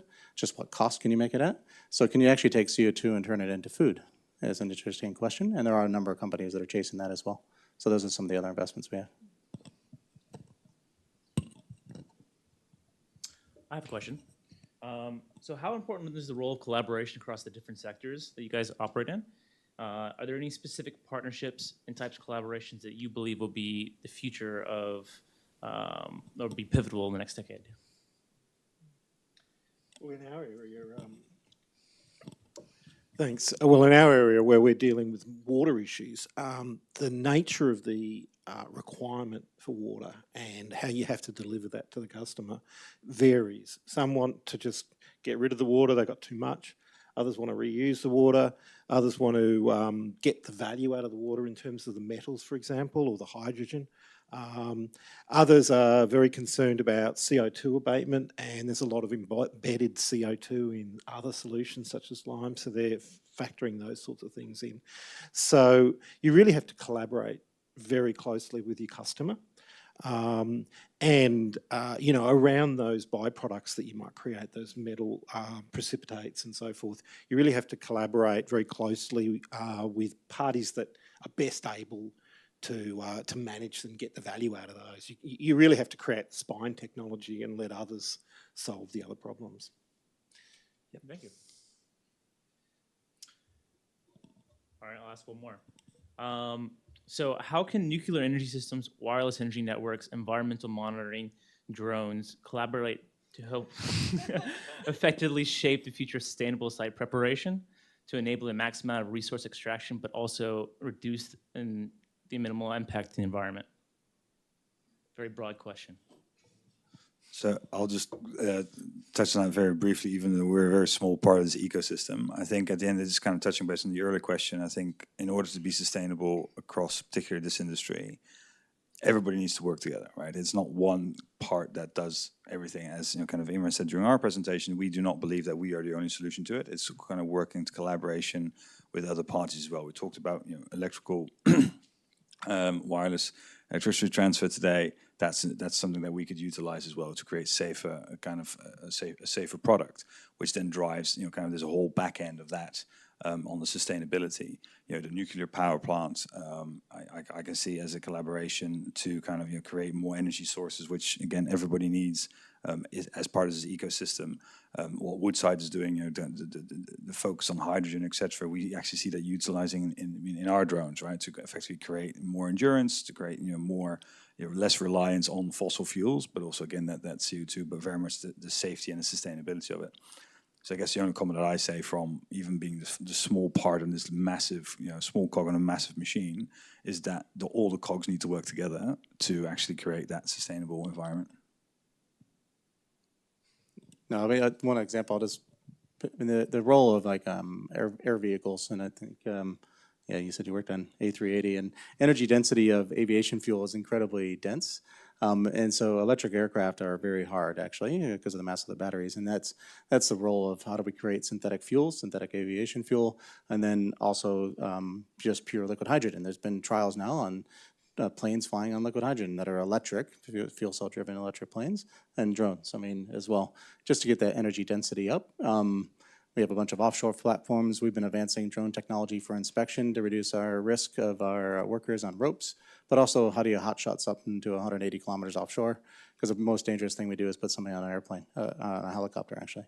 So we'd rather actually just fly a drone out to do it. And that's slowly getting through the regulatory approvals here in Australia and getting close so that we can actually do that for our operations. Yeah, I'll just make one additional point to that. I guess we talked a lot today about how we can improve existing installations, but some of these technologies could actually enable us to go to places we can't currently go at the moment, and that's worth thinking about. Perfect. Thank you. And, oh, do we have time for one more? Oh, no? Yes, one more. All right, thanks. Great. So Jason, first thing is, I can't believe that nearly after a decade, you look exactly the same, buddy, since when we last catch up. So look forward to speak later.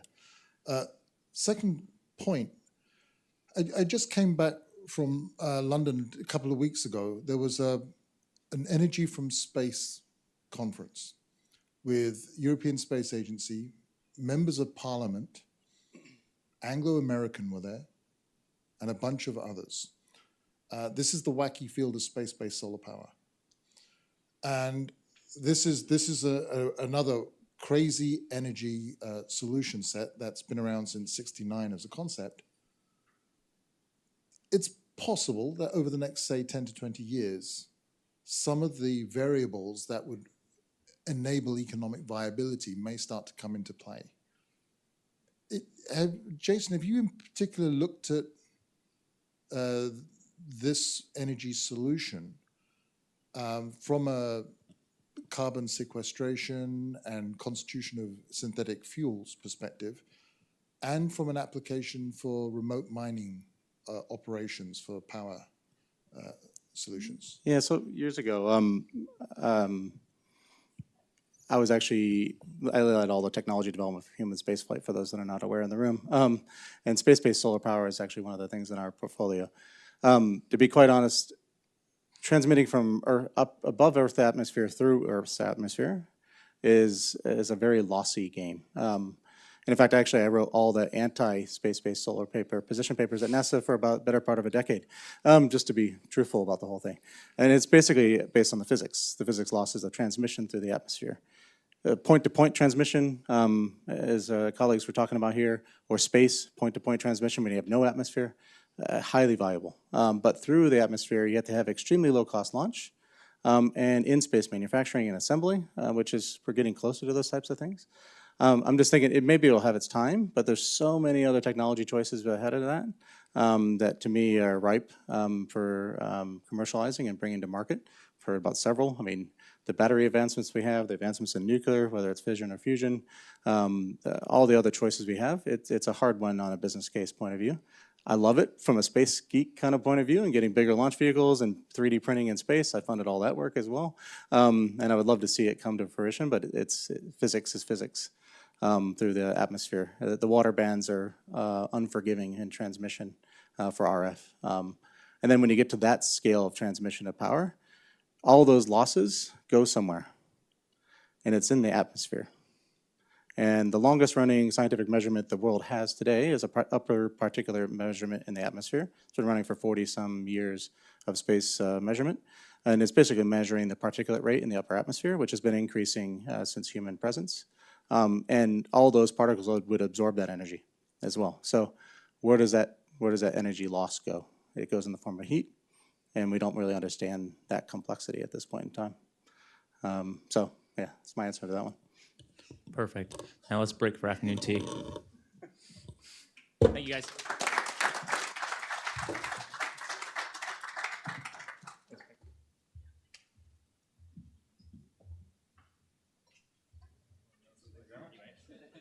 Thanks.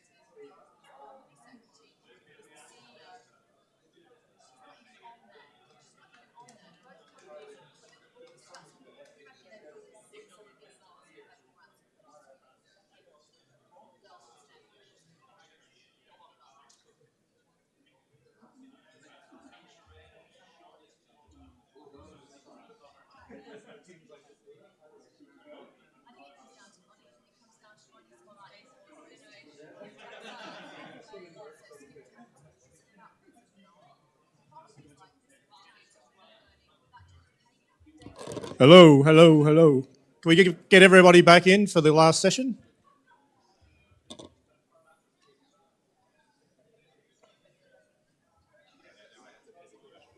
Oh, I just physically ushered a few of them around. So.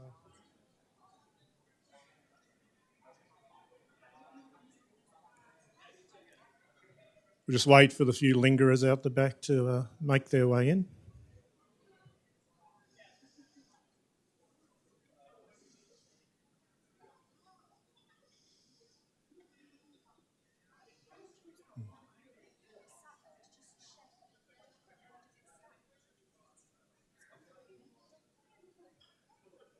Let's get this show on the road. So good afternoon, everybody. My name's Aaron Bench. I'm Group Head of Technology for Eurasian Resources Group. As I've been chatting to a few people around the room, we're one of the biggest mining companies that nobody's ever heard of. We have Kazakh roots. We're privately held, have around 85,000 employees globally and mine in 15 countries. So it gives me great pleasure to kick off session 3. Session 3 is the Autonomous Operations and Community Stewardship session. I'd also like to thank Michelle and Greg for the opportunity to come here today and chat with you guys. I'm a bit of a late entry from a presentation point of view. I've got a little pet project I've been working on in Saudi Arabia. We've built essentially a Mars rover for Earth, so we'll have a quick spin through the Nomad and then I'll hand over to the rest of the panellists. Can we fire up that presentation? So yeah, we've got a project called the Nomad, which serendipitously is actually the name of one of the very first NASA rovers, which we found out after we searched a while back, which sits in a museum down in Chile at the moment, which was trialled in the Atacama Desert back in the 90s. So it's a terrestrial rover born in Saudi Arabia, and there's a few reasons why this jurisdiction has become favourable for using this type of technology. So my first role within ERG was Head of Smart Exploration Technologies. I'm a geologist by background, spent about 10 years in operations, and I've spent the last 15 years in sensor technology. A lot of that was actually born off of curiosity off the rover program back in the late 2000s, early 2010s. ERG's picked up a very big land position in Saudi Arabia, so picked up about 40,000 square kilometres in the kingdom. One of the things that isn't quite obvious to people in Saudi is that about a third of the rocks in Saudi stick out of the ground. So when we think of Saudi, we generally think about petroleum, we think about large sedimentary basins and drilling for oil and gas. They estimate there's somewhere around $2.5 to $3 trillion worth of mineral resources tied up in what they call the Arabian Shield, which is that in the middle on the image on this side. It's that dark patch of rock which you can see on the bordering the Red Sea. So why is Saudi the place to be? You know, I'm sure most of the people in this room are familiar with the mega or giga projects which NEOM are undertaking up in the north of Saudi. So would it be the Line or the Oxagon or Sindala?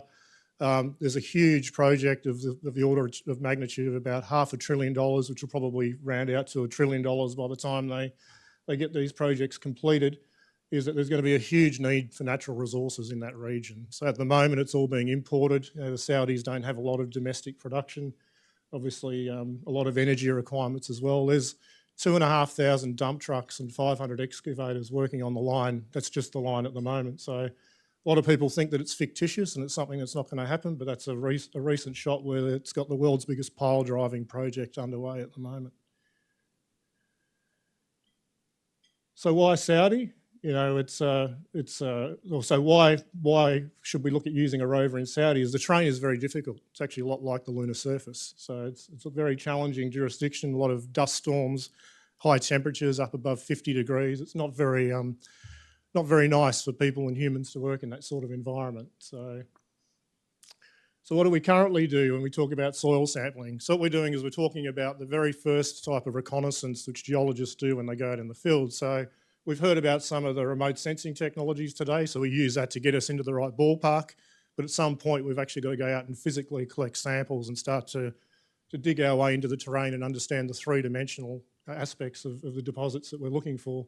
So it's not a very scientific method that we do at the moment. You know, the most advanced ones we do is probably use a helicopter to fly from spot to spot. It's generally a guy with a shovel and a GPS and a couple of bags, which gets sent off to a laboratory. It takes the laboratory up to 3 to 6 months to get those results back. We get the results, then we make a decision and we go back out in the field. So this is one of the reasons, which I think was brought up earlier, that exploration can be 10 to 15 years before a successful project is found. So what have we done? We've come up with a solution that combines robotics with automation. And this is really basic stuff. So I mean, when we talked, I think Sue mentioned earlier that she was very underwhelmed when she went out into the mining industry and kind of said, is that it? You know, when we talk about robotics, is that, you know, we're talking about some pretty low-hanging fruit here, is that if we've sent a rover to Mars, which can do all of this sort of stuff, why aren't we using it in our own backyard? Which is kind of a strange position to be in. So what we've done is we've bootstrapped a rover with off-the-shelf parts, an off-the-shelf carrier, an off-the-shelf drill. We take that into a slightly non-conventional sample tray, and then we take that straight into a robot, which is an automatic core logging system. So it's got X-ray fluorescence, hyperspectral, magnetic, high-resolution imagery, and within 30 minutes we get the results of those rocks. So while the rover's running around getting the next samples, we can actually adapt the sampling program to the next sample and react to it in real time. So the other parts of the Nomad project is we've got a base station. The base station is where the rover comes and charges itself. So it's basically got a huge lithium-ion battery, which can give us about 6 hours worth of power, which lets us collect about 30 to 50 samples within each charge recycle. We have a drone, which is out basically taking LiDAR and taking digital terrain models so that we can actually tell the rover where to go and make sure it doesn't go off a cliff or try and climb up something that's too steep for it. And then we have a ROC, you know, a remote operating centre, which is based in that base station. And we can also remote operate it from our offices in Jeddah in Saudi Arabia. Now, we don't have any sound, but this is a little animation which we made up. This gives you a kind of idea of the way that the system's run. So the rover's only about 400 or 500 kilos. It's not overly large. It drills a hole at the moment down to about 1 metre. So we're going down through the sandy cover into the regolith underneath. We then extract the sample up through a cyclone and then we load it, you know, very conventionally using an XY gantry into these trays. The rovers come back to the base station, they get charged, they deliver the samples and they go out and do the same thing over and over and over. So this is actually the real deal. So just before Christmas, we commissioned the first MVP, or minimum viable product. You can see some camels there in the background. It was actually really interesting. It's very quiet being electric. So we weren't chasing camels, but we were moving around the camels and they weren't bothered at all by it. So when we think about light footprint, environmentally, you know, friendly, it's quite a non-invasive technology versus guys out there with trucks and shovels and that moving around. And this is what we're trying to achieve. So on the right-hand side is that we have a grid of samples that we start off with. The rover goes off there and systematically takes the samples. And then on the left-hand side, we're generating a real-time 3D geochemical map of what we've found in the field. So just a couple of little animations of the rover moving around. This is an area, it's about 4 hours inland from Riyadh, so it actually looks like the lunar surface and not too dissimilar in many ways. This rover can go up 35-degree angles, so it's got very good approach and departure angles.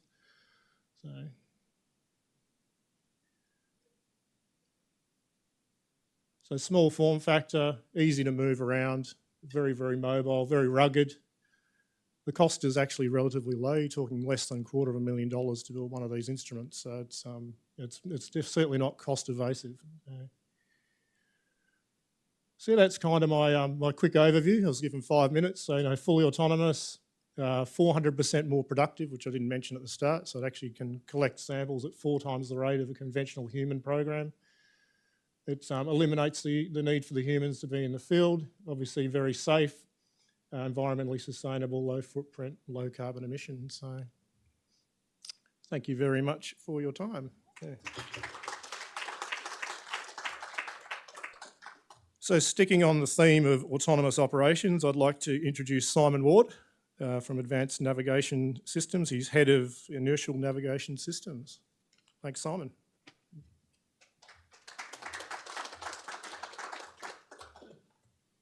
Great, thanks, Aaron.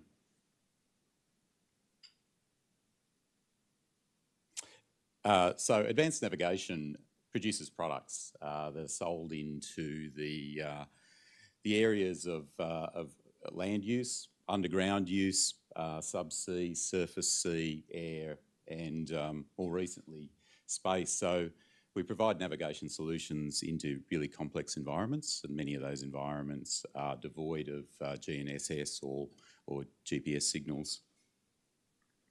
So as Aaron said, I head up the Inertial Navigation Systems group. I've got 25 or more years experience in electromechanical development, managing teams that have deployed products not only into mining but also agriculture in large part, and also medical devices. So not a mining background by training, but plenty of experience in other industries that have relevant problems.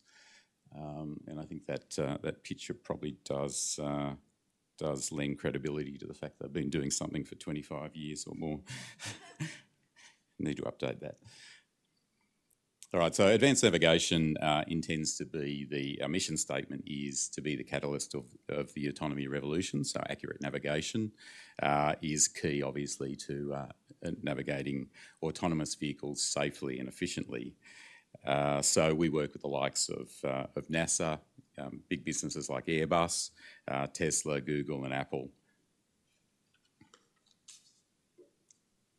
So we started back in 2012, so where we released the first of our inertial navigation systems, moved on then to subsea navigation and communication. In 2021, partnering closely with universities across Australia, we delivered the first fully digital fibre optic gyroscope, allowing what we call strategic grade navigation. So being able to, for example, submerge one of these in a submersible vehicle for days at a time and not needing to rely on a GPS signal, but rather relying solely on the fibre optic gyroscope on board and the accelerometers. We've since rolled out a fully autonomous underwater vehicle, so that's coming out of our Perth-based operation. Otherwise, our INS part of the operation is based here in Sydney. We've got a large research and development team here in the CBD, and we've recently moved manufacturing into UTS Tech Labs down in Botany. So, look, we're ambitious in terms of what we plan to produce. In 2023, we delivered our first space-grade fibre optic gyroscope, which is hugely exciting. So if you could just indulge me for a second, I think it's always good just to align on what an inertial navigation system is, recognising that there's probably subject matter experts in the room that know more about the detail of this than I do. But just working from left to right, so GNSS or GPS and the other 5 constellations, as you probably have well experienced, and I experienced on the way here today, somewhat unreliable, particularly in the built environment where you get reflected paths, inaccuracies because of that. You lose a GPS signal in a tunnel, and it's no good, obviously, underground and under the ocean. So all our systems have an IMU, inertial measurement unit, built in, so relying on not only accelerometers to measure movement in 3 axes, but also rotation along those 3 axes, and occasionally you'll have a magnetometer built in order to get heading as well. And then you can supplement that with other inputs such as an odometer, for example, or altimeter.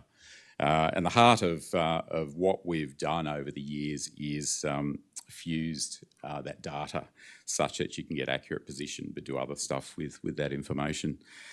So the classical Kalman filter is probably best known for fusing this data. It was used probably for one of the first times back in the Apollo missions. It was incredible what they were able to do. I understand that they had 2 kilobyte of RAM on board the Raytheon computer they used on that mission. It was running at a clock speed of 100 kilohertz, and they still managed to dock and complete their missions safely, and running the Kalman filter on board. So it's evolved from there, and we've taken advantage of advances in hardware and processing speed, and have our own neural algorithms running, which allow us to process a huge amount of data and give us flexibility as well. And we're finding, even with low-cost sensors such as MEMS-based sensors, we're able to get significant accuracy improvements. So it's not just position that comes from an INS. You can also achieve things like understanding roll, pitch, and yaw, heave in the case of shipping, and even velocity. So our systems are really designed with low swap-C in mind, so size, weight and power we intend to minimise, in particular for aircraft, but it can be deployed easily into many vehicles of all types as an aftermarket accessory or even OEM. So our flagship product, the Brace, there you see in the middle, it fits in the palm of your hand, so that's a strategic grade INS.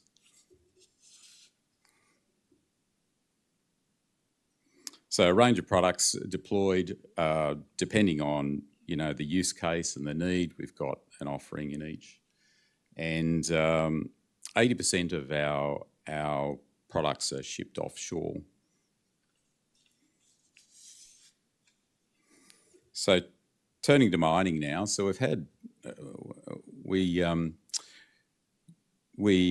partnered with some leading mining companies early on, and over the last decade have managed to develop some of our INS solutions with their demanding requirements in mind. So while many of these partnerships are under NDA, I can talk at a high level about some of the advantages. So with our Boreas, our flagship unit, it is sensitive enough to measure Earth rotation. So with Earth rotation, you can understand where your heading is without the need for a magnetometer that might be interfered with in the case of Earth being underground. And so we're able to actually deploy this onto drilling rigs such that we're able to reduce the setup time from about 30 or 40 minutes down to below 10 minutes.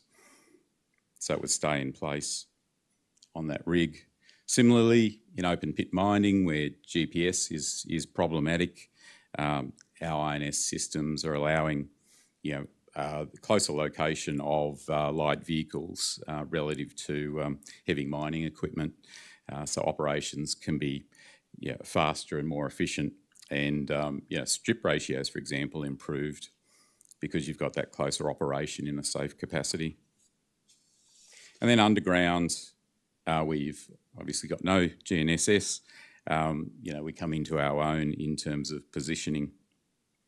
And that leads us into other developments in this space, which have been leveraged onto the Moon mission our Canberra office is currently working on. So we've won $5 million as part of a lunar grant to provide navigation systems, so an INS or a LiDAV system actually for the moon landing. So the advantage there is you take your INS, but your input now is lasers, which don't scan like traditional LiDAR, but rather they'll give you an accurate velocity and altitude measurement. Starting off at about 5 hertz, some distance above the surface, and then moving to about 30 hertz as you near, and the accuracy from about a K out is in the order of 10 millimeters per second or less. So that's incredibly exciting and has application in mining potentially as well. There's some other cool stuff that is worth mentioning, but I think it's some way off yet, and that's off-planet mining. More as a curiosity than anything, but I looked up the ASTERank database the other day, and here's 600,000 asteroids ranked according to their value. And if only you could bring them back to Earth, you could realise the potential, but the potential is in the trillions of dollars. Namely the cost of actually getting them back to Earth is at least in the billions of dollars. So I think it's a way off, but it's interesting concept. And then finally, pedestrian dead reckoning or navigation for workers underground. So we're doing a lot of work with defence and defence trials at the moment as well. So mounting an INS on the body of a soldier or potentially a mine worker to locate the position, enhance the safety. They know where they are. They know how to get out if they can get out in the case of accident.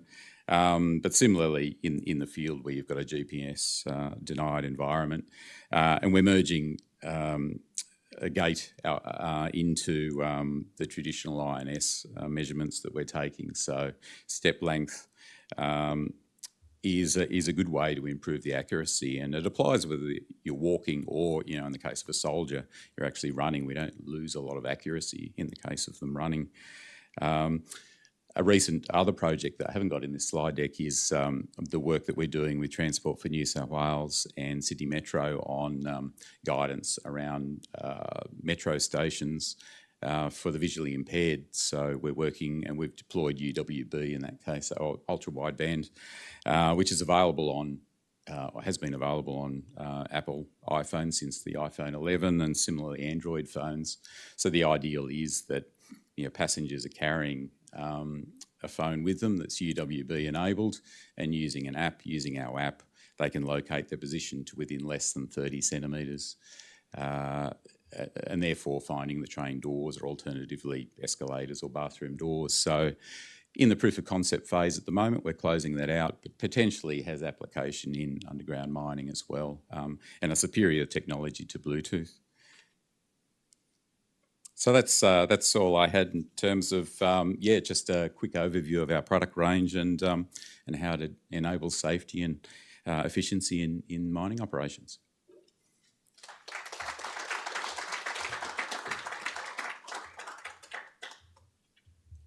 Thanks, Simon. The next speaker is someone who I've known for a very long time. Where is he? Mr. Scott, up the back. First bumped into Andrew, I think it was in Toronto when he was still working for Barrick, and then had quite a few interactions through some CRCs over the years, and deep exploration technology CRCs, and some other fairly innovative programs that have been running in the mining industry in Australia. Andrew now heads up robotics and automation for Think and Act Differently, part of BHP, and I'll hand over to you, Andrew.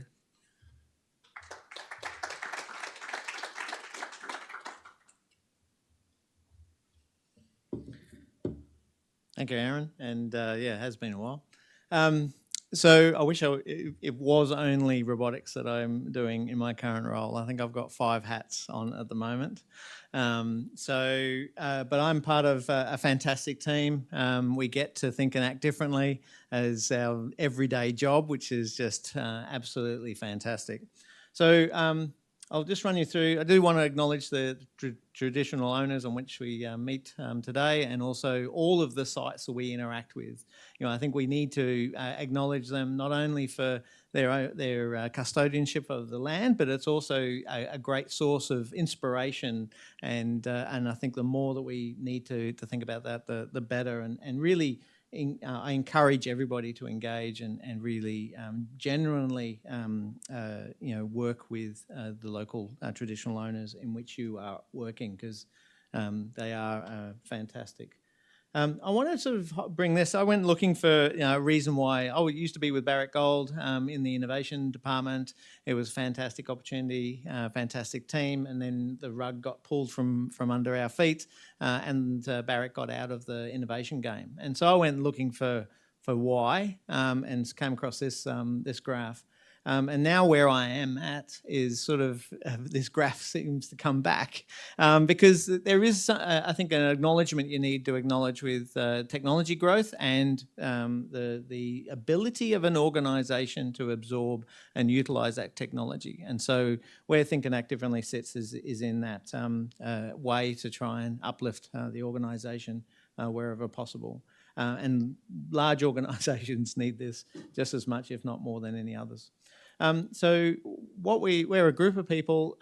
We're deliberately not the innovation team, because we believe, and the organisation believes, that the innovation is actually done throughout the organisation. Everybody is responsible for innovating. So we're trying to sort of help act as catalysts within the organisation, and help even enable, and with our open house, which is fantastic, and I'll get onto that in a minute. It's a way for innovators and people for the ecosystem to engage with an organisation like ourselves. So there's some key opportunities that we're sort of highlighting, and so here's some examples. Here's the priority areas that we're working on at the moment. And this is not uncommon to any large mining company or any mining company. And I think we heard today from a couple of other speakers around some of the challenges. So these are some of the areas that we're working on, but we're continually reevaluating and working with our organisation, but also with our communities in which we operate in. Just from, again, this is nothing new. We have the standard process by which we bring ideas into the organisation. We look at what we can do to add value and drive them through. Those we can't, or those we don't believe we'll still nurture and work with, and then bring through from a demonstration and to an implementation. And I believe that you don't truly innovate unless you actually implement the ideas. So we do have an open house. Here's a QR code. Please, if you don't know about it, jump on. It's a way to engage. You are spoken to. There are opportunities, so please. And Holly's sitting up the front here, who works closely with me. So come work with us. One of the things that we're trying to do is understand the people that we're working with, and understand what they can bring to the organisation, but also, more importantly, what we can bring to their organisation or to them personally to enable that idea or the idea that they might have, and accelerate it through the process to implementation. So that's something I think that's different to the organisation. So, and we've got a lot of support all the way to the top.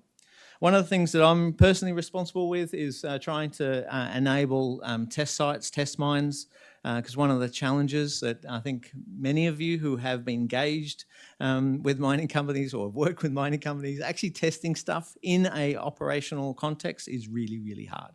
And so what we're trying to do is set up a network of test sites close to where the innovators, where the researchers, where the technology providers are located, so that we can iterate through those challenges. Fantastic opportunity in Callio. If anybody is into saunas and want to experience the deepest sauna in the world, come to Callio. 1.4 kilometres deep. The Finnish are really, really passionate about their saunas. It was an operating mine operated by First Quantum Minerals and in its last area, and it's a fantastic opportunity. But we've also got opportunities here in Australia, and we're growing. So I wanted to sort of highlight that that's sort of part of the foundation. It's not the whole story, but it's part of the foundation. And what I want to sort of talk about now is just from where we're going and what we're trying to do. And I wanted to sort of base this on when we say autonomy and autonomous systems, it's not, one type of system isn't necessarily exactly like any other system. So there is a maturity in the curve of autonomy. And so where that red star is basically where we're at as an industry. We don't really have level 5 autonomy operating right now. And so but where we're going and what we want to try and achieve, and this is where I'm excited about working closely with the space sector, because doing things remotely, doing things autonomously, doing things on the surface of the moon and even Mars, you need that higher maturity of automation. And so even teleoperate, and I know there's some companies working on teleoperation on the lunar surface, and there's going to be challenges with that. But I'm encouraging them to sort of, can you just help us solve the level 5 autonomy, because we'll get the benefit of that as well. So anyway, I just wanted to ground that there is, and this is coming out of has come out of the Global Mining Guidelines implementation guideline for autonomous systems. It's in its version 2. If anybody wants to know about what the mining world thinks on how to implement these systems, it's a good reference. It's not exhaustive. It needs to be added to, needs to be expanded. So the other thing that I wanted to highlight, and this is something that Sue and I have been challenged with over the years, is this perception that robots equals less jobs. And it's not the case. So what we're trying to sort of encourage, Jim, there's the little picture, just acknowledging that Jim's capability or one of Jim's products is centre to that. But this is a conversation that we really need to get keep going, keep having, because it is still relevant. It is still, and so there is people that believe, if we're bringing a robot to site, it means I'm going to lose my job. The other thing is to really understand the number of jobs that are actually taken up by the physical operation of equipment is actually not that big, right? So, and sitting in a haul truck, sitting on a dozer in particular, because that's one of the things that shakes your body around the most, is not a pleasant exercise. And doing that for 12 hours a day is not good. So what we're trying to do, I think, can we design a system where we can prevent people and the environment from experiencing harm? And I think we can, and that's what we're working towards. We're working towards finding better ways and other ways of mining. And so this is what's leading me to the topic of zero entry mining. We do zero entry. Like if you go underground, if anybody knows of the cab line, when you're drawing from a draw point, it means that you operate your equipment to that cab line. You do not go any further. If you do need to go further, that's when we switch to a teleoperation, ideally fully autonomous capability. That is zero entry. So we already do it, but it's about how can we do it more? How can we do it, for the whole mine? Because we are still hurting people, and it's a personal passion of mine is to try and reduce injury and harm to people in the industry. The other thing is once you've got and I wanted to sort of also highlight the environments that we're operating in. So our operations in South Australia are getting deeper. We're already at 65 degrees centigrade rock temperature, and what that means is that the water temperature is actually higher. We've got another project which is actually will have a 90-degree temperature, and it will be close to 2 kilometres deep. So we're getting deeper, we're getting hotter, the environment's getting harsher, the cost of refrigerated air ventilation is going to be, and ventilation is already, for underground mines, is already a third of the operating cost. So that's just the conditions that we're operating in. So we're going to have equipment operating remotely, but more importantly, we're going to have to maintain that equipment underground. And so this is an area that we're working with University of Sydney and various other universities around to see if we can get on top of this. Because if we talk to the equipment manufacturers, they're not thinking about this enough. They want to, but they're not thinking about this enough. So this is another area we're looking at. We do have so this is an example of a completely different way of mining. So We've got a project underway. It's a CRC P, so it's a project with Orica and those other partners. And it's really looking at how can we fragment the rock to be able to create in-place reactors, essentially heap leach underground. And then with the help of Clean and Recover and various other people in the ecosystem, we still got to solve the leachates and make sure that they're safe for the conditions. But what we're first working on is, can we fragment the rock in an efficient way to set up these reactors? And so this is active, and we hope to have the demonstrator in a couple of years' time, and that we can talk about it. So we are looking at different ways, and going back to the electrification presentation earlier, I think the real question is around how can we design equipment appropriately for efficient electrical use. And so I think we've got a great opportunity now with the decarbonisation challenges that we've got, and can we actually design the mines with the equipment that we need to, as opposed to what we've currently got, and that is we design mines based on the equipment that is currently available to us. So anyway, there's a lot going on. I would love to show, like Aaron's presentation, I would love to show more of that, and hopefully at future conferences, future events, I will be able to, and even bring some things along, or take you to a site or two. With that, please think and act differently.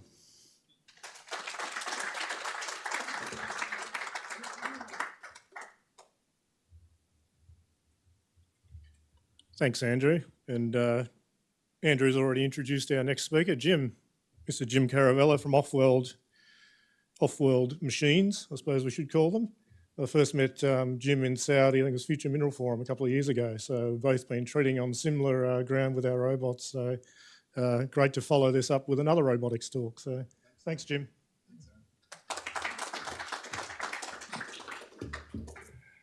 Hey, everyone. Let's see, good. We got that in place. So Offworld's building swarms of machine intelligent robots based on an AI platform that is interoperable, collaborative, and works with deep autonomy in extreme environments. Our goal is to reduce the cost and the environmental impact of mining by 2 orders of magnitude, 1/100th of what it is today, with high energy, touchless mining. So no physical interaction with the rock, and bringing out ingots of metal rather than millions of tons of waste. And we do that with a number of technology aspects, and I'll explain that as we go. We all know that there is a significant critical mineral push in the trillions of dollars. We need investment in trillions of dollars over the next 5 to 10 years if we're to meet the net zero goals. So right now, we are all thinking way too small and way too unimaginatively, all of us collectively. We need to be much bolder to solve the issues that are around today. So we have been thinking for the last decade about end-to-end systems. How do we go into the mine without people present and undertake every function that we need to do with collaborative autonomous systems, from excavating the rock at the rock face to separating the ions and metal as close to the original rock face as possible, and transporting that material out from these environments with autonomy, collaboration, robust robots on a modular platform. And that's what we've been doing at Offworld. We've built a number of systems over the years, including excavators, collector robots, energy beam robots, and other systems. And we're now, we have our first customers for our lunar mining robots for water processing and extraction on the moon. And those will go in 2028, the first ones of those.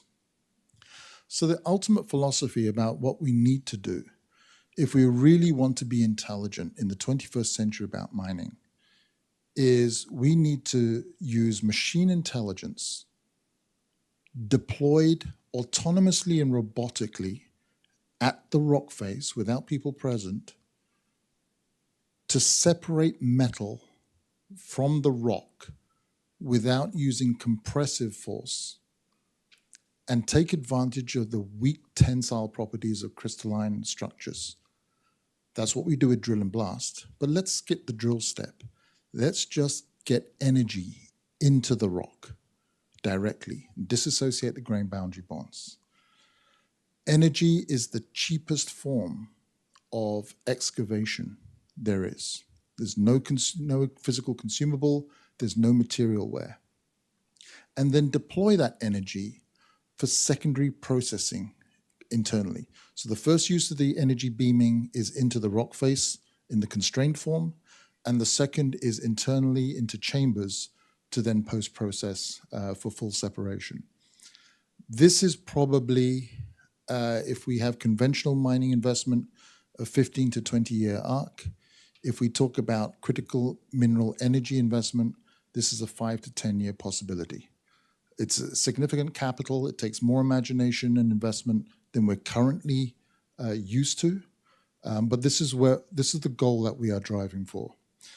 Our first deployment is the Surveyor robot, the first species that we're deploying this year. We now have over 28 customers waiting for first deployments of these. So we're very excited about the potentials going forward. This is a very rugged, robust first species. If you notice, this particular machine, as you can see, is one of the dinosaurs in the background. It's a great parallel shot there. This is, I wouldn't say the past, but this is definitely the future that you see in the foreground. And this is an all-terrain rugged system. As you notice, it's symmetrical around the horizontal plane. So this robot can go up to a 35, 36 degree inclination, and it's got tumble capability to roll into any orientation, land on its back or back on its right side, and continue operations. It's got a modular payload bay, fully autonomous, and all production units will have a couple-decouple mating capability that if there is a failure, which there will be in the early and continuous days, these robots can move into the field and another one or two can drag out a spent unit. And these are operating in terrains that human operators are just not permitted to go. This is a post-blast mine site on a copper mine. And you've got void risk, you've got subsequent shifting risks, broken ankles, and all sorts of others. So this is how you have these autonomous robots able to operate and function in this way. And this particular platform, we've done a lot of work on the software platform, which then translates to other species as well as we develop this going forward. But this particular species has, as I said, a modular payload bay with up to 200 kilograms payload capacity. And so we can put in a number of different sensors, actuators, sampling systems for a range of applications, both in exploration, prospecting, surveying, monitoring, mapping, in a variety of use cases, not only in the mining sector. The energy beaming piece of the puzzle is something that is the perfect complement to autonomy and robotics intelligently applied. So we've designed and deployed the world's first underground autonomous microwave mining system that can dissociate and weaken the grain boundary bonds autonomously, turning hard rock into soft rock with a 50 to 70% rock strength weakening. Weakening the rock at the rock face at that level provides a cascading energy and cost efficiency all the way down your mining chain. And that was a generation 1 system. We've deployed 2 generations in the mine using our microwave mining technology. And we've now been developing under a National Science Foundation grants and other work we've been doing, full phased array near field microwave beam mining for electronic steerings that we can 3-dimensionally place at a location within centimeter accuracy over 100 beams in the same location. that is an extraordinary localization of energy that we can place between 10 to 20 centimeters into a rock face and then literally scan the weakening and the carving of the rock. And this is a deployment we've piloted a little bit before as well, which is to put the microwave mining system on a conveyor belt. And this is the microfactor system that we've developed, which would sit in parallel. Multiple units of this modular processing plant would sit in parallel in a processing plant, enabling up to a 30% increase of that plant's throughput by weakening the post-excavated rock in the plant itself. And this could reduce the number of cycles you have to undertake, maybe reduce a milling cycle or two, or at least most certainly reduce the energy input, I think by megawatts of a standard size plant. And then our main core of what we're developing is our swarm robotic mining system. These are species of robots on a modular platform driving that autonomy. We're pushing for a level 3 autonomy right now with these robots. We do have full autonomy on our operational interaction with the rock for the excavators. And we're working on increasing the collaboration between these units in this very high density kind of configuration of fully autonomous underground mining for platinum, gold, nickel, copper, rare earths, and especially for uranium. And when we add each species of robot subsequent to the first builds, the marginal cost of development and engineering for each of those robots reduces over time as well. And these are the first species we're developing. This is a pilot of one of our excavators in a platinum mine in South Africa. This is using closed loop sensing, autonomy in the excavation. And as we've been developing this and adding selective excavation, we can undertake multi-sensory characterization of the rock, even down to lib sensing, where we can identify every single element in the ore, not only differentiating between ore and waste rock, but even the grade of ore.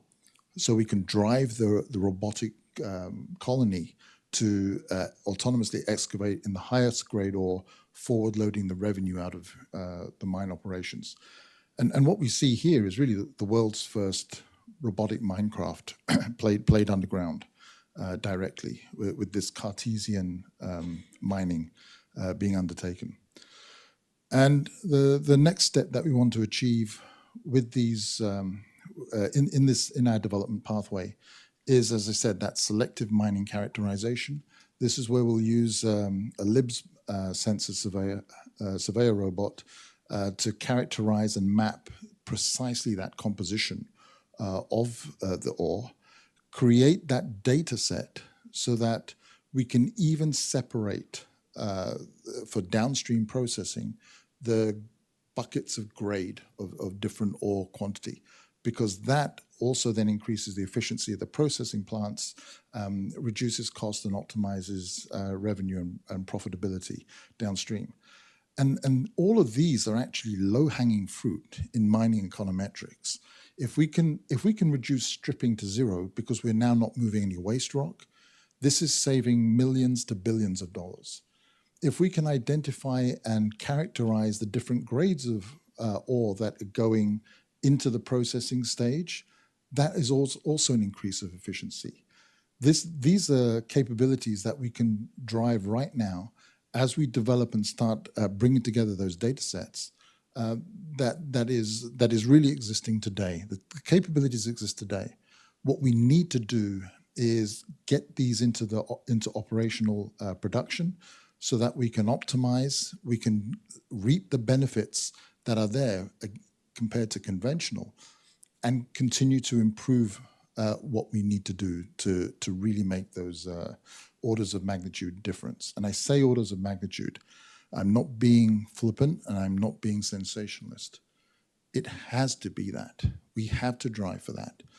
There is no reason to move millions of tons of rock that is less than 1% grade. Why are we doing that in the 21st century? Are we not smart enough to separate the metal and move what we want? In 50 years from now, our kids and grandkids will look at us as like we're on The Simpsons or something. So these are the species we're building out. This set of 3 will be our first excavation, the front end of the mine excavation, supported by a surveyor for monitoring and management of that. Again, no people underground, all working autonomously. And then in 2028, we want to certainly get out our battery swap and charging station robots in place. And then hopefully by 2028, we'll have our fully mobile microwave mining robot for front-end deployment. There's slight head scratcher we're still working on about the energy for that puppy, because the different variations of those could be between 20 and 100 kilowatts RF power. So those are hungry robots, but it is the most efficient use of energy in systems. So that's a little bit of what we're doing and where we're going to change what we're doing with mining. Thank you.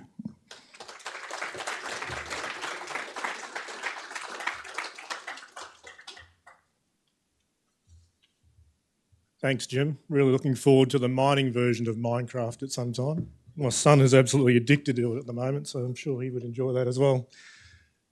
Moving on to a fellow geoscientist. I've known Holly for quite a few years from Unearthed. She wears a few caps these days, but interested to hear a geologist talk about modular mineral processing. So with that, I'll introduce Holly.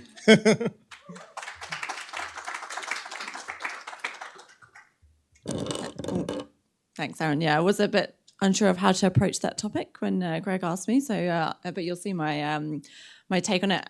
Before I get started, I'd like to acknowledge the traditional owners on the land on which we meet today, and elders past, present, and emerging. So, my name is Holly. Lovely to be here in the beautiful Sydney.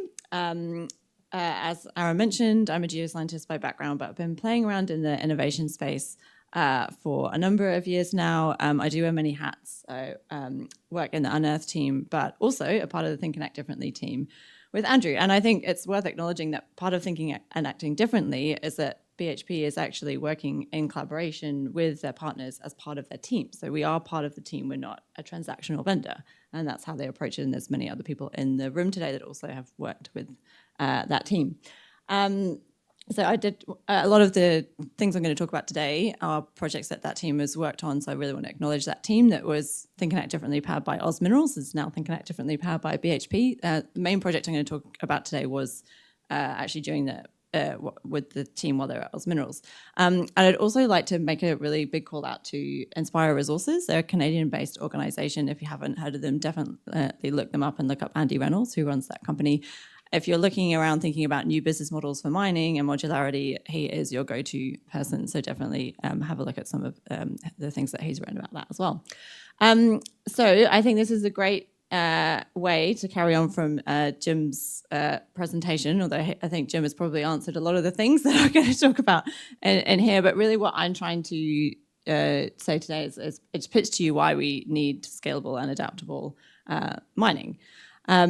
I have the luxury in my job at Unearthed of being tasked with kind of taking some of the big challenges that we have in mining and communicating them broadly to people outside of mining and encouraging people outside of mining to come and work with us on those problems. So today I want to, for those of you that aren't in mining, explain a little bit why scalable and modular mining is important and what the commercial opportunity is, because at the end of the day, we want to demonstrate to people that there's really a high impact business potential here for this as well. So I've decided to make my case around copper. A lot of people will be familiar with copper, obviously, as it's probably one of the most talked about critical minerals at the moment.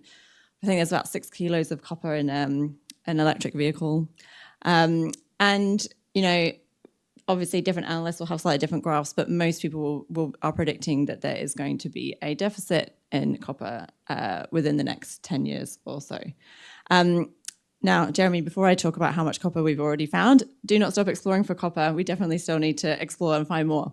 But one of the points I want to make is, we have actually got a large amount of copper in the ground, which we've discovered, which we know where it is, which, for whatever reason, we have not yet mined. And you can probably see where I'm going this and talking about why we need to think about modular mining. So you'll often see these kind of graphs presented in mining conferences around what do we look at for an economic mine, and you can see on the bottom there we've got tons, and on the y-axis we've got grade. So you can see that light blue cluster at the top is what we consider to be economic mines, and the green cluster on the bottom is an envelope of all the things that we found that we don't think we can economically mine.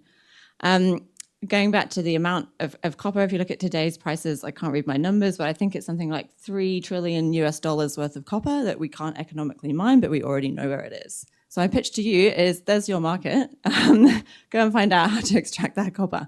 Because there's a huge opportunity there, right? And this is stuff we already know where it is. And we should be able to extract that, as well as go and find more. So, I think that's one of the, I'll talk a little bit about what do we mean by economic, and that's one of the biggest barriers in at the moment as to why we're not extracting those smaller deposits, whether they're smaller in tonnage or lower grade, is because of what we think currently is economic. And if you look at most of the large scale miners, we are looking for low risk, very large deposits that have a very long life. So we want to be mining them for 50, 100 years because we want to be able to have stable payback to our shareholders over a long amount of time. That means we're not really looking at taking a risk on small infrastructure or small things like that because we want to make money over a long time. And the mining industry has benefited hugely from the economies of scale over many years. So just to give you a bit of an idea, I probably shouldn't have chosen this project because it's kind of it's probably one of the worst statistics out there. But one of the largest copper mines coming online in Chile. I don't think I've put the actual name of the miner there, but the cost of building that mine is about $8 billion. So that's giving you an idea of just the kind of costs that people are paying to build these large copper mines. That's one of the most expensive, but you can see, they are very expensive mines, these big assets. And that's why they also take a really long time to come online. So the graph that you've got above there is just giving you some examples of how long it takes to get a mine online. So if we're saying we're going to have a copper deficit in 10 years and it takes us 20 years to build a mine, we need to kind of think differently and think about how we can access some of those smaller, higher grade deposits with modular approaches. Now, I can't really read that graph that well from where I'm standing, but one of the things I think I'll talk about today, and we've heard a lot about tech, which is great, and also why I'm not going to talk too much about tech because I'm a geologist and not someone that's a metallurgist, but luckily I've got plenty of colleagues here that when you can answer all your questions about the actual technologies themselves. But when we look at changing these systems, we do also have to think about the other barriers that we have. And one of the other barriers to some of these getting mines online quicker is regulation. So a lot of the reasons why we don't go over to small projects is then it's not necessarily that much faster to get a smaller project through regulatory hurdles as it is a larger one. It will be a little bit faster, but not significantly faster. But where we can definitely speed things up is in feasibility and construction. So with modular processes, we really should be able to be getting things off the shelf, getting those studies done quicker, and really fast tracking that. So that's where our opportunity is with some of these smaller mines. So some other barriers here. Now, that dot on the map is now we're saying if we combine Olympic Dam with other copper mines in the kind of broader project area, there's now the third largest copper project in the world in South Australia. That doesn't look that remote, although Australia is pretty big. But one of the problems that we have as a barrier to modularity is just how remote we are. So for a lot of these mine sites that we're looking at, a lot of where these copper deposits are, we need to build roads, we need to build infrastructure, we need to build communications, we need to build access to power, we need to build towns for people to live in order to actually start mining them. So a lot of these things, the remoteness does not lend us easily to modularity in how we currently mine. I talked a little bit about the regulation and the infrastructure pieces there, and a little bit of a lack of collaboration. This is Not so much in mining, a little bit more in oil and gas. We like to kind of all build our own processing plants and all build our own LNG trains and not share them. So that, one place in mining that has worked really well is actually the gold industry, where you look at, particularly around Kalgoorlie, a lot of shared process plant infrastructure, which enables actually a lot more smaller mines to come online. But we haven't done that broadly in other commodities. So when Oz Minerals were thinking about this opportunity, they thought, well, actually, what happens if Oz Minerals could become, the mining company that actually worked out how to unlock these assets? And with the Think and Act Differently mindset, what they decided to do with partnership with Unearthed was to run the Scalable and Adaptable Mining Challenge, and we did that across 2021 and 2022 with a range of different partners. So the idea here was to actually build an ecosystem of all the different players that would need to come to the table to think about what would it look like to have a modular mine, and get everyone together to kind of work on that as a team. And also harness simulation so that we can get better at actually modeling what are the different pieces of infrastructure and components that we need. And now I know a lot of you are in the space sector, so systems thinking and systems engineering is probably in your blood, but it's not so much in the blood of mining, really, to be honest. I think it is with some people. But really what the team realized here is that we're really thinking about new concepts of operations when we're going to modularity in mining. We need to think about all the different components of change that we need. And so through the Scalable and Adaptable Challenge, we brought together people from all parts of the mining value chain to work on that collaboratively. And this team went through multiple scenarios together, bringing different technology components in line to think about, well, how can we actually achieve this and what would it take to do it? A couple of the kind of key conclusions from this study, for those of you that aren't familiar with mining, mining kind of mines continuously. That might sound a bit of a strange thing to say. But what that kind of means is that, from a solar perspective, you don't really get much power from solar during the night when you want to continue mining. So it's been a bit of a challenge for the industry to think about how they transition to renewables if they don't have that consistency, because they want to use the same kind of load of power all the time. So it might seem an obvious thing to say, but one of the things of the study was actually kind of called out was that rather than trying to go and really understand how we can get this energy mix, actually we should just be looking potentially at discontinuous mining and not necessarily mining the entire 24-hour cycle. So there's not necessarily any need to do that. There are other ways that you can approach that, thinking about that. And also then a note on kind of how they're kind of looking at different types of equipment for different points in time. So I want to just call out the types of the parts of the mining value chain that we looked at in this group of companies, and this group worked over a number of months to run through these 3 scenarios, and they're still working together, and a lot of them are still working with the BHP team as well. Nova Mera, I'll touch on a little bit on the next slide, but they've come up with some novel drilling technologies for mining. So most of you have probably seen some of the drill rigs that we use for exploration. They've kind of scaled that up, but they can basically use that similar kind of system to mine directly. And then we're kind of looking at, and Andrew's obviously shared some of these already, and so has Jim, kind of these more specific mining, precision mining tools. So how can we just cut exactly the rock that we need and we don't take the waste with us? Comminution is another area we've had a little bit about today, but from a energy systems perspective, comminution, we were talking about electricity before. I think comminution takes up something like 11% of the world's global electricity goes to crushing rock. So we definitely need to get better at that to reduce our energy requirements. And also we tend to build very large comminution circuits. So there's an opportunity that we need to look at to do that smaller. And then the Sedgman team and the SEPRO team are really looking at what the topic of this talk was supposed to be about, which is modular ore processing, and I'll get to a little bit more about that in a moment. And then the energy requirements. So we had the Dewey team and another team looking at what do we need, how do we need to think about from modular energy requirements to actually unlock and make all these kind of systems work.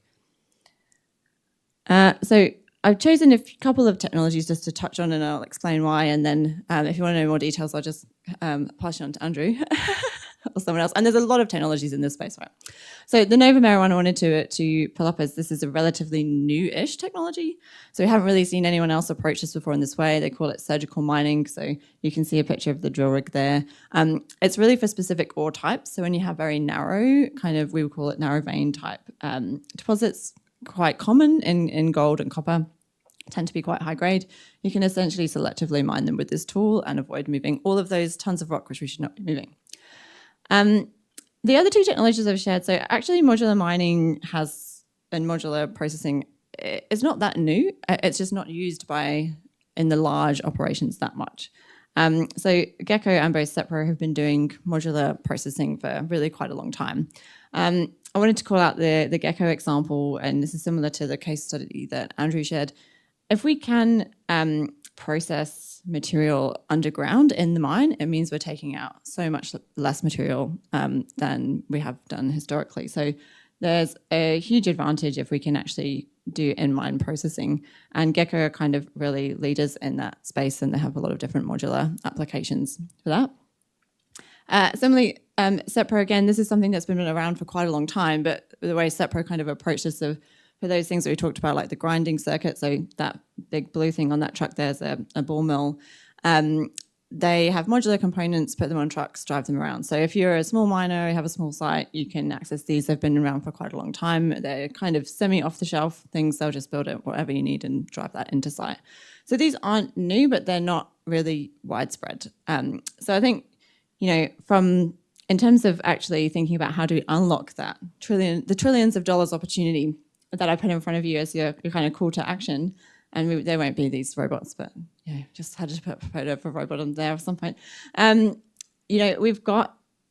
is that technology lens as well, but we really do need to think about those other elements and how we bring all of those pieces of the system together so that we can actually go and make this modular mining more of a reality. So we really do need to look also at modular communications, which we talked about today, and modular access to modular power so that we can go and mine small deposits in remote locations. And it's great to hear that there's so many people working on that, but I still think that there's a lot more space to actually get more of those things implemented.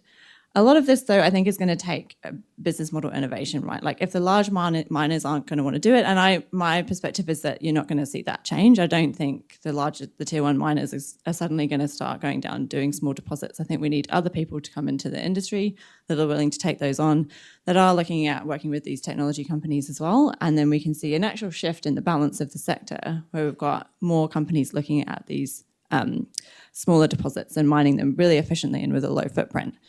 We definitely need to get the regulators on board, though, and get help for these smaller projects to get them approved and a little bit more of a shorter time frame so that economics really does stack up. But there's definitely deposits out there. One recently in Western Australia was mined, a small deposit. This wasn't copper; it was a niche pegmatite mineral, but mined out in a couple of months, and that's $20 million profit. So that's a lot of money to me, and it's a lot of money to individuals. It's not a lot of money to BHP, but there are opportunities you can see to actually be quite profitable in this space in a relatively short time frame, and that's kind of thinking we need to apply. So that was rounding it out. As I said, if you have technology questions, please go. Well, I'll answer any geology questions, but any technical questions, there's plenty of other people in the room that can talk about the tech. But I guess my parting ask of you is to think about, how can we think about how can you potentially, the entrepreneurs and innovators in the room, not just think about tech, but think about the new business models that you need to be taking part in to actually help us unlock some of that, all the copper that's already in the ground that we know about, and other commodities as well. So thank you very much.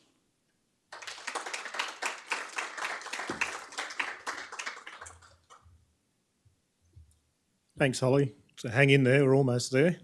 So introducing the last talk of today, certainly last but not least, we've got Michael Thomas, Principal Advisor, Automation Projects with Rio Tinto. Thanks, Michael. Thanks, Angus. And thanks, Michelle and Greg, for having me. It's been an interesting day, lots of interesting topics, learning some new things. So I'm really looking forward to talking to you guys all today about a project I've been working on for the last few years, and that is using small electric autonomous trucks as opposed to the large conventional 300-ton mining trucks, and the benefits that can deliver in reduced impact, sustainability, and allowing you to reimagine the mining process.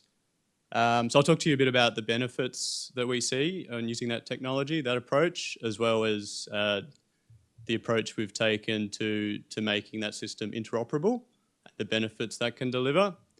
And finally, a bit of an update of the trial we've been running and what we've learned and what we've seen.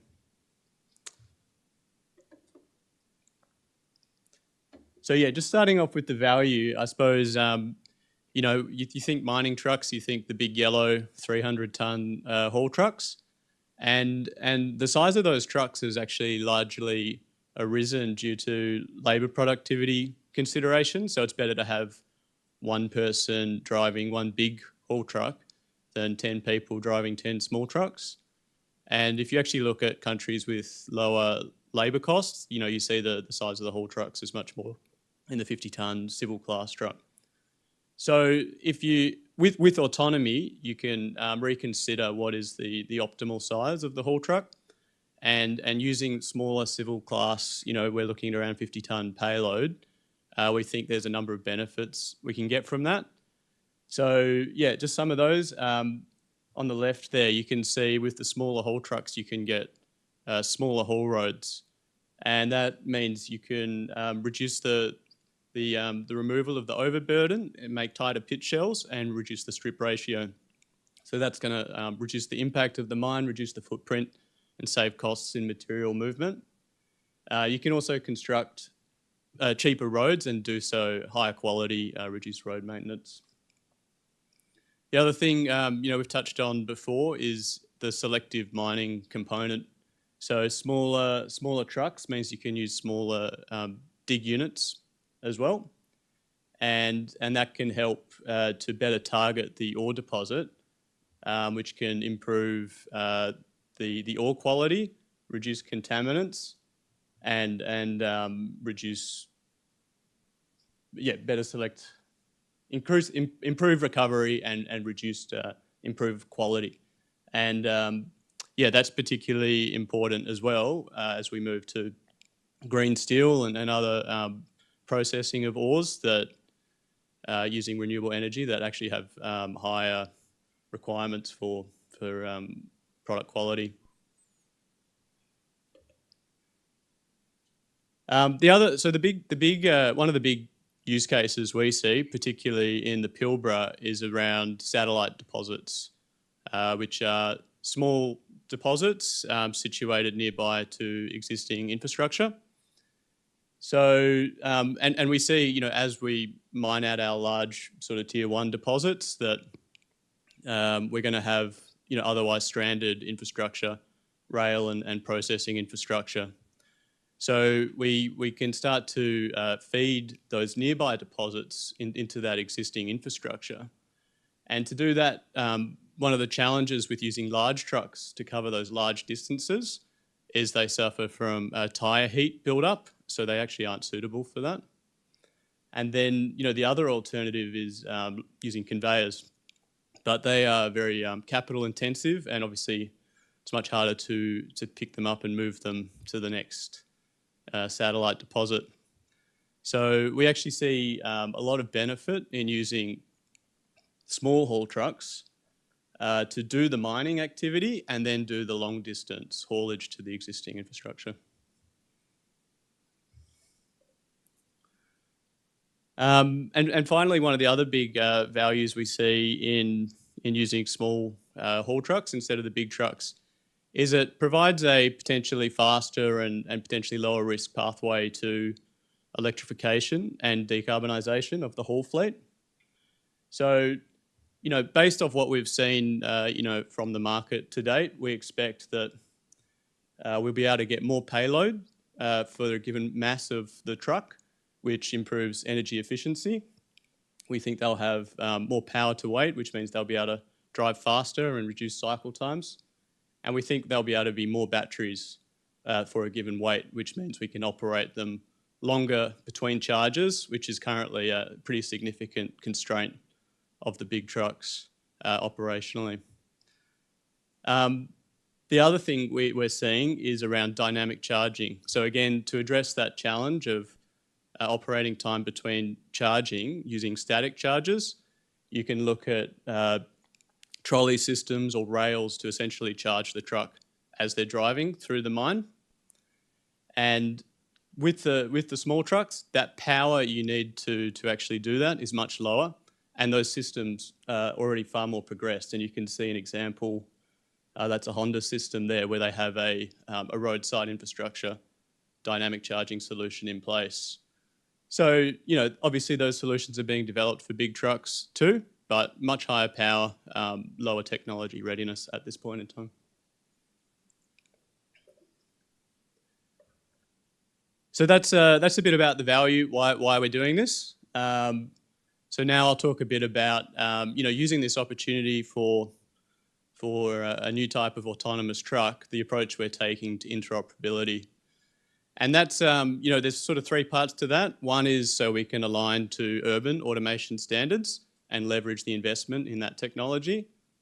And the other one is to provide operational and commercial flexibility for the products we're using on our mine site. So yeah, so I guess the first thing there is alignment with urban autonomy. And, you know, we're working with a partner, Scania. They're a Swedish truck manufacturer, and 90% of their market is actually urban trucks, so transport trucks that you see driving around the road, 10% in mining. And so they're actually, you know, there's a large value also in automating urban vehicles, particularly around driver fatigue and sleeping on longer journeys. And they are investing a lot in urban automation, and they're developing a more agnostic autonomous transport system. So we can actually, by taking that autonomous transport system and building the mining functionality around that, we can actually leverage their investment in that technology. But it does mean we need to think slightly differently about the architecture of that autonomous system. The other aspect, you know, from Scania's perspective, mining is a much more controlled environment, or a stepping stone, if you will, for them to develop their autonomous technology as well.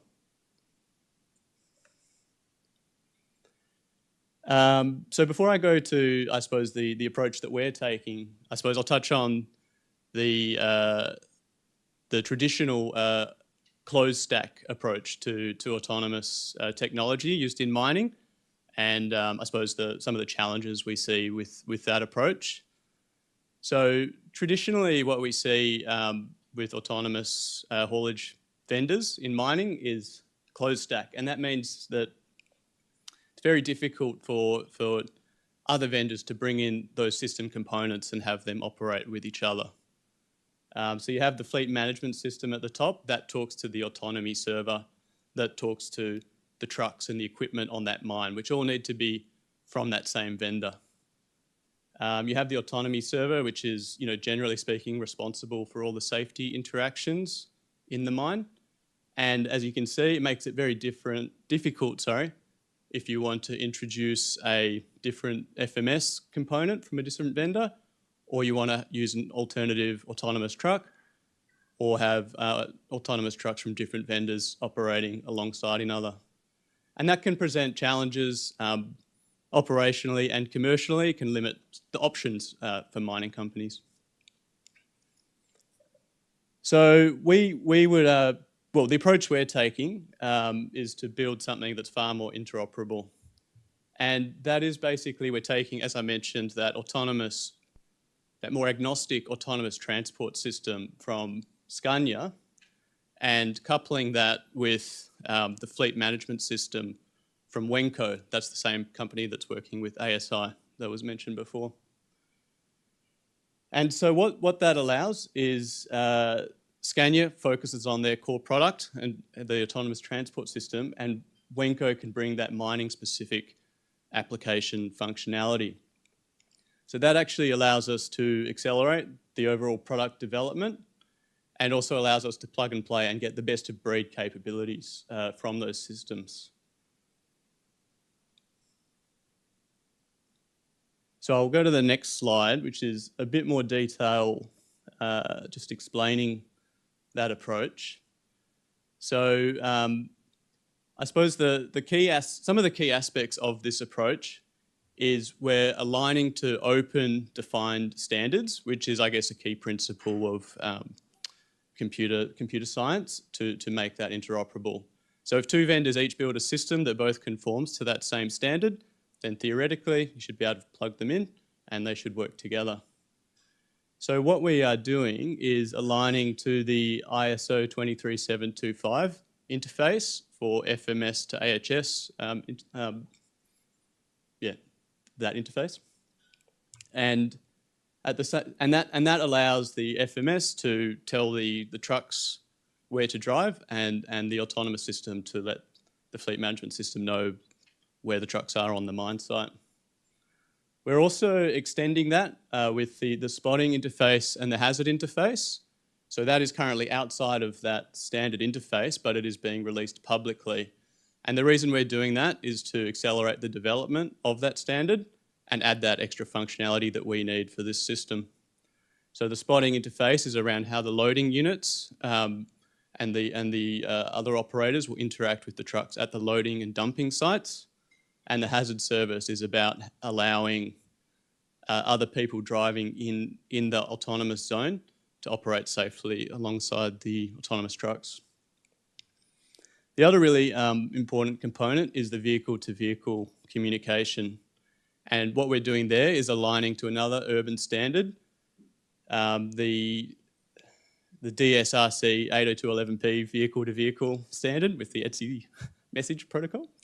I can tell you that later. So that actually allows for a more decentralized distributed system for collision avoidance, rather than, as I mentioned before, having the autonomy server responsible for all traffic interactions on the site. And that actually, I think, is a key enabler for this more flexible approach. So what we can see, if we want to, say, have another autonomous truck vendor that we want to bring in because for whatever reason we want to do that, what that vendor needs to do is make sure they can conform to that ISO 23725 standard and that vehicle-to-vehicle standard, and then we should be able to plug them in.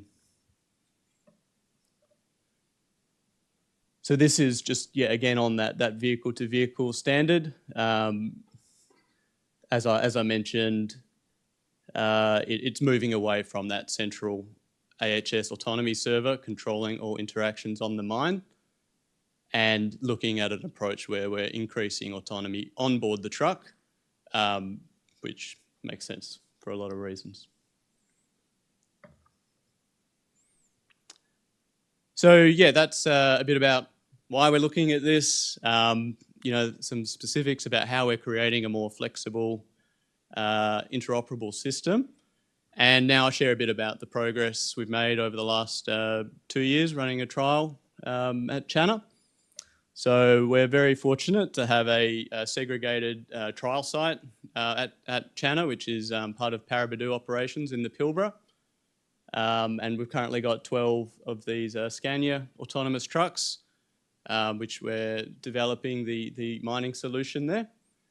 As I mentioned, we're partnering with Scania and Wenco to develop that system. And in parallel, we've also had the first battery electric truck up on site, and we've gained a lot of early learnings from that technology, which will ultimately seek to create the autonomous electric haulage system.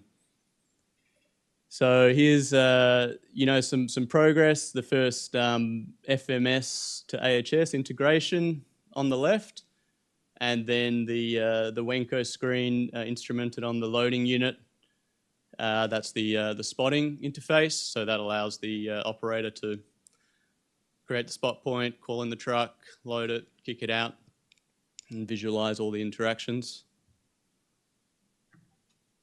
This is the battery truck. So this is actually the first battery truck that Rio had in one of our surface mines. I think it was the first battery truck in the Pilbara.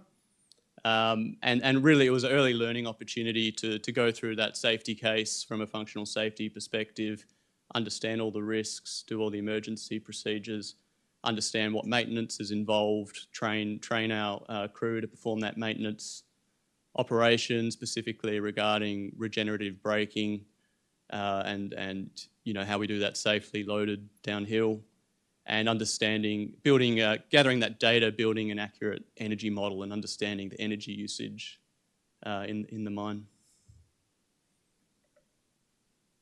So that's a bit of an update. So we've got another roughly 1.5 years of development of the autonomous system, focusing on some final safety functionality and functionality around loading and dumping, improving the productivity of the system to meet the key targets that we've set, and making sure it's a usable system for the users and operators, moving to ops readiness and ultimately demonstration. That's it. Thank you.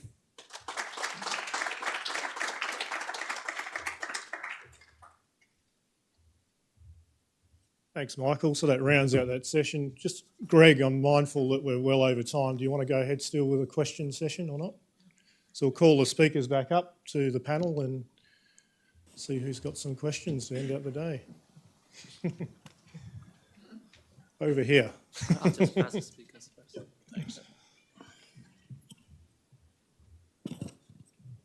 Previously, I felt nervous to ask questions. I didn't want to just direct it to one person, but I picked up on points from 2 different talks here that I thought were really interesting that I wanted to see if we could connect. So one of them was about the amount of power that is used for comminution. That's just like totally crazy. And I'd heard that number before, but you reminded me like really how much energy is going into this. And then the other comment about how microwave beams can be used to soften rock. And I was wondering if there's any trade there that perhaps milling could be enhanced significantly with those kinds of technologies, and whether there's something to be explored there. Yes. So I think that's actually exactly what's happening. So, I mean, I think obviously Jim's using it in that use case, but there's a lot of people doing exactly that. So I guess we call that preconditioning. But yeah, 100%, that's one of the biggest areas of investment for energy reduction in the innovation space at the moment. In the microwaves, the University of Nottingham has been doing a lot of work for many years on bringing that technology along, as well as others. And it's not just microwaves, we've got lasers and plasmas and, and other things. But yes, essentially that would make a massive difference if we can condition the rock before we put it into the mill. We'll save a lot of energy costs. Anyone else? Yes, so we've measured between 50 to 70%. Okay, 70% was the best case. Rock weakening from the constrained rock, so actually in the mine, and then at speed on our microfactors, we're estimating from the data we've got so far a 30% rock strength reduction, which corresponds to a 30% increase in throughput for the processing circuits. That's a huge saving, where today processing is the biggest conventional bottleneck in the tier 1 mining gigs. I was going to add to, and I suppose the other thing that people forget when we throw up that 11% number is that actually the vast proportion of it is concrete. So breaking rock for aggregates and for industrial minerals, it takes up a huge amount of energy. So, does anyone else want to comment on that? No.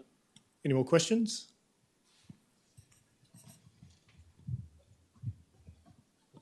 Hi, Bill Barrett, Asia Pacific Aerospace Consultants.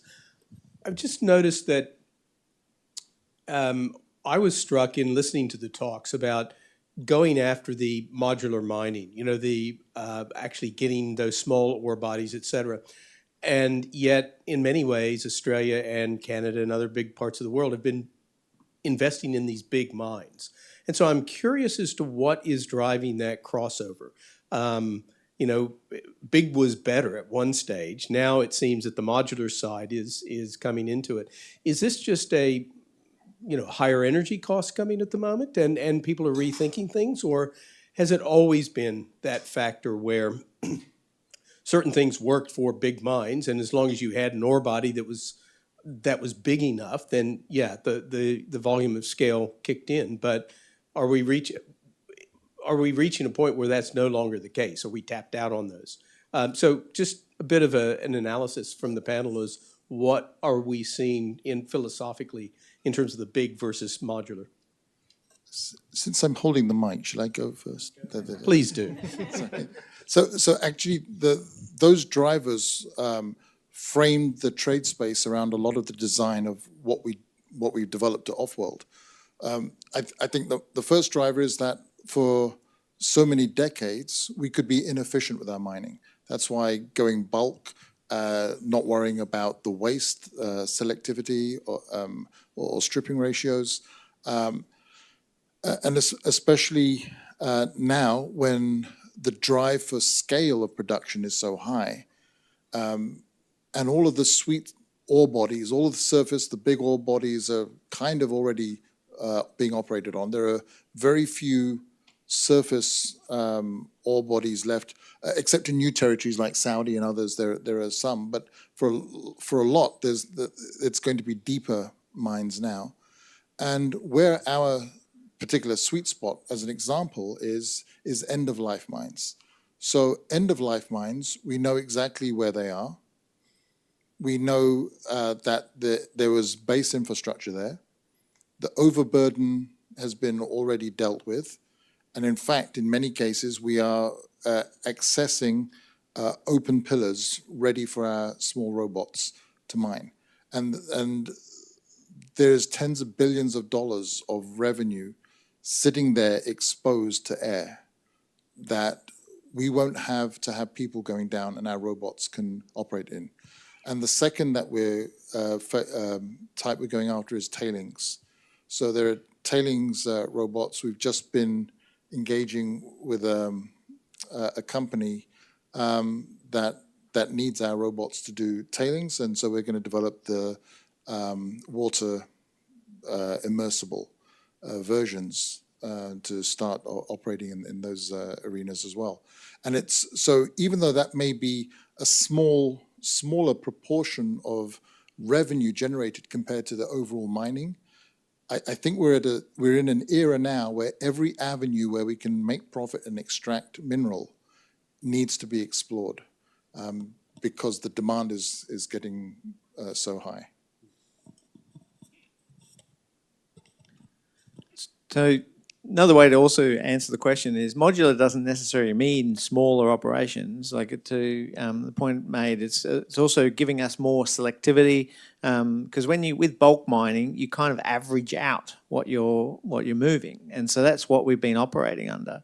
The other thing I think the decarbonisation initiative or push is a motivator. It is hard, as we've heard, to electrify those ultra class trucks, but there's efficiencies that we can gain. So modular means that if we can actually mine the resources more effectively, more efficiently, and actually extract as much. The other thing that's happening in addition is also just not going after one mineral, right? Is looking at actually how can we extract as much as we can while we're doing the mining. So we're being more efficient from that perspective, more responsible in a way from that perspective, so that we're not putting onto the tailings. We don't actually have any tailings. We're using every piece of the deposit as possible, and then also if we can actually be mining and processing close to where the minerals are, as Holly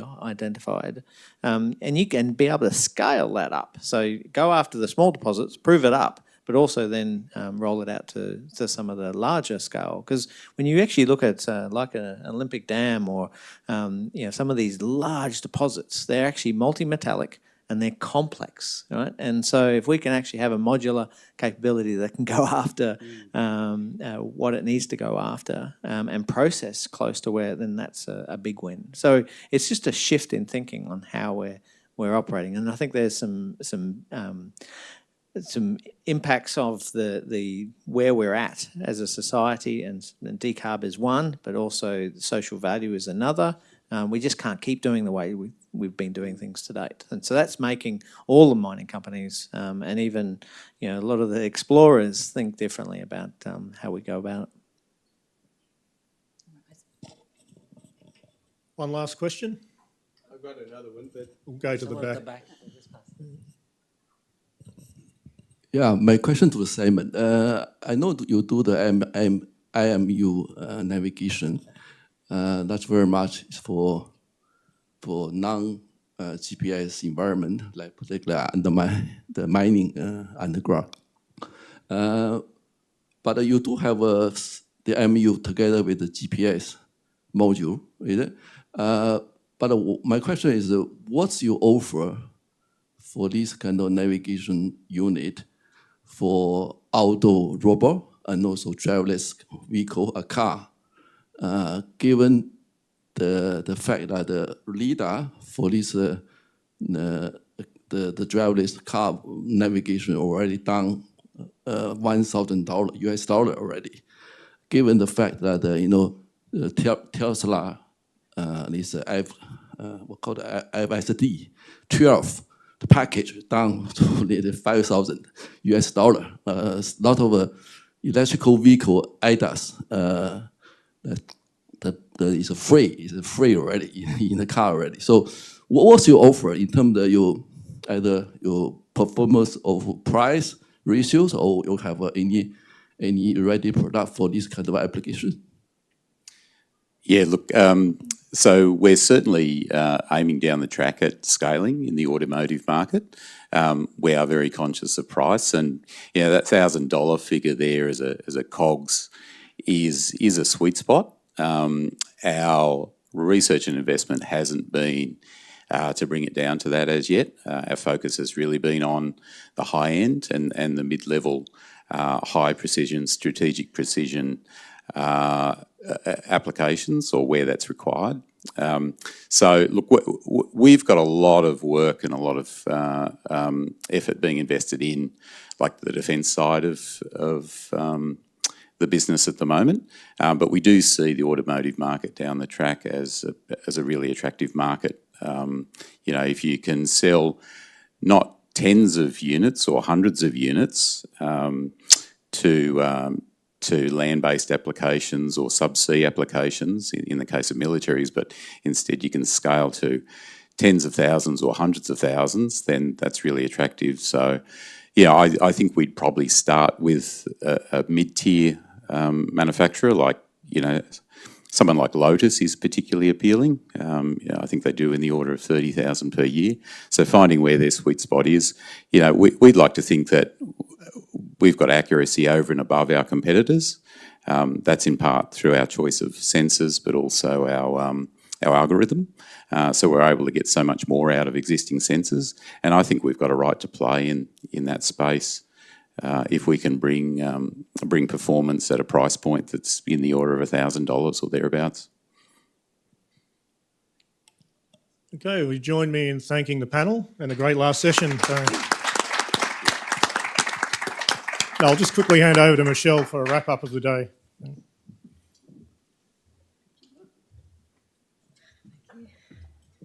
Right. I'm not going to do the wrap-up, but as I mentioned at the beginning of the day, there was someone had the vision to put today on and to connect that to tomorrow. We've had lots of themes that cross over between space and mining. So, Greg, do you want to come up and close out and do a wrap-up? Thank you.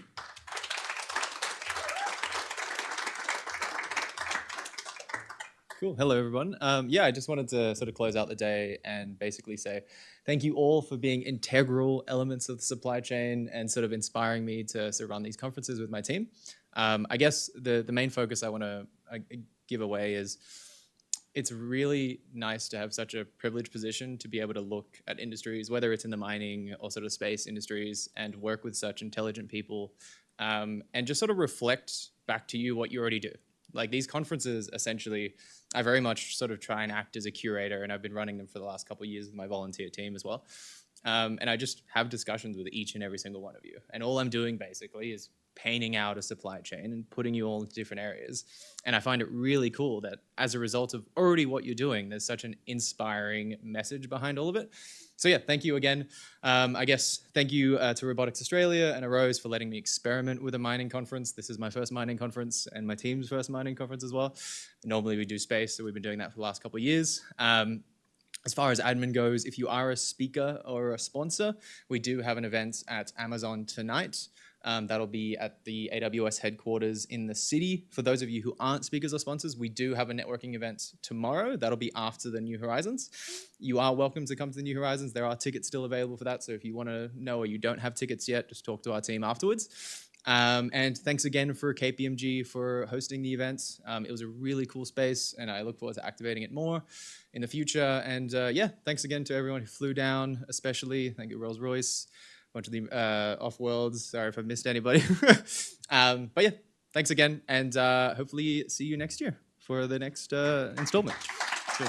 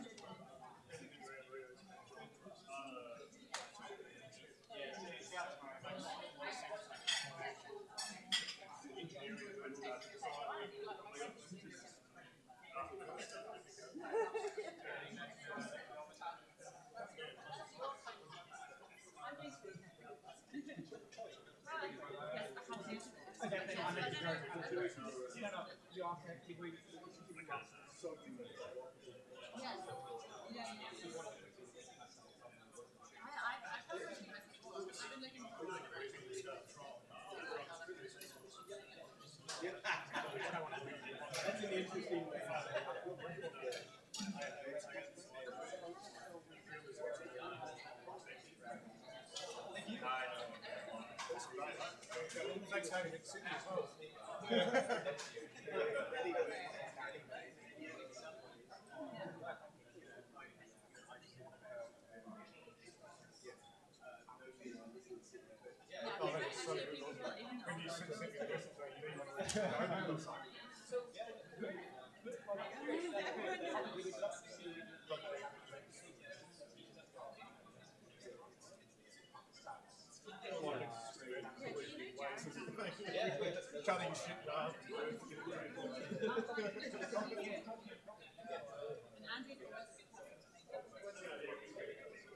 Thank you very much. Have a good clap back.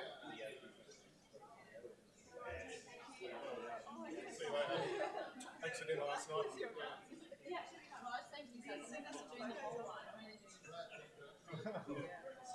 It'll be online.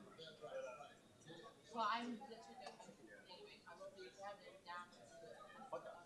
Yeah, on my phone. Anyway, yeah, I know. Definitely put my next shift. I'll make sure.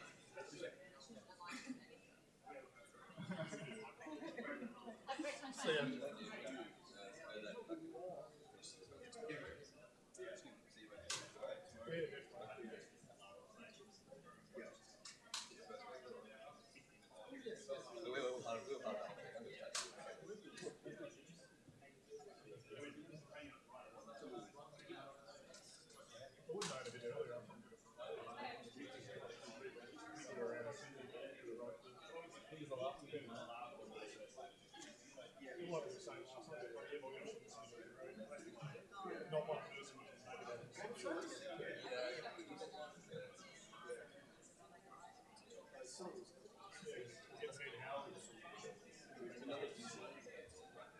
Yeah, that's genius. That's genius. Yeah, the guys rapping the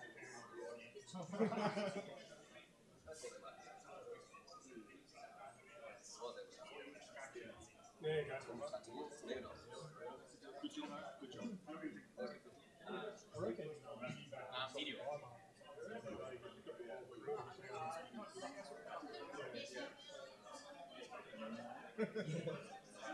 Yes. Probably one before the robotics company.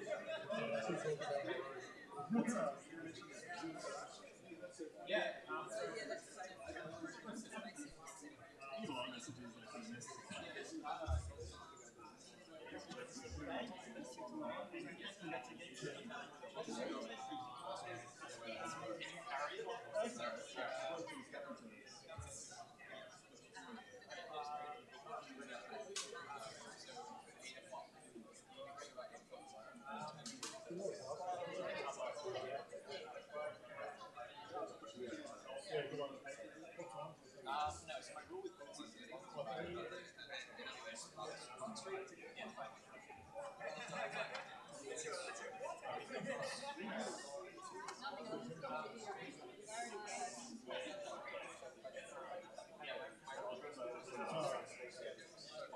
I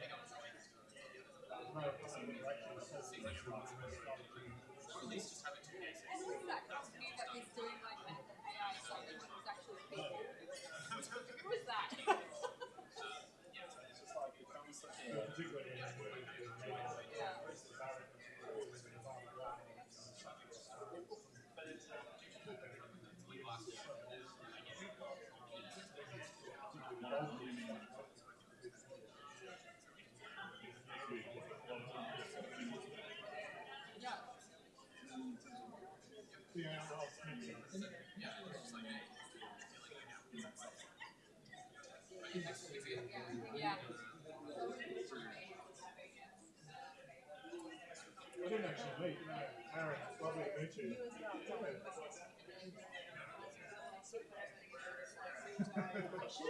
Oh, you weren't there for that? No, I had a...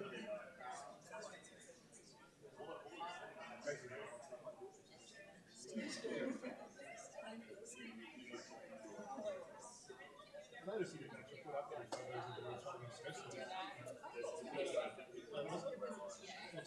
That's nice.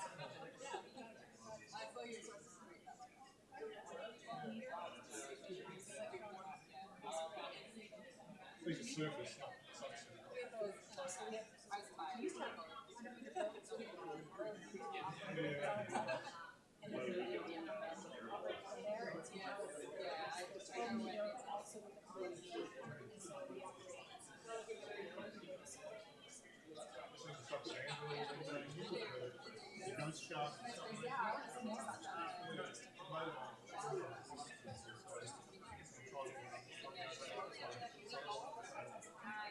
See my own logo popping up again. My logo is next to it. Oh yeah, I saw that. It's just basically So the first gen's only needed because in Saudi all our stuff's on the surface, but the next gen one's going to have a solid content. So it'll go down maybe 30 to 50.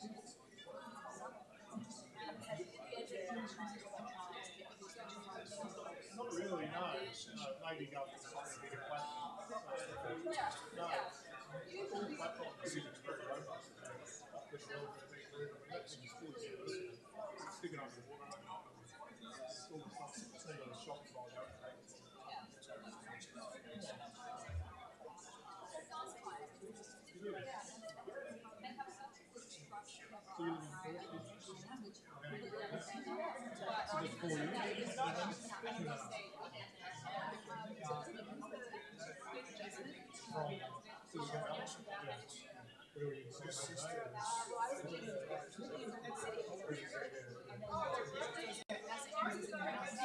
I'm going second with John Scott's group.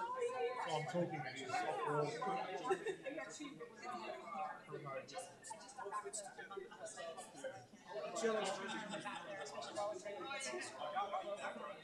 Well, in my previous life, we had 5 companies in it.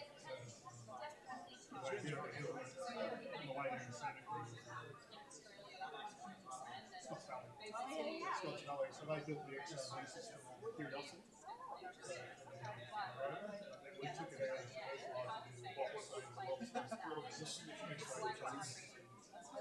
well. Yeah, and then the XRF 5,000. So we're going back.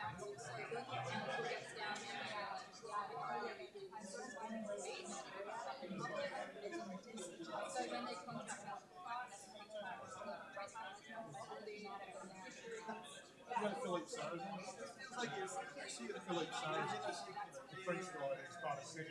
He's best.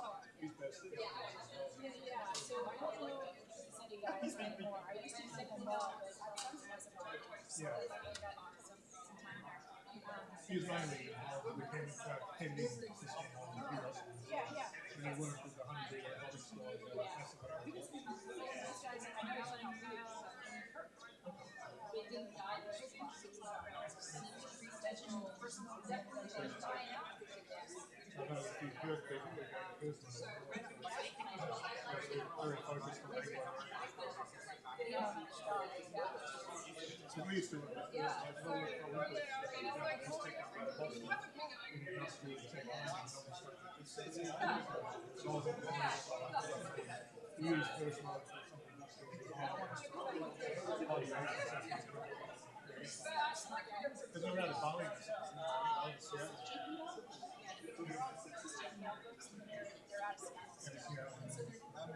Nice meeting you.